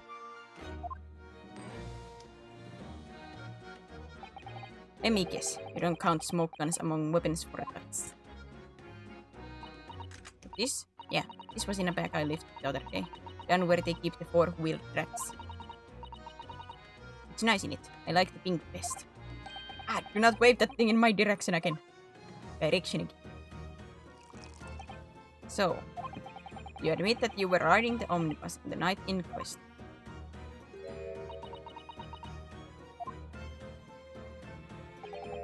It's alright, lass. You can tell them the truth now.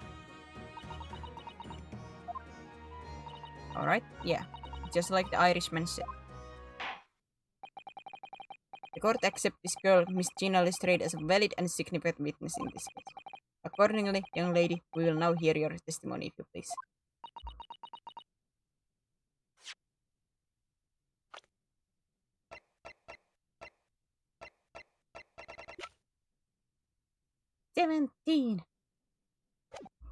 That was probably so Sean's.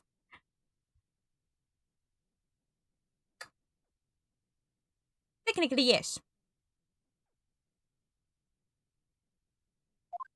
I'm killed this Iris. Oh, you realize it all now?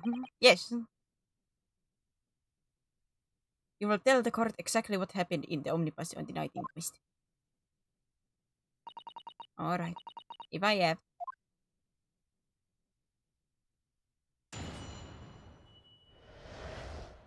What the girl saw. I snuck inside the carriage before they hooked up the horses just like always. It was a right old waste of time. I got nothing to show for Metropolis tonight. I'll tell you, you can see blind thing in that hiding place. It's pitch in there. Then after a while, I heard this loud bang, nearly jump out of my skin, I did. And the scream just came out. Because of that, this Will found me. He did help me get away, man.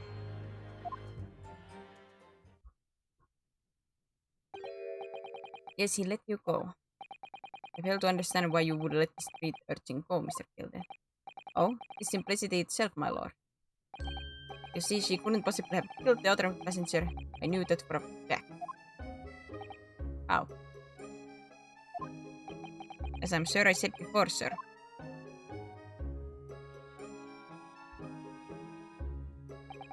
I was sitting right on top of the place where she was hiding herself. I think the demonstration is called for. This is where I was set that I was set that night, and the cubby hole of which you have spoken is underneath the seat, I presume.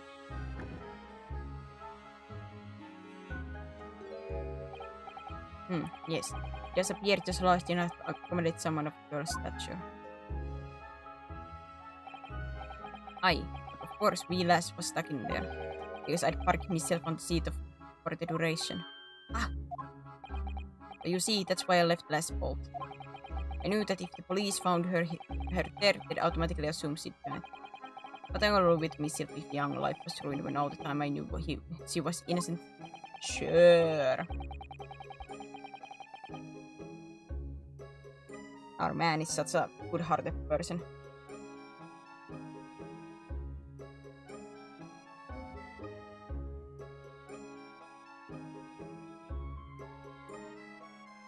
Even though you must have realized your action would result in your own innocence being called into question.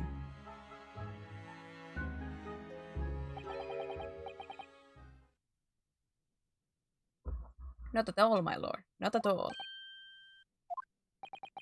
I knew in my own heart that I was innocent. So I thought it was worth taking a punt on my own good name for the sake of this less fortunate lass. My goodness! What a perfect gentleman. My lord, this fine example of a man cannot possibly be guilty of a heinous crime like this. I'm ashamed of myself for doubting this. Emotional manipulation. With calm, calculated reasoning, one arrives clearly at the truth every time.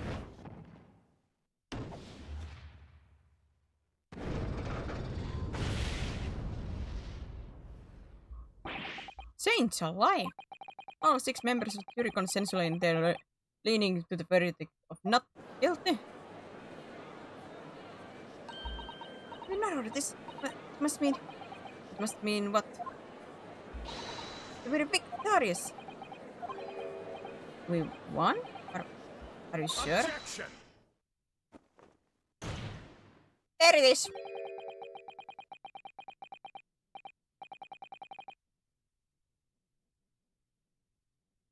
With the sight of my iron-heeled Wellington offense, pray do forgive escorts.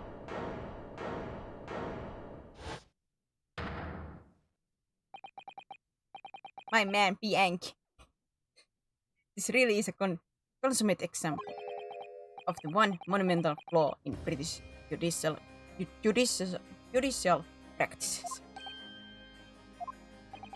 where evidence and reasoning should be paramount. Emotion rules the day. Emotion? Witness's last statement gives us a clear insight into his true nature. What do you mean, his true nature?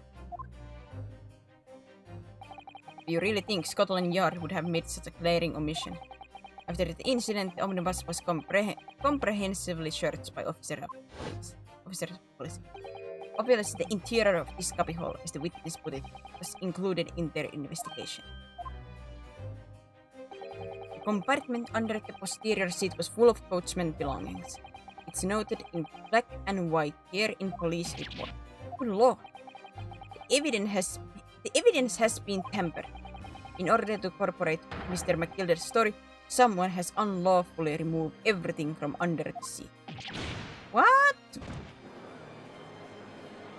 Yep. We saw that because I checked. Because I usually check it, like, whenever I get a new evidence, I usually check it immediately.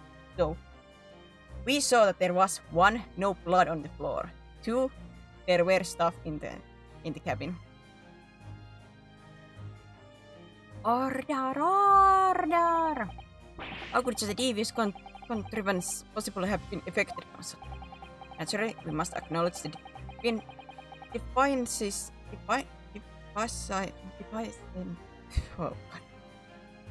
of the constabulary in allowing this to have happened.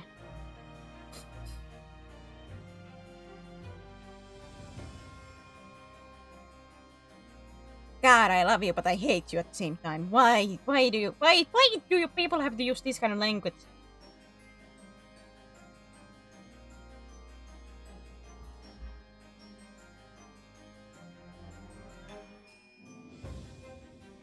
It's a nightmare to talk through. There's not English in today. Well, excuse me, that defiance is that's not like a word that you use in normal everyday speakings, you know. That ain't a normal word in the everyday language. So excuse me for not being able to say it that well. However, I assure you that when the omnibus was wheeled into the courtroom this morning, the compartment under the seat was not empty. Well, my Nipponese friend, me? When the carriage was submitted as evidence, doubtless you examined it in fine detail as would any self-respecting practitioner of the law. Pray, what did you find the condition of the underseat compartment to be?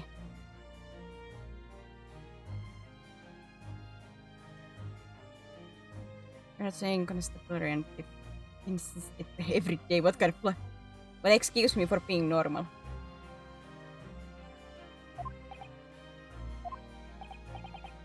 Oh, to be sure, the young gentleman will be able to clear this up in a jiffy. Sorry? Go ahead, you tell the court now, fella. Oh, this is an elaborate excuse by the desperate Lord Van Zieks. No, I'm on Lord Van Zieks' side on this one. Well, Council, do you have something to say on this matter? You normalize a crime around here. Well, then I'm guilty.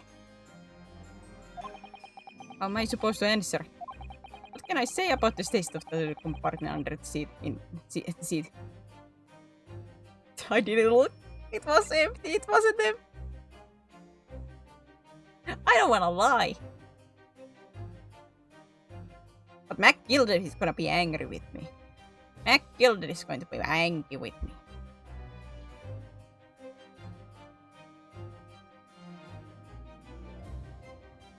I don't like this trial.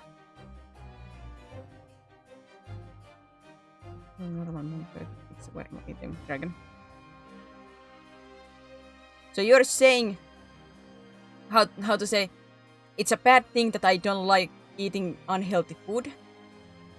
Well, watermelon is not unhealthy, but the burger and pizza.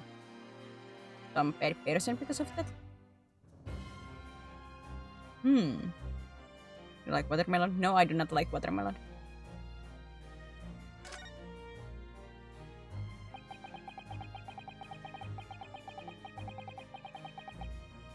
I really don't know if giving this answer is helping my cause as a counsel for the defense. As far as I remember, at least. When I first examined the compartment, I'm fairly certain there were a number of articles inside it, yes. Are you sure, counsel? I respect your watermelon lifestyle. The whist? What are you saying now, you deaf dove? I thought you were on my side here.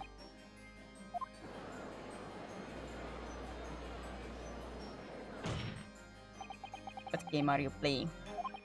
Your task is to defend the man in the stand. Why would you say something so compromise his position?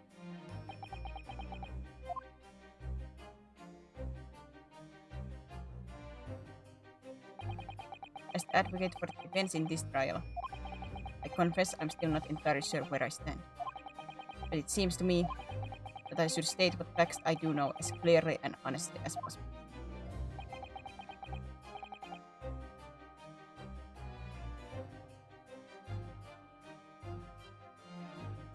I've been crossword juice.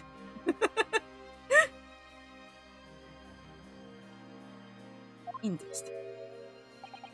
It's not altogether pleasing, no. Bruh! Bruh, my gains though, my gains!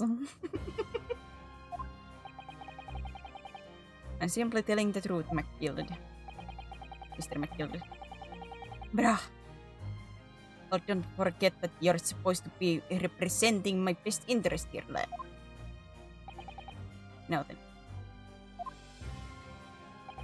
This fella's memory is a curious thing and not altogether reliable. No, the court must consider facts. But yeah, the cubbyhole under the seat is as empty as the devil's heart, so it is. Do you think perhaps it would be in your best interest now to admit that you might have been mistaken?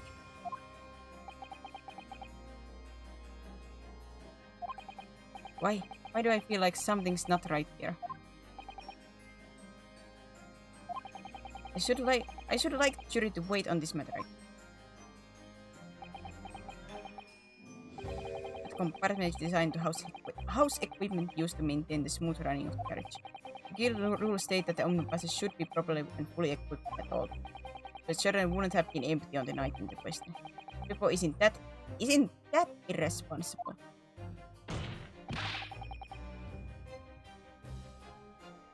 Money-lending pleaser and the big purse are lying.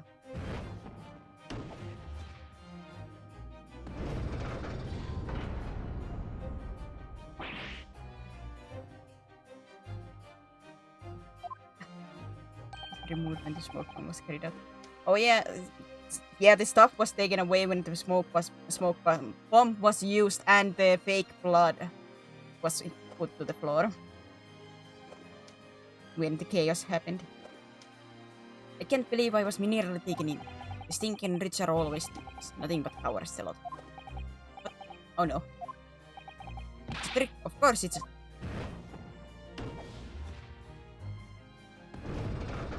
I do remind that if I don't get the not guilty verdict, like Ryunosuke again, Susato would be yeeted out of the great British Empire. I would have to get not guilty, no matter what, to stay.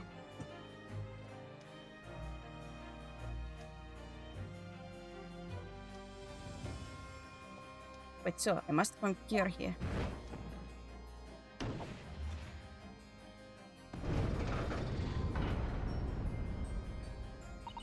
With calm, calculated reasoning, one arrives clearly at the truth every time. Yes, but every time a different truth, it seems.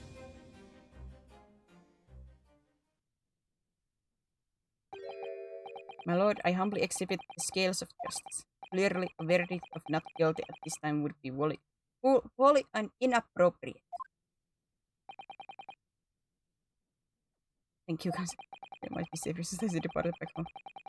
She do be liking to threaten with the Susato takedown a lot. Before we proceed any further, is the matter of the outstanding cross-examination.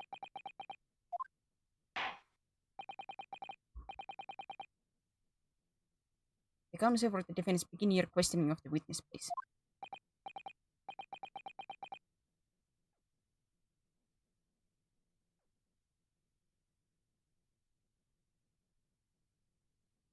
Yes, my lord. What just happened? The whole balance of the trial just shifted, almost beyond recognition. The Reaper of the Bailey is at work, it would seem.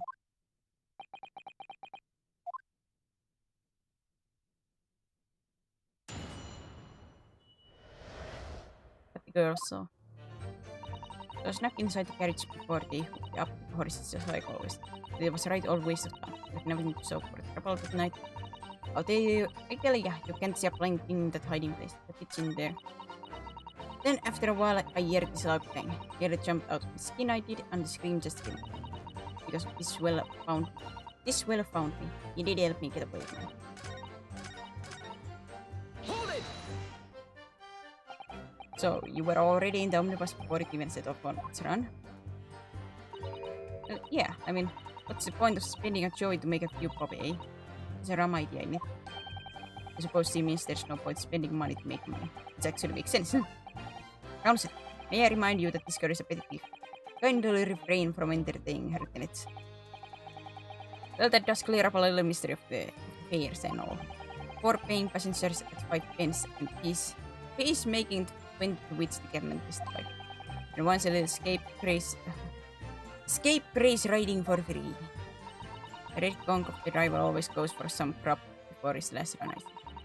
That's when I slip into the carriage and get myself hidden under the seat. Nice and easy, right? But your hiding place is a storage compartment. Full of equipment for the coach, no?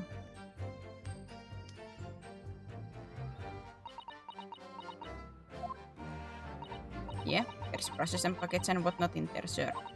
I always chuck all that out and cram it in a corner somewhere. No one ever seems to bother much. And yet, according to the report filed by the police officer who first arrived at the scene, the compartment was full of such paraphernalia. Well, I don't know nothing about it. Like I said, I moved all that stuff out so I could hide under the seat. That's all I can tell ya. Since we reached the end of the line of inquiry, continue. There's a right old waste of time. I got nothing to show from it the first night. A waste of time? Why is that? Well, most nights I'm on me own in the guard permit at least some of the time. I beg your pardon, did you say guard permit? Oh yeah, well, that's what my kind call it. You'd say omnibus, I suppose. The point is, any normal run, carriage ain't got no one in it for a while. And that's when you come out of your hiding place and get away. That's it, only that night. This cove was sat on me seat from the start. And he didn't budge the whole way, did he? Not 1 inch. I was totally stuck. Do you mean to tell us that you were present in the carriage for the duration? You were under the seat the entire time while events unfolded in the enclosed cabin? Yeah. Right, mister? To be sure. I was shocked as anyone. You don't expect a lift in the cushion you've been sitting and find a child now, do you? But this Miss Lestrade couldn't possibly be the culprit then. I tell you can see a blind thing in that hiding place. So you couldn't see out in the cabin at all? Not a joke. Most days I push the cushion up with me head and look out the crack. Then I can have a butcher at who I'm gonna fiddle. I thought you were a pickpocket, not a butcher. I mean, I can have a look. The seat I get under ain't as plush as the other one, see? So most of the time, the passenger plants themselves opposite. So for some reason that night, this Irishman spent the whole journey right over me head. And for that reason, you weren't able to push the cushion up to the peak out. A peak out, I see. Through this, I ain't too happy in a small dark places. Feels too much like being thrown in the clean. But it's the only place to hide in them carriages, so it's option's choice. Why doesn't she just stick to picking people's pockets in the open then? I'd say there's some reason that she's not letting on, judging from her demeanor. So anyways, I was a bit scared, but I'd just stick it out under her. Nothing else. Hip. Then after a while, this loud bang nearly jumped out of my skin height, and the scream just came. When you say a loud bang, do you mean the noise of someone falling to the floor?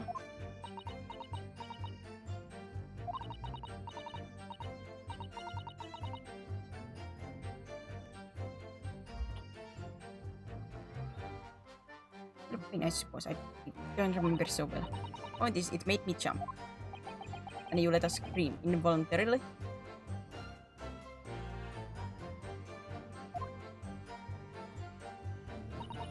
That's right. And then I felt the cushion over me head get lighter all of a sudden.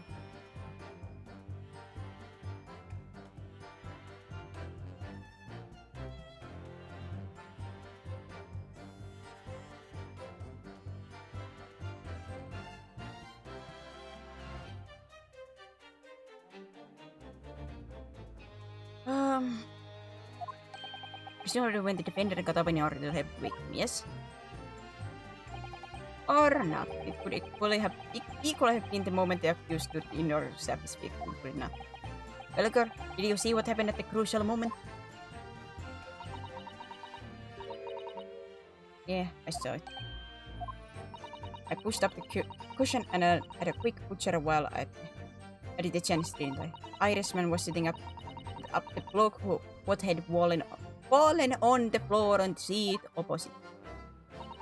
That matches Mr. McGilder's account, of course. But then, the fellow suddenly turns around and looks right at me.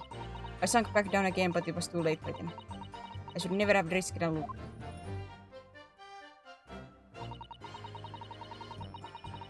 Hold it! And when Mr. McGilder discovered you, he pulled you out from your hiding place. How scared stiff I was. He dragged me out and set me down on the seat and all. Next to the victim, Mr. Mason? Yeah, Logan had a knife in his guts. He was still bleeding.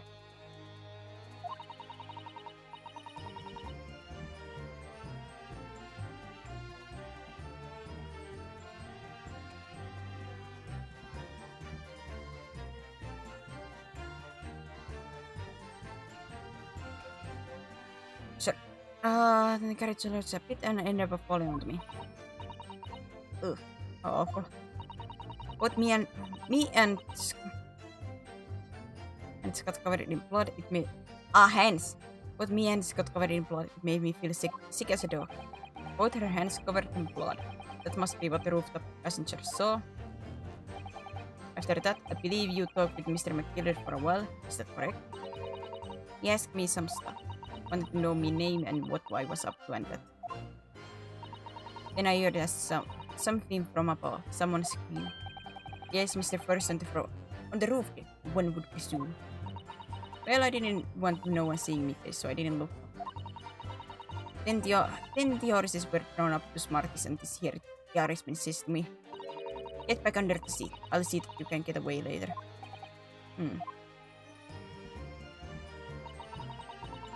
All 6 members of the jury has decided the defendant was innocent. For one brief shining moment, yes. It's clear that they are still very unsure. We could just find some conclusive piece of evidence among this new testimony. I'm sure we would clinch the verdict if we want. Yes, I think you're right. And I have this niggling feeling, something bothering me, but I just can't quite put my finger on it. Can I check everything?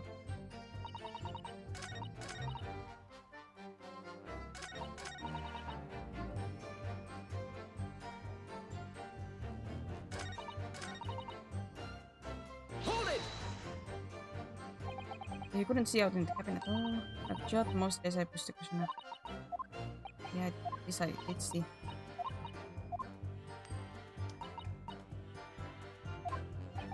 What do you see when they push, yeah?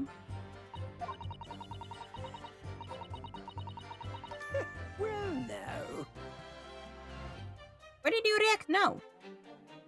Getting too happy in a small dark feels almost like a thrown in a clink. Wait, this was something we have seen before. Excuse me. Excuse me. Is something wrong, Mr. McGilder? Oh, I do apologize. Was there something in matter, Counsel? I just wonder if Miss Lestrade's comment made something occur to you, perhaps. You seem to be thinking of something to yourself. Oh, no, that was nothing important. I was feeling bad for poor Lassie, so... I remember feeling desperate myself as a young lad, studying in the dark. It was terrifying, so... I do say the red and blue like those... Why am I trying to say earring? Not earring. Rings. Remind me of one other Ace Attorney character.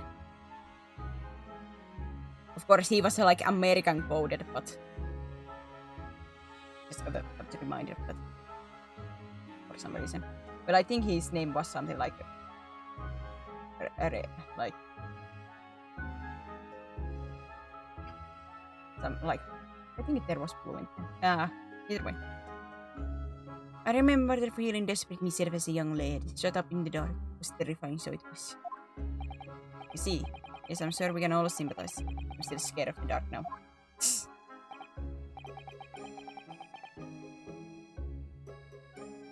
And I don't know about yourself, but I find that darkness seems to make everything you hear seem that much louder as well. Oh.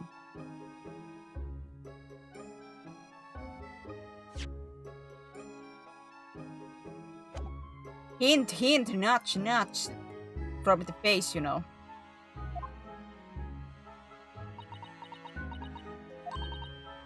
Yeah. I suppose it does, maybe. It's Lestrade. Do you hear something that night? Anything? Unusual noise, perhaps?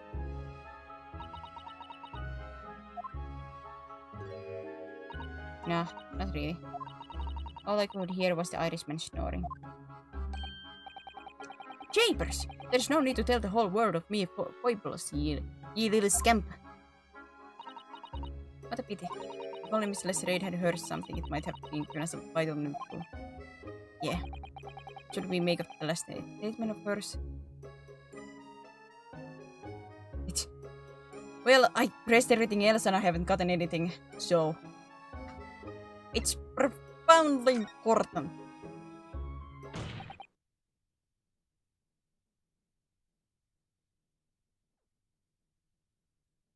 My lord, I believe the statement just made by the witness is profoundly important. Profoundly important? But all she said was that she heard nothing. Yes, it is profoundly important point. So I'm almost sure of it. I'm almost sure that I don't understand the inner workings of your Eastern Mind Council. Nevertheless, Miss Gina Lestrade, I will supplement your formal testimony by repeating that last statement. What? Supplement? What are you on about? Don't give me all your fancy talk. I know what you're trying to do, but it won't work on me. That's right. Insult the judge. Always a good move. Fight back, girl. Fight back. Fight if you have to.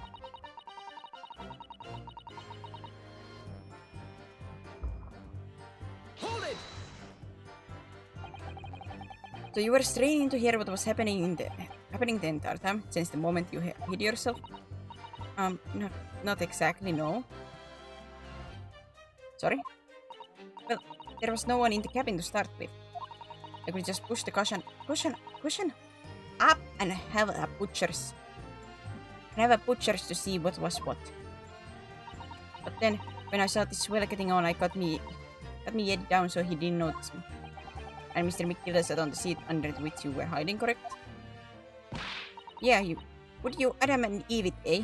What a muck. So then all I could do was listen. I was waiting to jump out here as soon as I heard him leave, see? But would he? Not like. Even though we stopped here and there, I never heard the door open. So I just had to stay put and listen to him driving his pigs to market, snoring like old dog he was. Are there any conclusions we can draw from that? I wonder. It doesn't add up. Miss Lestrade, what do you have just told the court? It's clear and odds with facts. Ah! At odds? Are you sure, man? Yeah.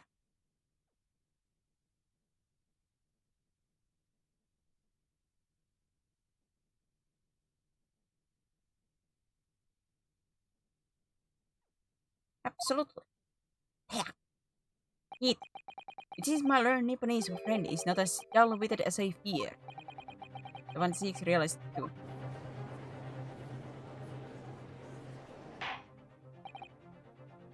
Counsel, I must insist that you bolster your claim with evidence. Some complicit party's name at very least.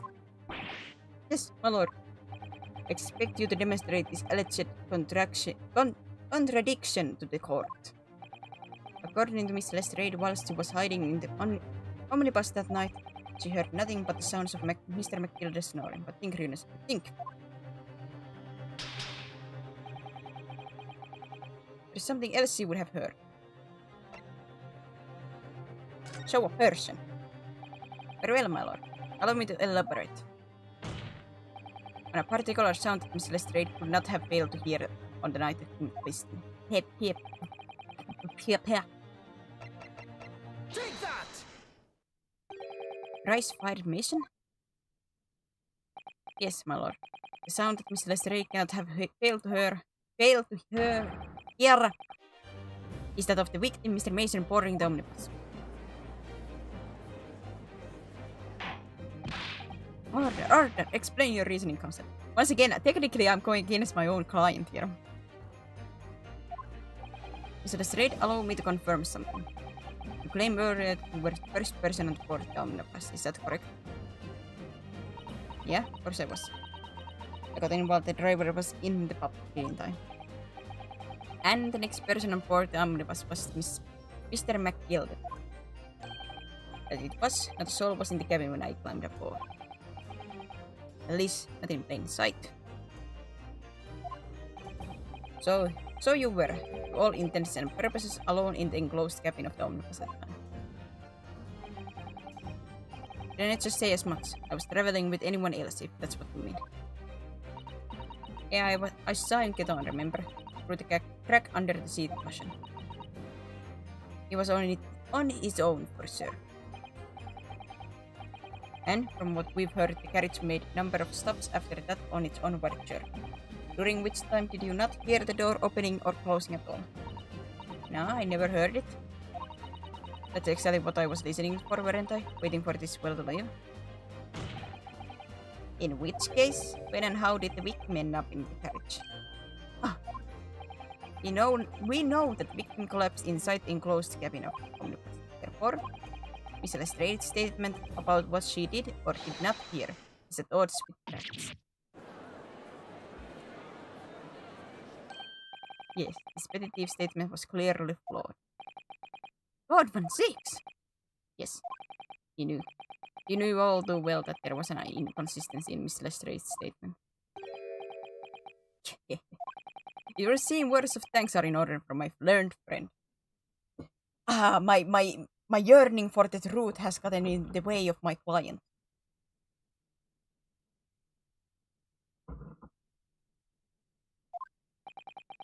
What are you talking about? You have demonstrated matters impeccably. This witness and her colorful statements are entirely unreliable. Her words are convenient untruths, nothing more. He's dead right. How could the victim possibly not have boarded the omnibus? That makes no sense whatsoever. This girl is a bit... Let's not forget. Uh-oh. Uh-oh.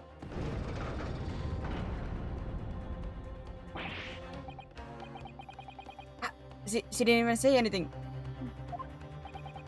I didn't want to judge the dear little mite just because she has some rather naughty ways.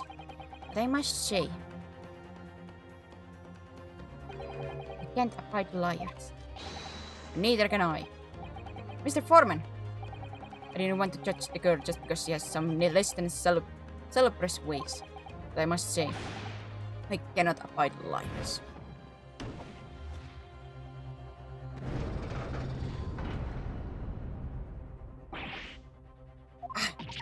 Prisoner, that's 5 jury members leaning towards guilty. No! No! Well, your consideration for others is refreshing, my Japanese friend. The considerable troubles you have spared me. Now he took a sip. Look at him go, finally he took a sip. Yes, very refreshing. Ah! What are you playing at? Have you forgotten who you're working for, you useless Eastern Abaddon? It's a coronet. It's perfect. Juror number 2 is the only left. So professional. But I mean, at the same time, isn't it around this time that basically wine is like water to them? Basically.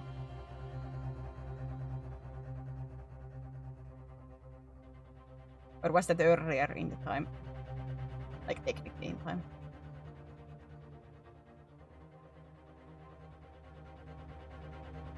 Mr. Narrow, the way this is going, I know if we can't find some new way to convince everyone of Mr. McGilld's innocence, the judge will rule and will have lost. I very much want to believe the words of one of London's most respected gentlemen, but those of us in service know we must accept our deaths.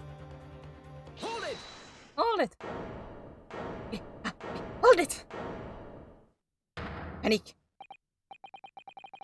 I think Croc was usually using the water.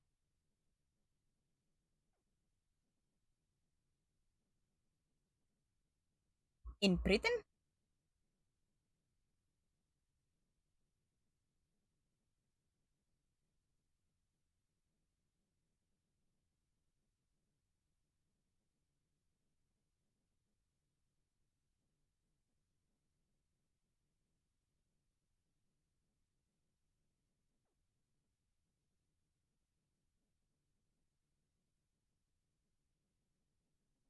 Well, don't know, but either way, it was usually some kind of alcoholic.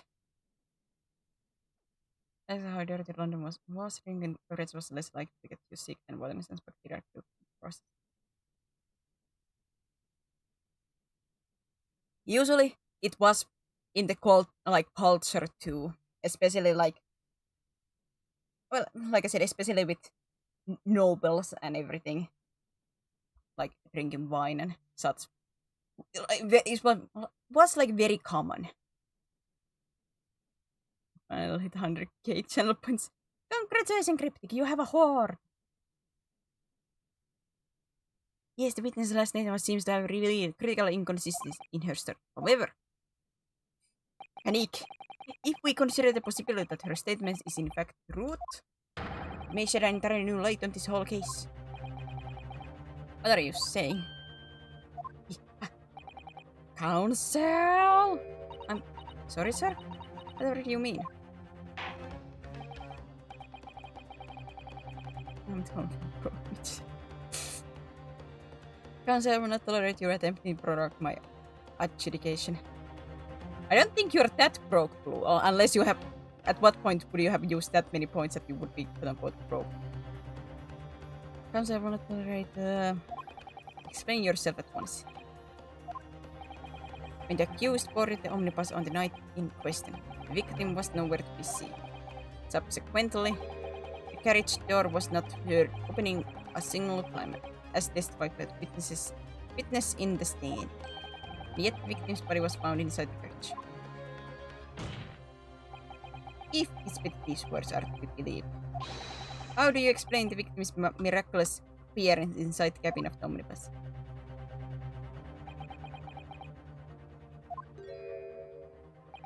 There's only one way to explain how the victim came to be inside the carriage. There's another entrance. If the door wasn't open even once, the only explanation is that the victim entered the enclosed cabin some other way. Projection! I wonder what the new fantasy you would come up with is in your blind panic. But behold, the omnibus is here for all to see. Out of curiosity, Blue, how many channel points do you have?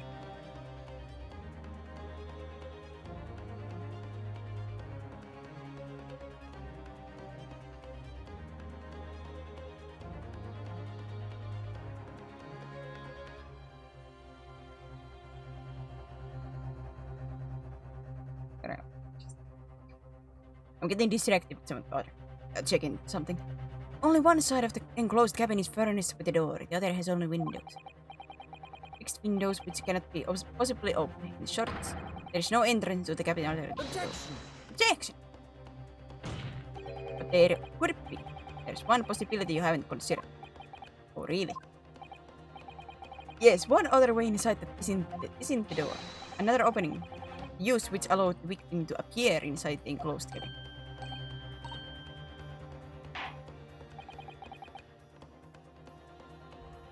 This person knew that patapon.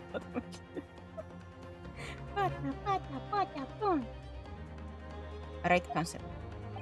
The defense will identify the location for the court. Here is the omnibus of which the incident occurred. When on earth is the entrance by which you propose? Take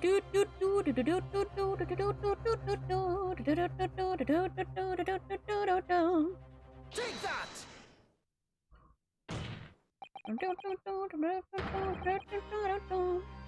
The answer is obvious. It can only have been the skylight. I did say it's skylight? Objection!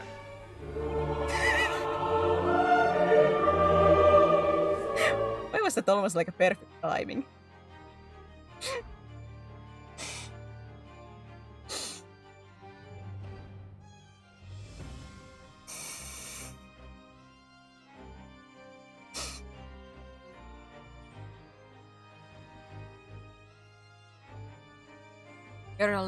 You're ludicrous.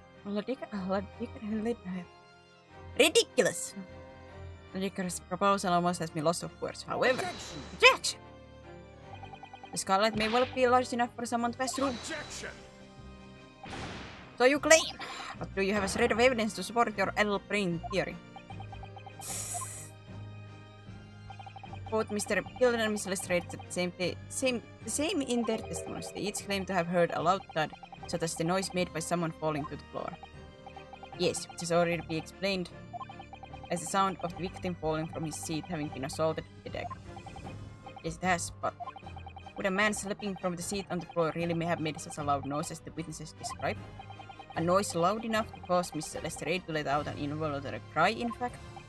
Good gracious! Perhaps, in fact, that was the moment that the victim made his entrance into the cabin. No, let me rephrase it. The victim didn't enter the cabin as such. He fell into it. Objection! We're now suggesting that the victim fell from the skylight into the cabin. That's simply impossible. How can you be so sure?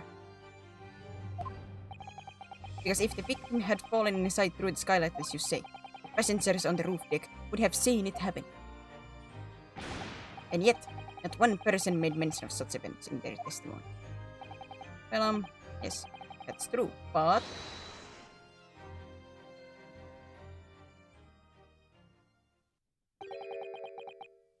Might a humble fella make a wee comment here? Mr. McGilden. To be sure now, the two fellows who were sat on the roof that testified of before said nothing on the victim falling through the skylight. But it seems to me, my lord, that it is not so much as a case of them not saying, but... Aye. In the case of them being unable to say. What? I think perhaps the two fellows you'd be having something of a compelling reason not to mention what happened. Would you just not agree, fine ladies and gentlemen? Sure. Maybe they... Oh my goodness, certainly not. Those two chaps on the roof?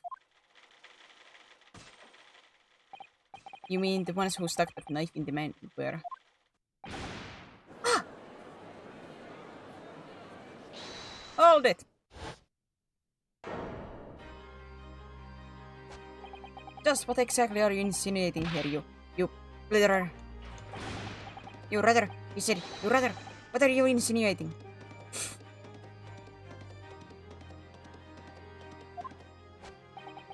There's a flaming outrage. I couldn't mind to give you a blinker in a minute. They give you a shiner in a minute, he said, and so will I. It's a fair play. Effectively accusing me, a city gentleman, and a well-respected banker. Me, a very angry hatter. The other is a very respectful bankerman and this is a very, very angry hatter. Suggesting that someone like me could have stabbed that man in the guts. It's disgrace. It's scandalous. I protest in the strongest possible terms. Forget about those two. That's right, I protest too. About you rotten scoundrel. Scoundrel. Order! This is not the time, witnesses. I will not permit this wanton invasion of the stand. Return to the anteroom at once. But this is beyond reason, my lord. It's outrageous.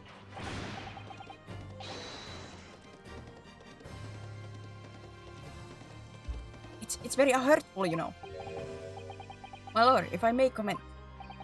Go ahead, Lord Van Zieks. It was the defense that incited this outburst from the witnesses. My lord friend has seen fit to abandon all protocol and accuse the witnesses without proof. Accuse? I never intend to... It seems, young Nipponese, your command of the English tongue is one. You propose to this court that the victim fell through the skylight from the roof deck of the omnibus. That hypothesis cannot possibly stand without the rooftop passengers being aware of the events. You have branded these gentlemen liars. You have intimated their criminal guilt. In our British courts of law, that is what is termed a baseless accusation. I know I was rash to put this idea forward without any actual evidence, but you can't just dismiss it without a second thought. What are we wasting time for? Get them to testify. I thought there was something fishy about that head from the moment I laid eyes on the fellow. I have to see this matter through now, one way or another. If there is filth and rubbish in our midst, we must dispose of it at once. Testify! What's happening, Mr. Naruhodo? The spectators in the public gallery they're in complete frenzy. Silence. Mr. Fairplane and Mr. First. My lord, you will take the stand again and take another formal test in reference to the indictment brought by the defense. Yes, my lord. I didn't come here for this.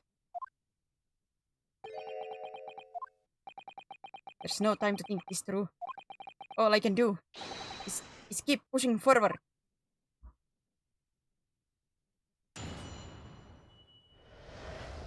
Refuting the accusations. We were the only two people on the roof. Dead or alive, I can swear on that. If anything had happened where we were sitting, don't you think one or the other of us would have noticed? In any case, neither of us know the first thing about Victor. We had no reason to kill the man. The skylight was shut the entire time. We couldn't possibly have opened it. We are so sure the victim fell through the skylight.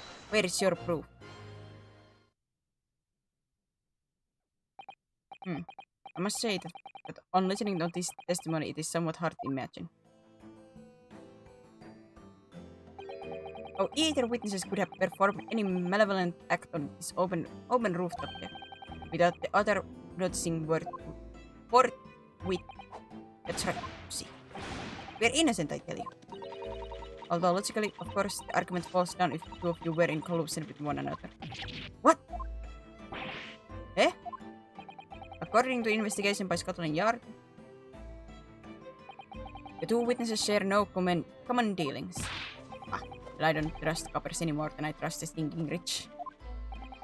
Something doesn't feel right here. The trial is going in our favor, really. So why do I feel so uneasy? Counsel for the defense, over to you. The cross-examination, please. Oh, yes, my lord.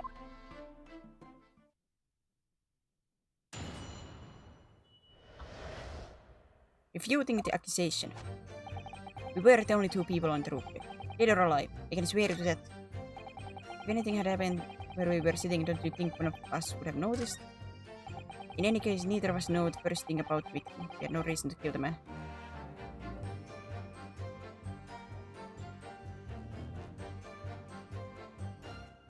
It never mentioned that you would have anyway known. Skylar was shot the entire time. I tell you, we wouldn't possibly have opened it. If you're so sure the victim fell through the skylight, where's your proof? I assume the proof is going to be the blood bottle at the bottom of the omnibus.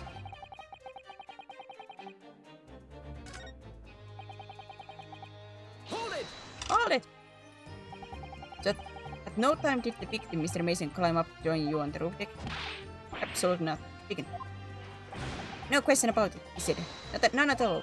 Oh, but yes, of course. I remember seeing them both. I saw the victim inside the enclosed cabin talking with this man here. Is this true, Mr. McGilded? Hear me, my lord. At the risk of repeating myself, I boarded the omnibus alone and nodded off inside almost immediately. That's an outright lie. Without doubt you were engaged in... Let me stop you there, fella, and ask. Do you have any evidence at all? Ah. It's about the evidence in the court these days, so it is. You do well to remember. I saw you with my own eyes. This is going so well. Anything had happened here where we were singing, don't you think one of us would have noticed? Hold it! Well, it was on the final run of the omnibus at past 10 o'clock in the evening. It would certainly have been quite dark, perhaps too dark to see clear. Well, that is a little bit far-fetched. Even I can say that is a little bit far-fetched. Because the skylight was like at their feet. Is this some kind of a lark? Is this a kind of joke? He said, is this what it is? Or perhaps one or the other of you fell asleep briefly? Are you fair kingdom, sir? Are you serious, sir? That's what he said. It's impossible, I tell you. I'd give you the keys to the vault if you could fall asleep in that bitter cold. And if you did manage it, your eyelids would freeze shut and you'd never open them again. That's extreme. It was extreme, I tell you, and we had to put up with this because because this man had locked the door. Any true gent would have unlocked it and let me in when I knocked. I'm dreadfully sorry about that, young fella. You see, I was away with the fairies and I didn't hear ye at all. That's a lie. I saw you through the glass. You were talking to someone. No. It was a cold night, so it was... People do be seeing things that aren't really in the cold. It's hardly surprising. Seeing things! I believe we have reached an impasse here on this particular point. You! Don't take it personally now, lad. If I'm suspect in this case, then it's only fair that you and the other fiend are. Open and free competition is what capitalist society is all about. I went to the capitalism. No! Ah! Nuts! This isn't a competition I should like to be involved in, really. In any case, neither of us know the first thing about the victim. We had no reason to kill the man. Scarlet was shot in the entire time, I tell you. We could have possibly wait, I didn't. Hold it! So you had never met Mr. Thrice Fire Mason before? Oh, I mean, no. Not once, never. He'd never met the man before, he said. Never. And you, Mr. First, had no prior dealings with the victim either? That's right, sir. Others don't have much to do with brick makers, to be perfectly honest, sir. No, I imagine not. You see? How many different ways can I put this? Neither of us have the remote connection to the gentleman who were inside. Excuse me. Create all unregulated capitalism. These businesses are wild. They do be breaking down here. Mr. McGilded? Yes, Counsel. What can I be doing for you? Did the witness's last statement give you a pause thought somehow? Not the remotest connection. Is that right now? I wonder. What are you insinuating now? Ah, Mr. Fairplay. It's been too long, so it has. Eh? If I'm not very much mistaken, I believe this was fast approaching, it did not. Your payment date. I beg your pardon. Yeah, you borrowed 20 guineas from me, sir. At an unconscionable rate of interest, you trick me. It's extortion. Well now, is a touch of peculiarity? Oh, is it? Sort of peculiarity that might motivate a fellow to pass his crimes off to another. Ah! And young Mr. First. Me, sir? What do you want with me, sir? You do be making hats for a living, do you not? That there are top hats lining about your hair. Is that one of your own creation, is it? Ooh, is he trying to burn right now? Oh, well, I'm still just an apprentice, you understand.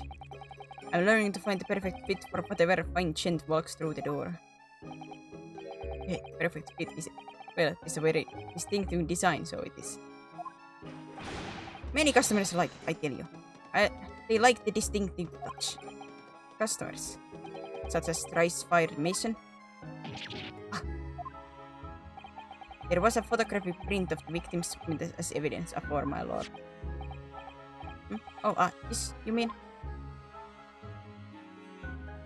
You can tell thinking that the poor fella's head looks distinctly familiar, wouldn't you say? Oh! That's one of my heads. Hey, that it is. So it would seem the brickmaker was a customer of yours.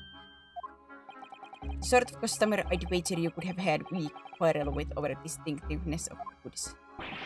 Oh no, sir, no, absolutely not, sir. Well, there's really nothing more to add. It wouldn't be right to say that the two fellas here haven't the remotest connection to victim, you see. I rest my case. You little weasel. Ah! He's better at this than I am. Gosh, Mr. Killer has certainly been thorough in his research, hasn't he? Please, don't let me little interruption hold up the proceedings. Headhunter. So wait, user the victim where's the proof?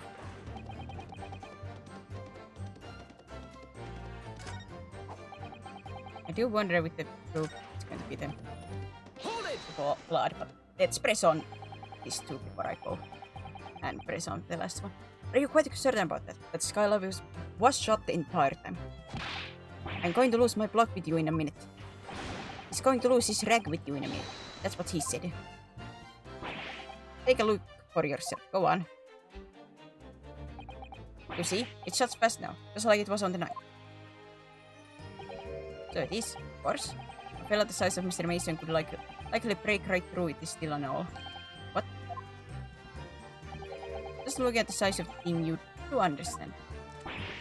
Now you hold on there, minutes. The size of the thing means nothing. Not on its own. Let's consider the bigger picture here, shall we? Let's stop fighting our gain, shall we? I was riding the omnibus on another occasion when well, I broke the wind loudly. I shocked myself with this as it happens.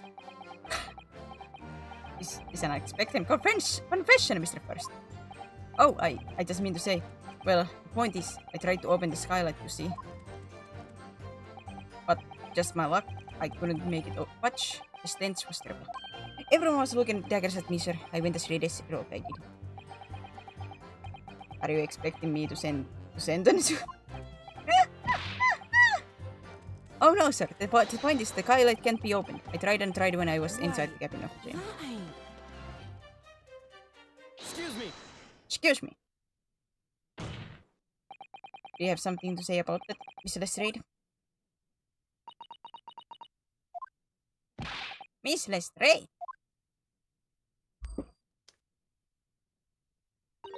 It opens. The skylight. That is what we're talking about, right? Do you really have to put that in? All them skylights open. Get easy. more easily than you can load that weapon. That's a lie, I tell you. Otherwise, when I broke window, you can't do it from inside, you mug. Oh! Look, a few weeks ago, I was up on the roof deck of one of the templates, and I had a great haul. I mean, I had verses coming out from ears. Miss Lestrade, this is not the forum to be eulogizing on the subject of your criminal activities. Well, anyway, I had a bit of a scare. When I lifted the last bloke's purse, he got wise to me. All forums surrounded me, so I couldn't hop off the bus and leg it. So what did I was? I used the skylight, opened the hatch and jumped right through. What? Yeah, the catch for them skylights is on the top side. That's why you can't open them from the cabin. The skylight opens from the roof deck. Bailiff! Fly bump to the roof of the omnibus at once and verify this witness's claims.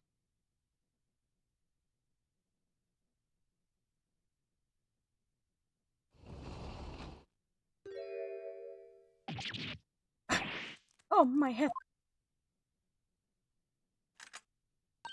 See?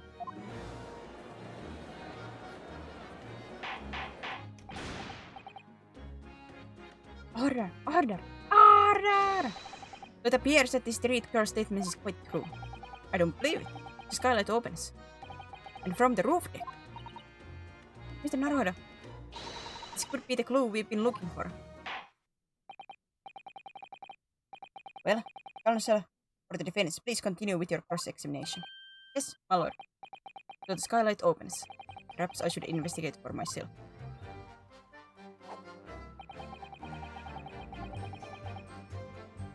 Does it want me to check that myself?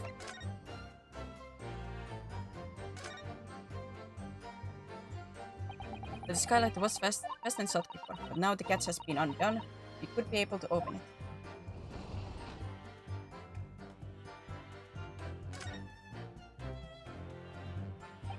You can certainly see inside the carriage through this opening, that's for sure. Yes, and there's a lamp in the enclosed cabin. I'm sure the witnesses would have been able to see it, but clear. That's not good for us.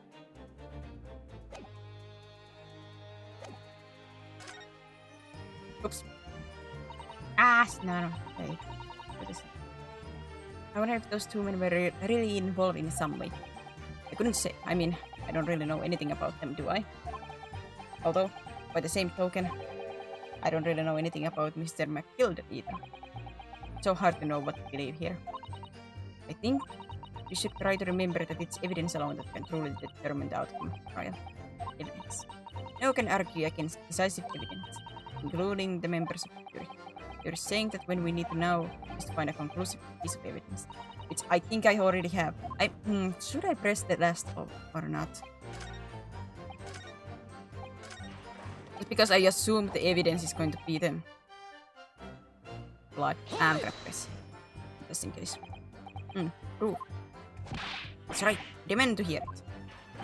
We came here to say what we saw, I tell you. Not for this. But you can call us both brand us as criminals.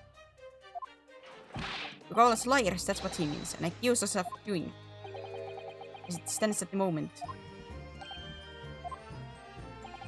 There's no hard evidence that incriminate themselves now, is there? I believe we're in much of the same position as one another here. If I don't crack this case soon, he'll crack his teeth.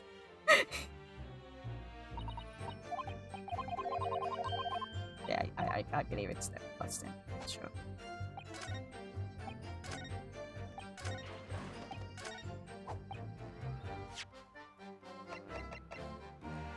Objection! Oh, it's not. Okay, oh, son of a... Oh. I thought it would be like the implanted bloodstain on the floor.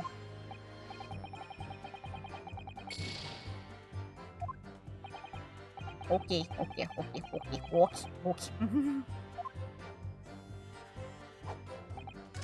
Ah, son of a...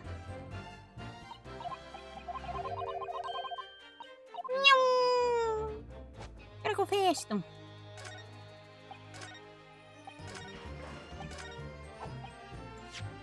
You're sure the victim fell through the sky. Where's your proof?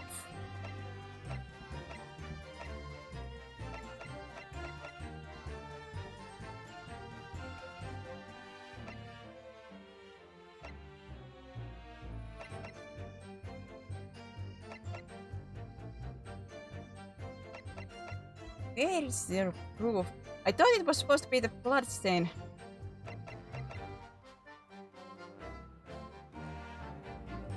Certainly it's not this picture at least.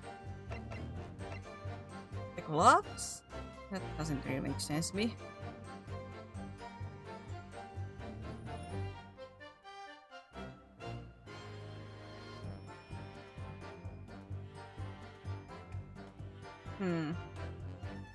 Let me...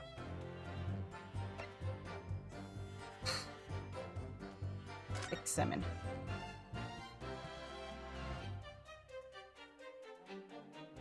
So yeah, this is open. I didn't get any new message about that. What do I get now if I check this? Oh! I can't find anything out of place. Yes, it does open very wide, doesn't it? Wide enough to kick someone like you through, certainly, Mr. Narhoda. Why someone like me? Ah! What is it? Look, just there. Just here, look at this. Ah, it wanted that bloodstain. I had a... It wanted a bloodstain, but I had the wrong bloodstain. Okay. Look at this. That's without a question. It's blood. Why would there be a bloodstain here? Surely, it can't be unrelated to the case, can it? It's a little bit too bright red, you know, to be an actually... Yes.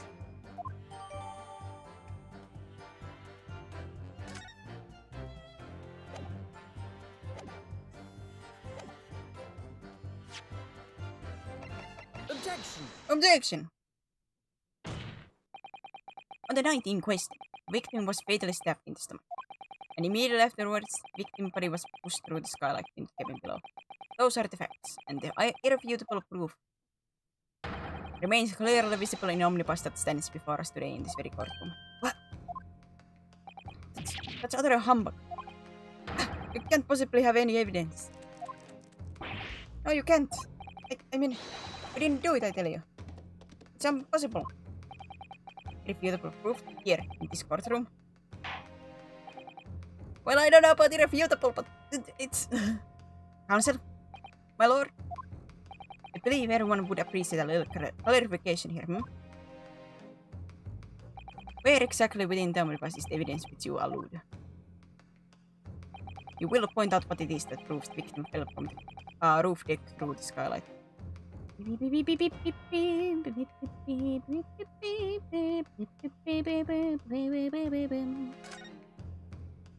I can't find anything out of place. Can I open this? No, it was on the... Why did I look at it wrong? Oh, God. Yippee! Got it! By Jupiter! Is that... blood? This bloodstain proves two things. Firstly, when the incident occurred, the skylight of the omnibus was open. What? And secondly, the victim was already bleeding when he fell through the opening. Oh my! And so it follows. Mr. McGill, who was inside the enclosed cabin himself at the time, cannot possibly be guilty of this crime. No! No! Order! Order! Order! All that? But the blood could have sprayed up there when the fellow was stabbed inside the cabin. And only found its way to that one particular spot on the skylight. Sure, and that would be very convenient. Let's keep it in mind that skylight cats can only be unfastened from the roof deck. I myself wouldn't have been able to open it now, would I? But there's no way to know for certain, is there? If the gent really fell through the skylight, I mean. Why don't you have a good look at the floor of the cabin between the two seats, Mr. First? It's all too plain if you see. There's an aftermath that shows the poor fella dropped from fair height right there, so it is. What? No. But it can't be. It's all lies! Hold it. My fellow jury members. I think we can all agree that this is clear proof of the defendant's innocence, can't we? I believe we can, yes sir. It's clear to me now where the filthy rubbish can be found in this courtroom. Ah, this feels wrong. So they thought they could pull the wool over my eyes. This feels wrong. I won't tolerate any of the guild's carriages being sullied with blood. I won't tolerate it. Oh, I always knew that nice gentleman who gave us that delightful park couldn't have done such a thing. On 3 then, everyone. 1, 2, 3. Objection!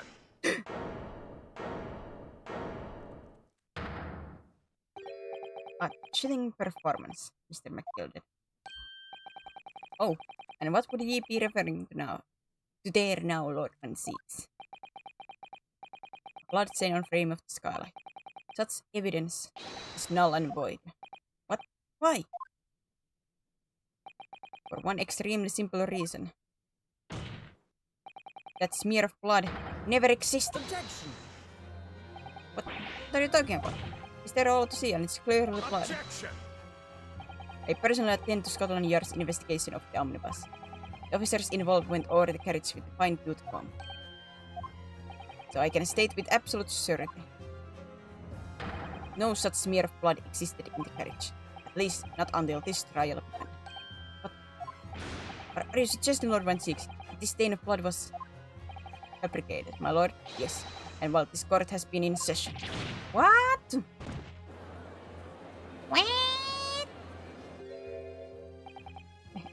What a palaver. I must say I didn't expect such a crude reasoning from a prosecutor of your standing, Lord Van Zieks. But I'm Magnus McGill, a fellow known all over the capital for his fine contribution to public life. I don't take kindly to slander, and I'll fight it to the bitter end. Even if it's rolling off the tongue of the Reaper of Bailey. Mr. McGill, I realize that this is your first appearance in court as the accused. However, I am well aware of your involvement behind the scenes in a great many affairs of dubious nature. You're very adept when it comes to avoiding getting your own hands dirty. And each time it happens, that a case you're involved in investigate, you adapt the facts.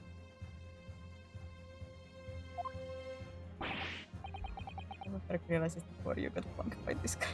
Well, at least, you know, Ryu showed at this one moment that he was, you know, honest with the, like, saying the truth. But Barok do be Barok, so.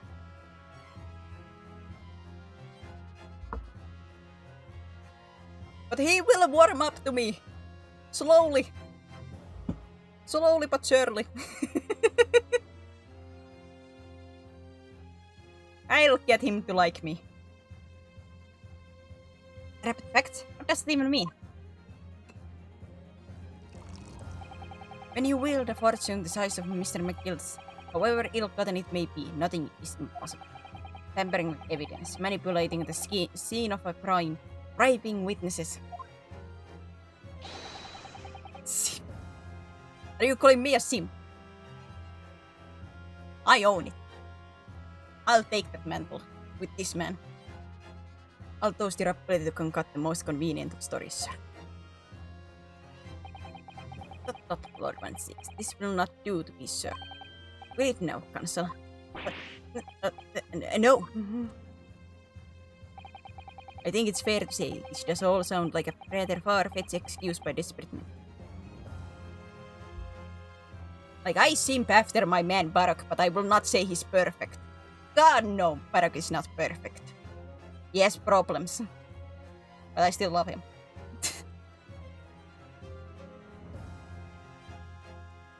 I think it's fair to say this does all sound like a rather far-fetched excuse by a desperate man. The blood on the skylight didn't exist, you say?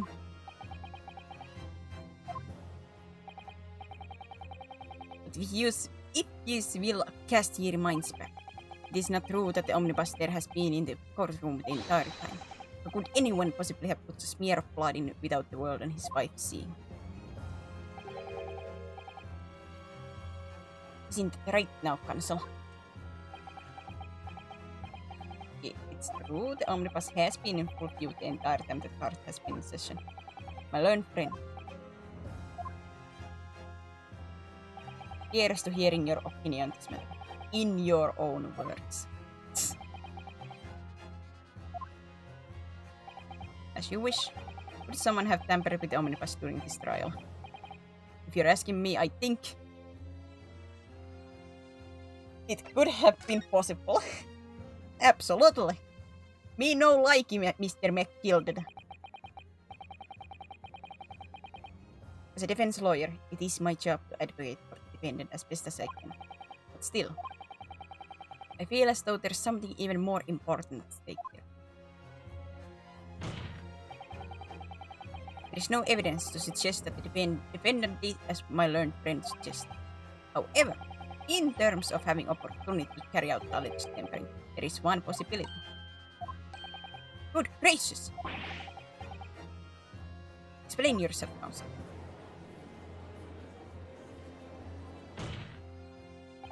Yes, there is. It seems my learned Nipponese friend has no intention of running from this proceeding. You see, I'm sorry everyone still remembers clearly the reasons that we were forced to take. As a result of the smoke grenade fired by a witness currently in the stand, Miss Gina Lestray. Bang! Always the bang. Ambient Adam, thank you for the follow! Thank you! What's going on? To make it difficult for me to disagree what Blue is saying. Be careful, Miss Narrow. Cover your face. Bailiff, don't let the accused escape. Secure the omnibus. Moi. Moro. We all doing? We're nearing finally the end of this episode. I hereby call an emergency recess. Bailiff, ensure the defendant is in custody and clear the courtroom. The courtroom was filled with smoke, and everyone was thrown into confusion. All of us were made to leave this chamber. But how's it going, Adam, for you? In that brief interval, under the veil of smoke and in all the chaos. It could have been possible to steal in...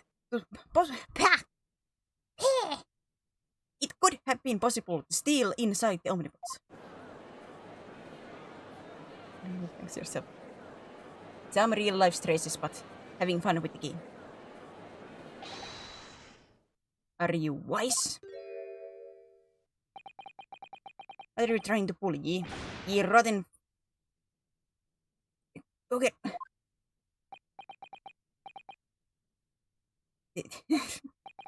You're supposed to be defending me. It's a wicked plot. Undermine me, so it is. Objection! Whatever you think this is, it changes nothing. The facts are the same. After this courtroom was evacuated earlier as a result of the smoke grenade, a number of inconsistencies materialized in relation to the omnibus. Inconsistencies such as, to start with, the storage compartment underneath the rear passenger seat. Yeah, because there were stuff there before. When the police investigated the omnibus, this compartment was full of driver's items. Secondly, we have the smear of blood on the edge of the skylight. As I have said, it was not present at the start of the trial this morning. Unfortunately, Lord Van Zieks, no one is able to corroborate your claims. That's true. When the omnibus first wheeled out, both the storage compartment and the skylights were shut. Actually, we checked the storage compartment and we know for a fact that there was stuff. Accordingly, I'm afraid to say we cannot establish with any certainty if this evidence is the result of tampering or not. Indeed, my lord. no doubt there wasn't a single person who saw fit to verify such. What do you think? Sorry? About the omnibus. Is there anything else unusual about the omnibus? You know, I should be... I have an inkling, you know. The one that, you know,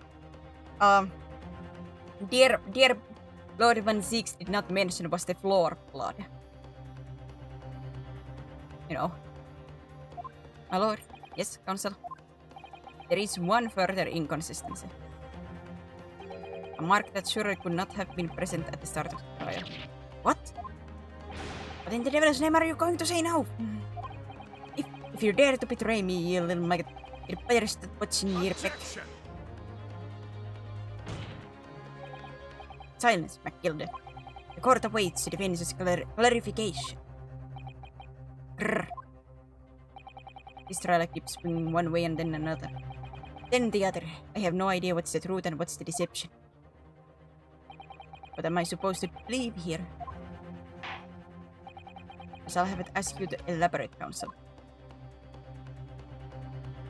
Where exactly is this alleged mark that you claim appeared at some point during the trial? Got it! Got it! We consider the victim fell through the skylight on the floor of the cabin. You would be certainly expect to find signs of blood where he landed. But as far as I recall, this blood stain on the cabin floor was not there when the omnibus was first brought into the court. Good lord! Yes, I do believe you're correct, counsel. Well said. Although, as an advocate for the defense, one might say that was a very careless slip of the tongue. I believe that bloodstain on the floor is a decisive piece of evidence. But if the question is whether that evidence is genuine or whether it was unlawfully fabricated by someone, I feel compelled to admit that there's at least a possibility that the evidence is fake. He's shooting himself in the foot here. But we are an honest person! For heaven's sake, we want the truth! We want the truth!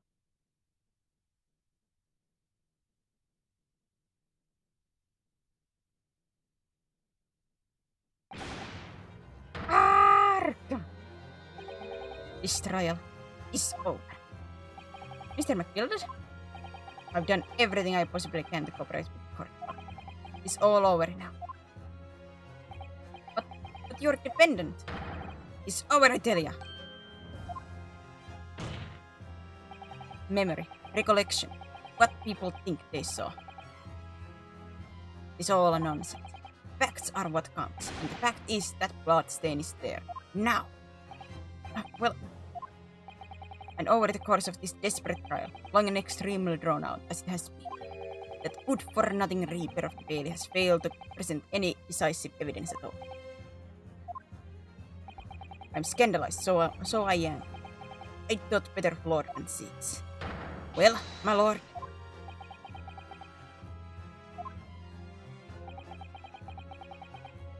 I must concur with the defendant. The unaffirmed recollection of an individual cannot stand as evidence. At this moment in time, the particular bloodstain in question is very much in existence, and in the absence of any credible method of which to prove its alleged previous non-existence, I regret to say that it will be improper for this trial to continue. Your lordship can't be serious. Lord Van Zieks, what is your position? The prosecution, my lord, has no further witnesses or evidence to present.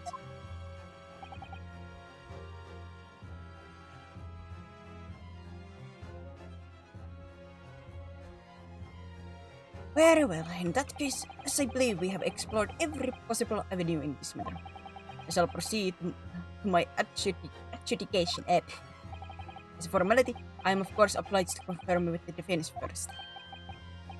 What formality? As things stand at the moment, it would seem that Mr. Killer will be found not guilty. Yes, which would mean we won. Is that really the right outcome here? Is it alright for the trial to come to an end now, with all these unexplained inconsistencies? Counsel for the defense, your closing statement, please.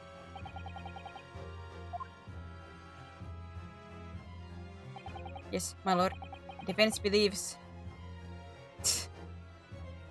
the defendant could be killed.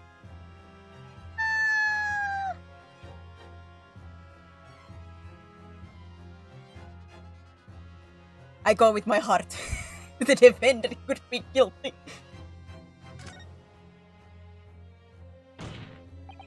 I'm here in this courtroom today to advocate for the defense of my client, Mr. Gilad. However, at this moment in time, I cannot in all good conscience attest fully to the defendant's innocence.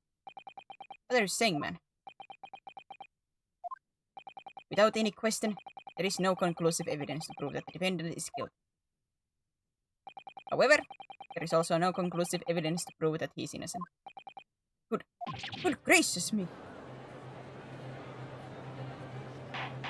I'm an honest person, okay? Order! This is unprecedented behavior, counsel. A defense lawyer, calling the accused innocence into question. Are you sound of mind?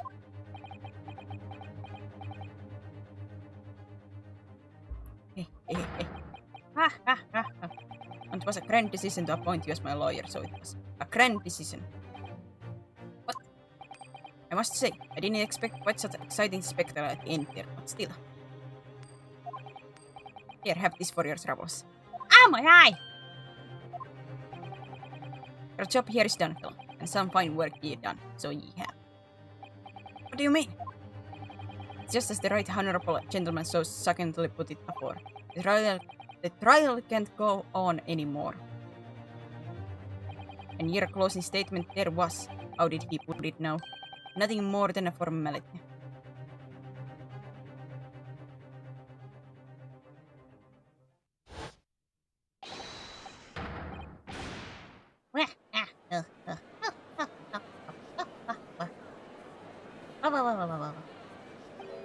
I really don't know what to make of all this. Was the evidence we've seen genuine or was it fake? His lordship would be fuming. Any unsightly rubbish should be disposed of promptly, as I said. These things rich are always guilty of something. You mark my words. I feel terribly ashamed that I ever got a lovely man who gave us the lovely party. Now that the proceedings have unfolded in this way, I am compelled to declare a premature end to this trial.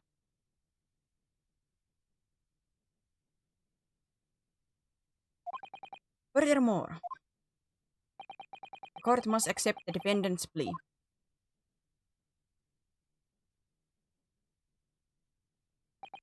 I thank ye kindly, my lord. My lord. I hereby pronounce the verdict of this court. Objection! But we still haven't determined if the bloodstain in the omnibus is genuine or not. We don't know if these witnesses are telling the truth or pack of lies. Come on, Zieks. No, Lord Van Zieks already said that prosecution has no further witnesses or evidence. He doesn't have anything. Like, the problem is, like, we know that it is fake. Ryu knows, like Van Zieks knows, but they cannot prove that the blood was not there before. That is the problem. Nobody can prove that.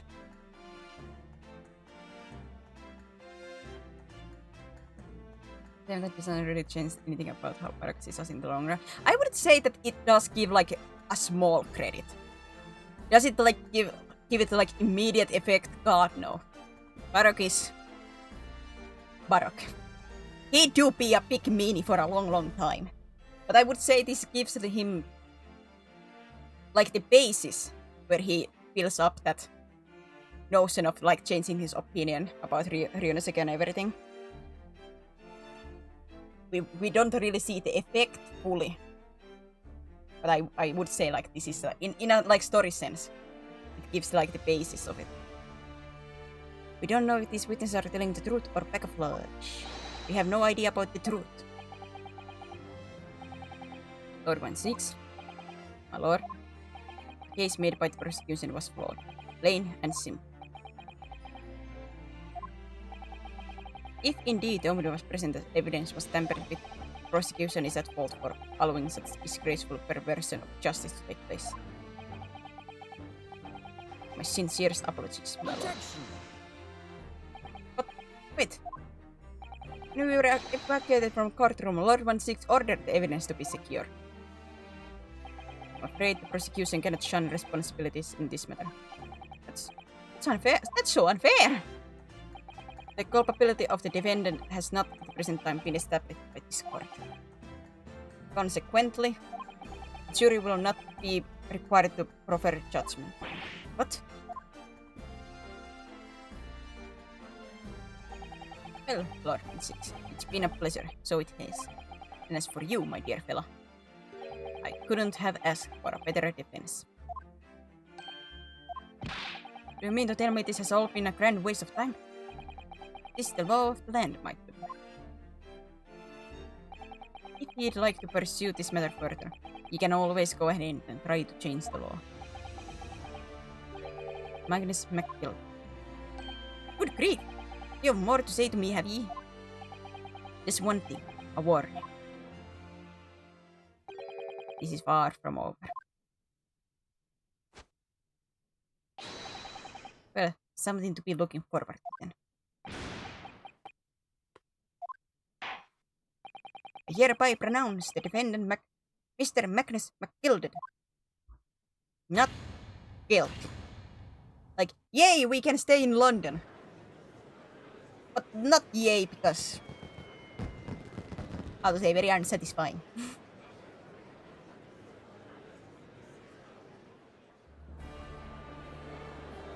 Me no like. Aha! I saw that. What happened? Did he go free because he's rich? No, he got free because there is no conclusive evidence to say that he's guilty or not guilty. There is no evidence for either one of these. So they had to end the trial prematurely, which means that he's not guilty. With the courtroom in pandemonium for the second time that day, the judge delivered his verdict, and my first ever trial in Great Britain came to an abrupt end. With the defendant being found not guilty, ostensibly a victory for us.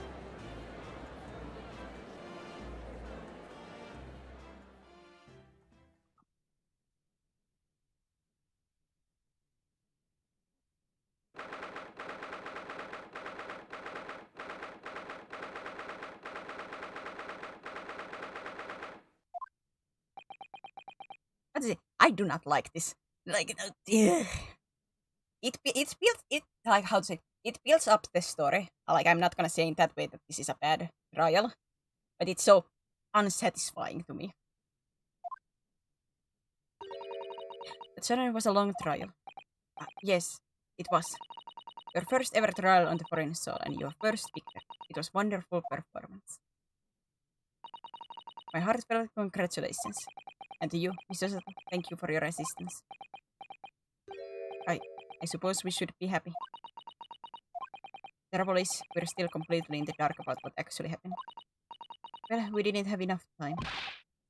But isn't it wrong? I mean, who was actually responsible for Mr. Mason's death? We don't even know that. The sole aim of the defense is to obtain a verdict that exonerates the defendant. You carried out your duty to perfection. Aye, that you did. Mr. McGilded. Ah, and the girl is with him too. Well, it seems the stories are true. Oh, what stories? About the 6 enormous fireworks they do be letting off when there's a verdict of not guilty. I'm sure ye must have seen them now. Spectacular for to see. Yes, definitely. Yeah, I was paying attention to that. I'd heard it was sight to behold, and to be sure it was. And I've yet to thank, I suppose. I've you to thank, I suppose, for having an opportunity to see it. Oh, I don't know about that. I'm not sure I really did anything. What on earth are you saying, fella? How did I walk out there free a man then? I don't think it was much thanks to me as down to your planning. You're a straight talking fella, Richie.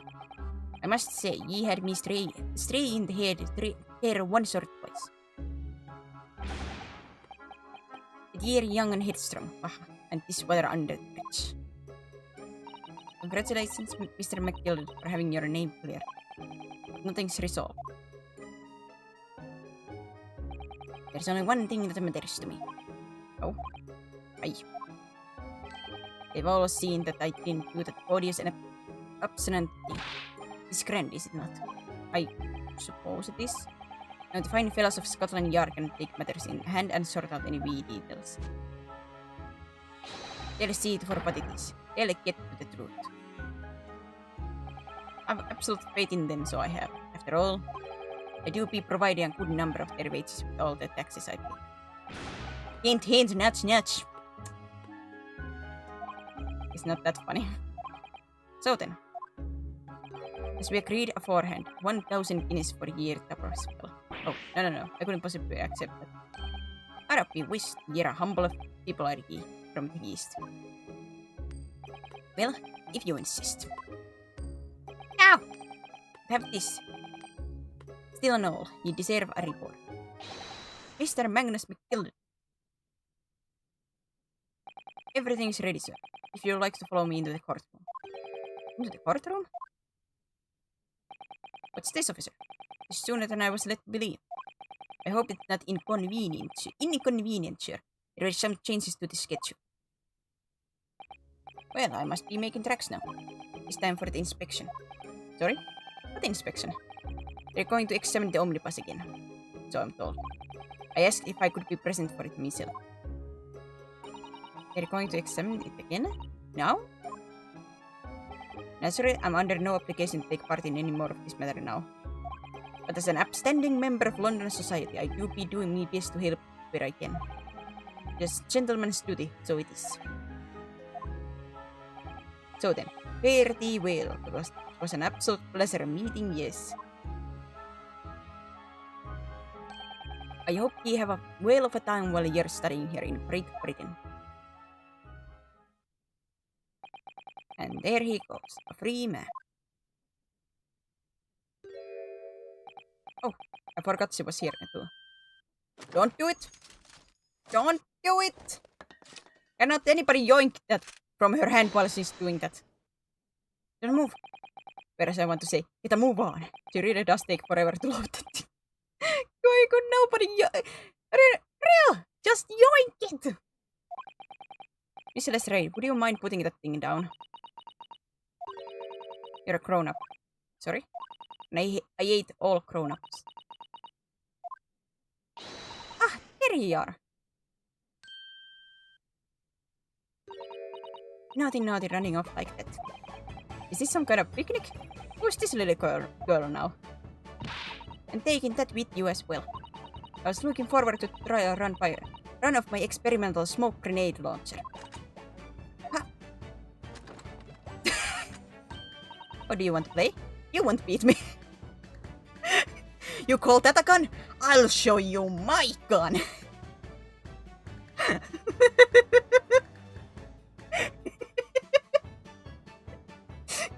You sure you want to do this dance?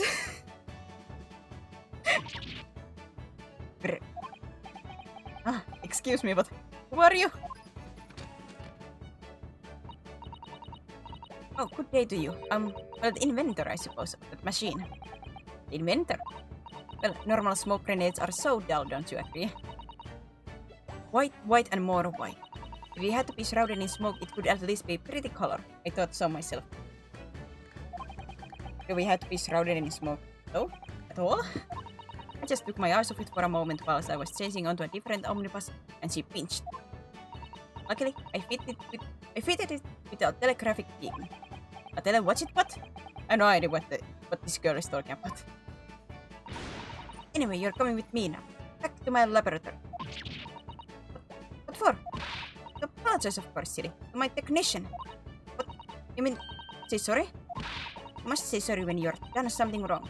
Sorry, an adult has told you that before. An adult? I don't listen to an adults. Come along, then follow me.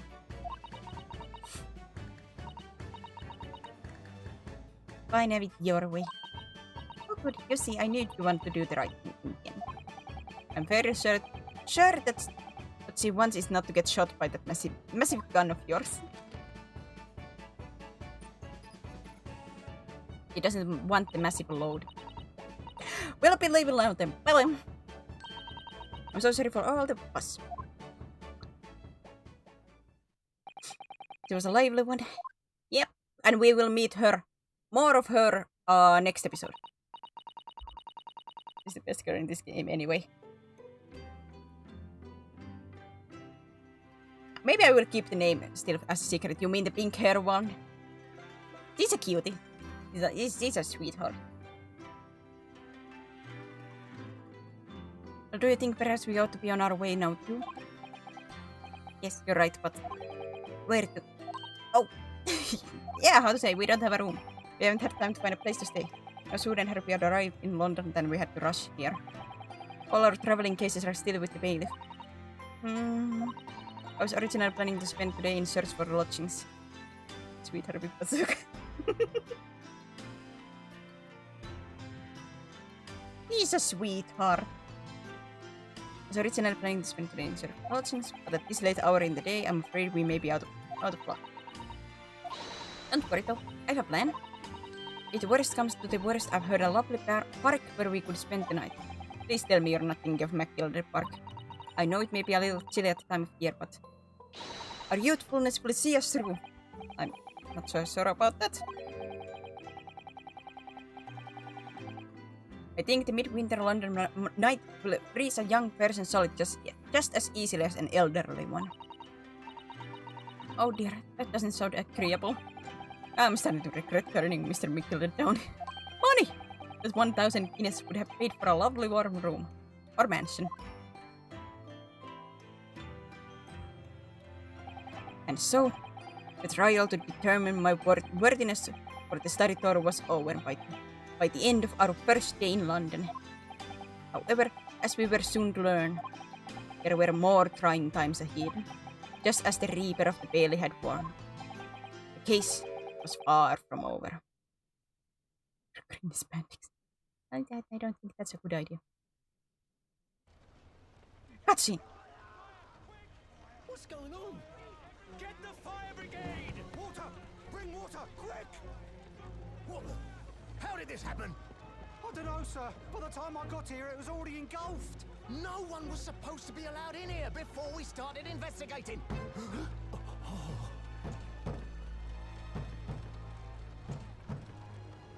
No. Oh, good God. There's someone in there.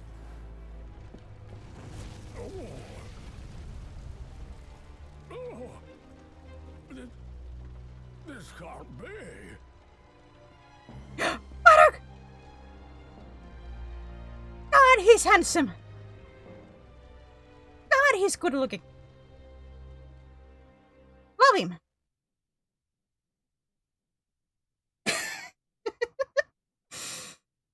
I killed. Yes. The Realm of the Reaper Award. Boy, boy, boy.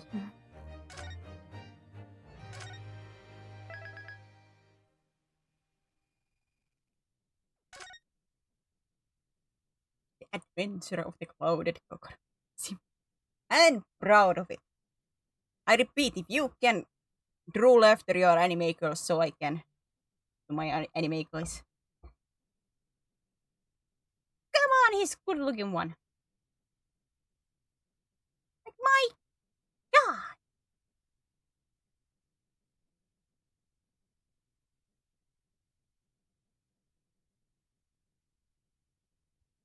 But yeah, that's going to be for today.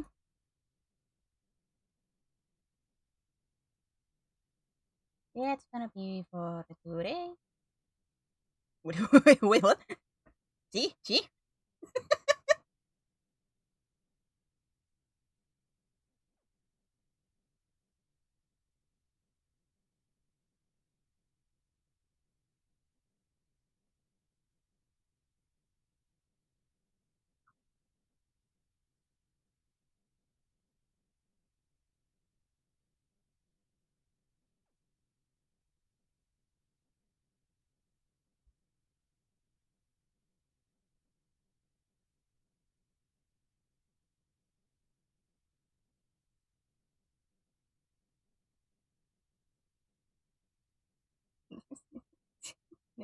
Thanks for being here.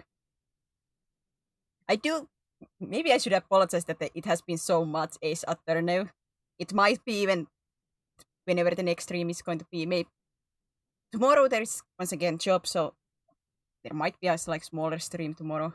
I'll see how it goes. But either way, if there is, there might be more Ace Attorney. It's just when I play this, I just get this huge itch to just continue. Like I want more. I require more. Ah!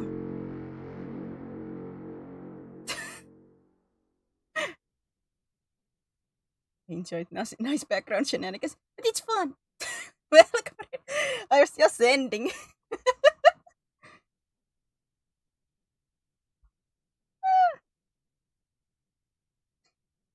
Well, let's at least say hellos. Hiya, Winter. How was your stream? What were you doing?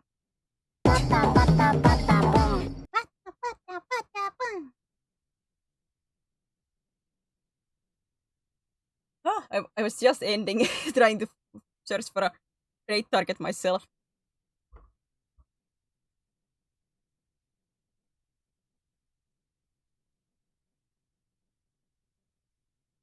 I guess we can at least have a small itty bitty talk. There was one we played Date Everything for the first. Ah, that game. That seems like funny game. I admit I've been a little bit avoiding watching those because I'm like maybe someday. I have seen just some couple of like clips of it, and it seems funny. It's hilarious. What was the item of choice for you? What was the item of choice? Out of curiosity.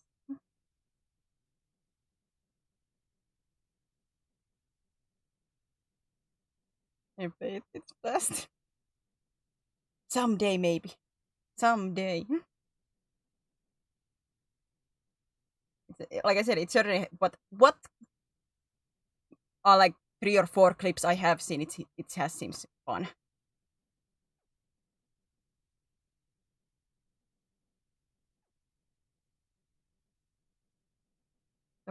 My bed has been the most interesting one so far. The fireplace. Now we can do even bigger. I'm gonna start the raid. It's gonna be a raid train. Yeah, thanks for stopping by, and thank you for the raid, Winter. Sadly, it did come with this like at the end, but hey, it's still good to see and good to hear.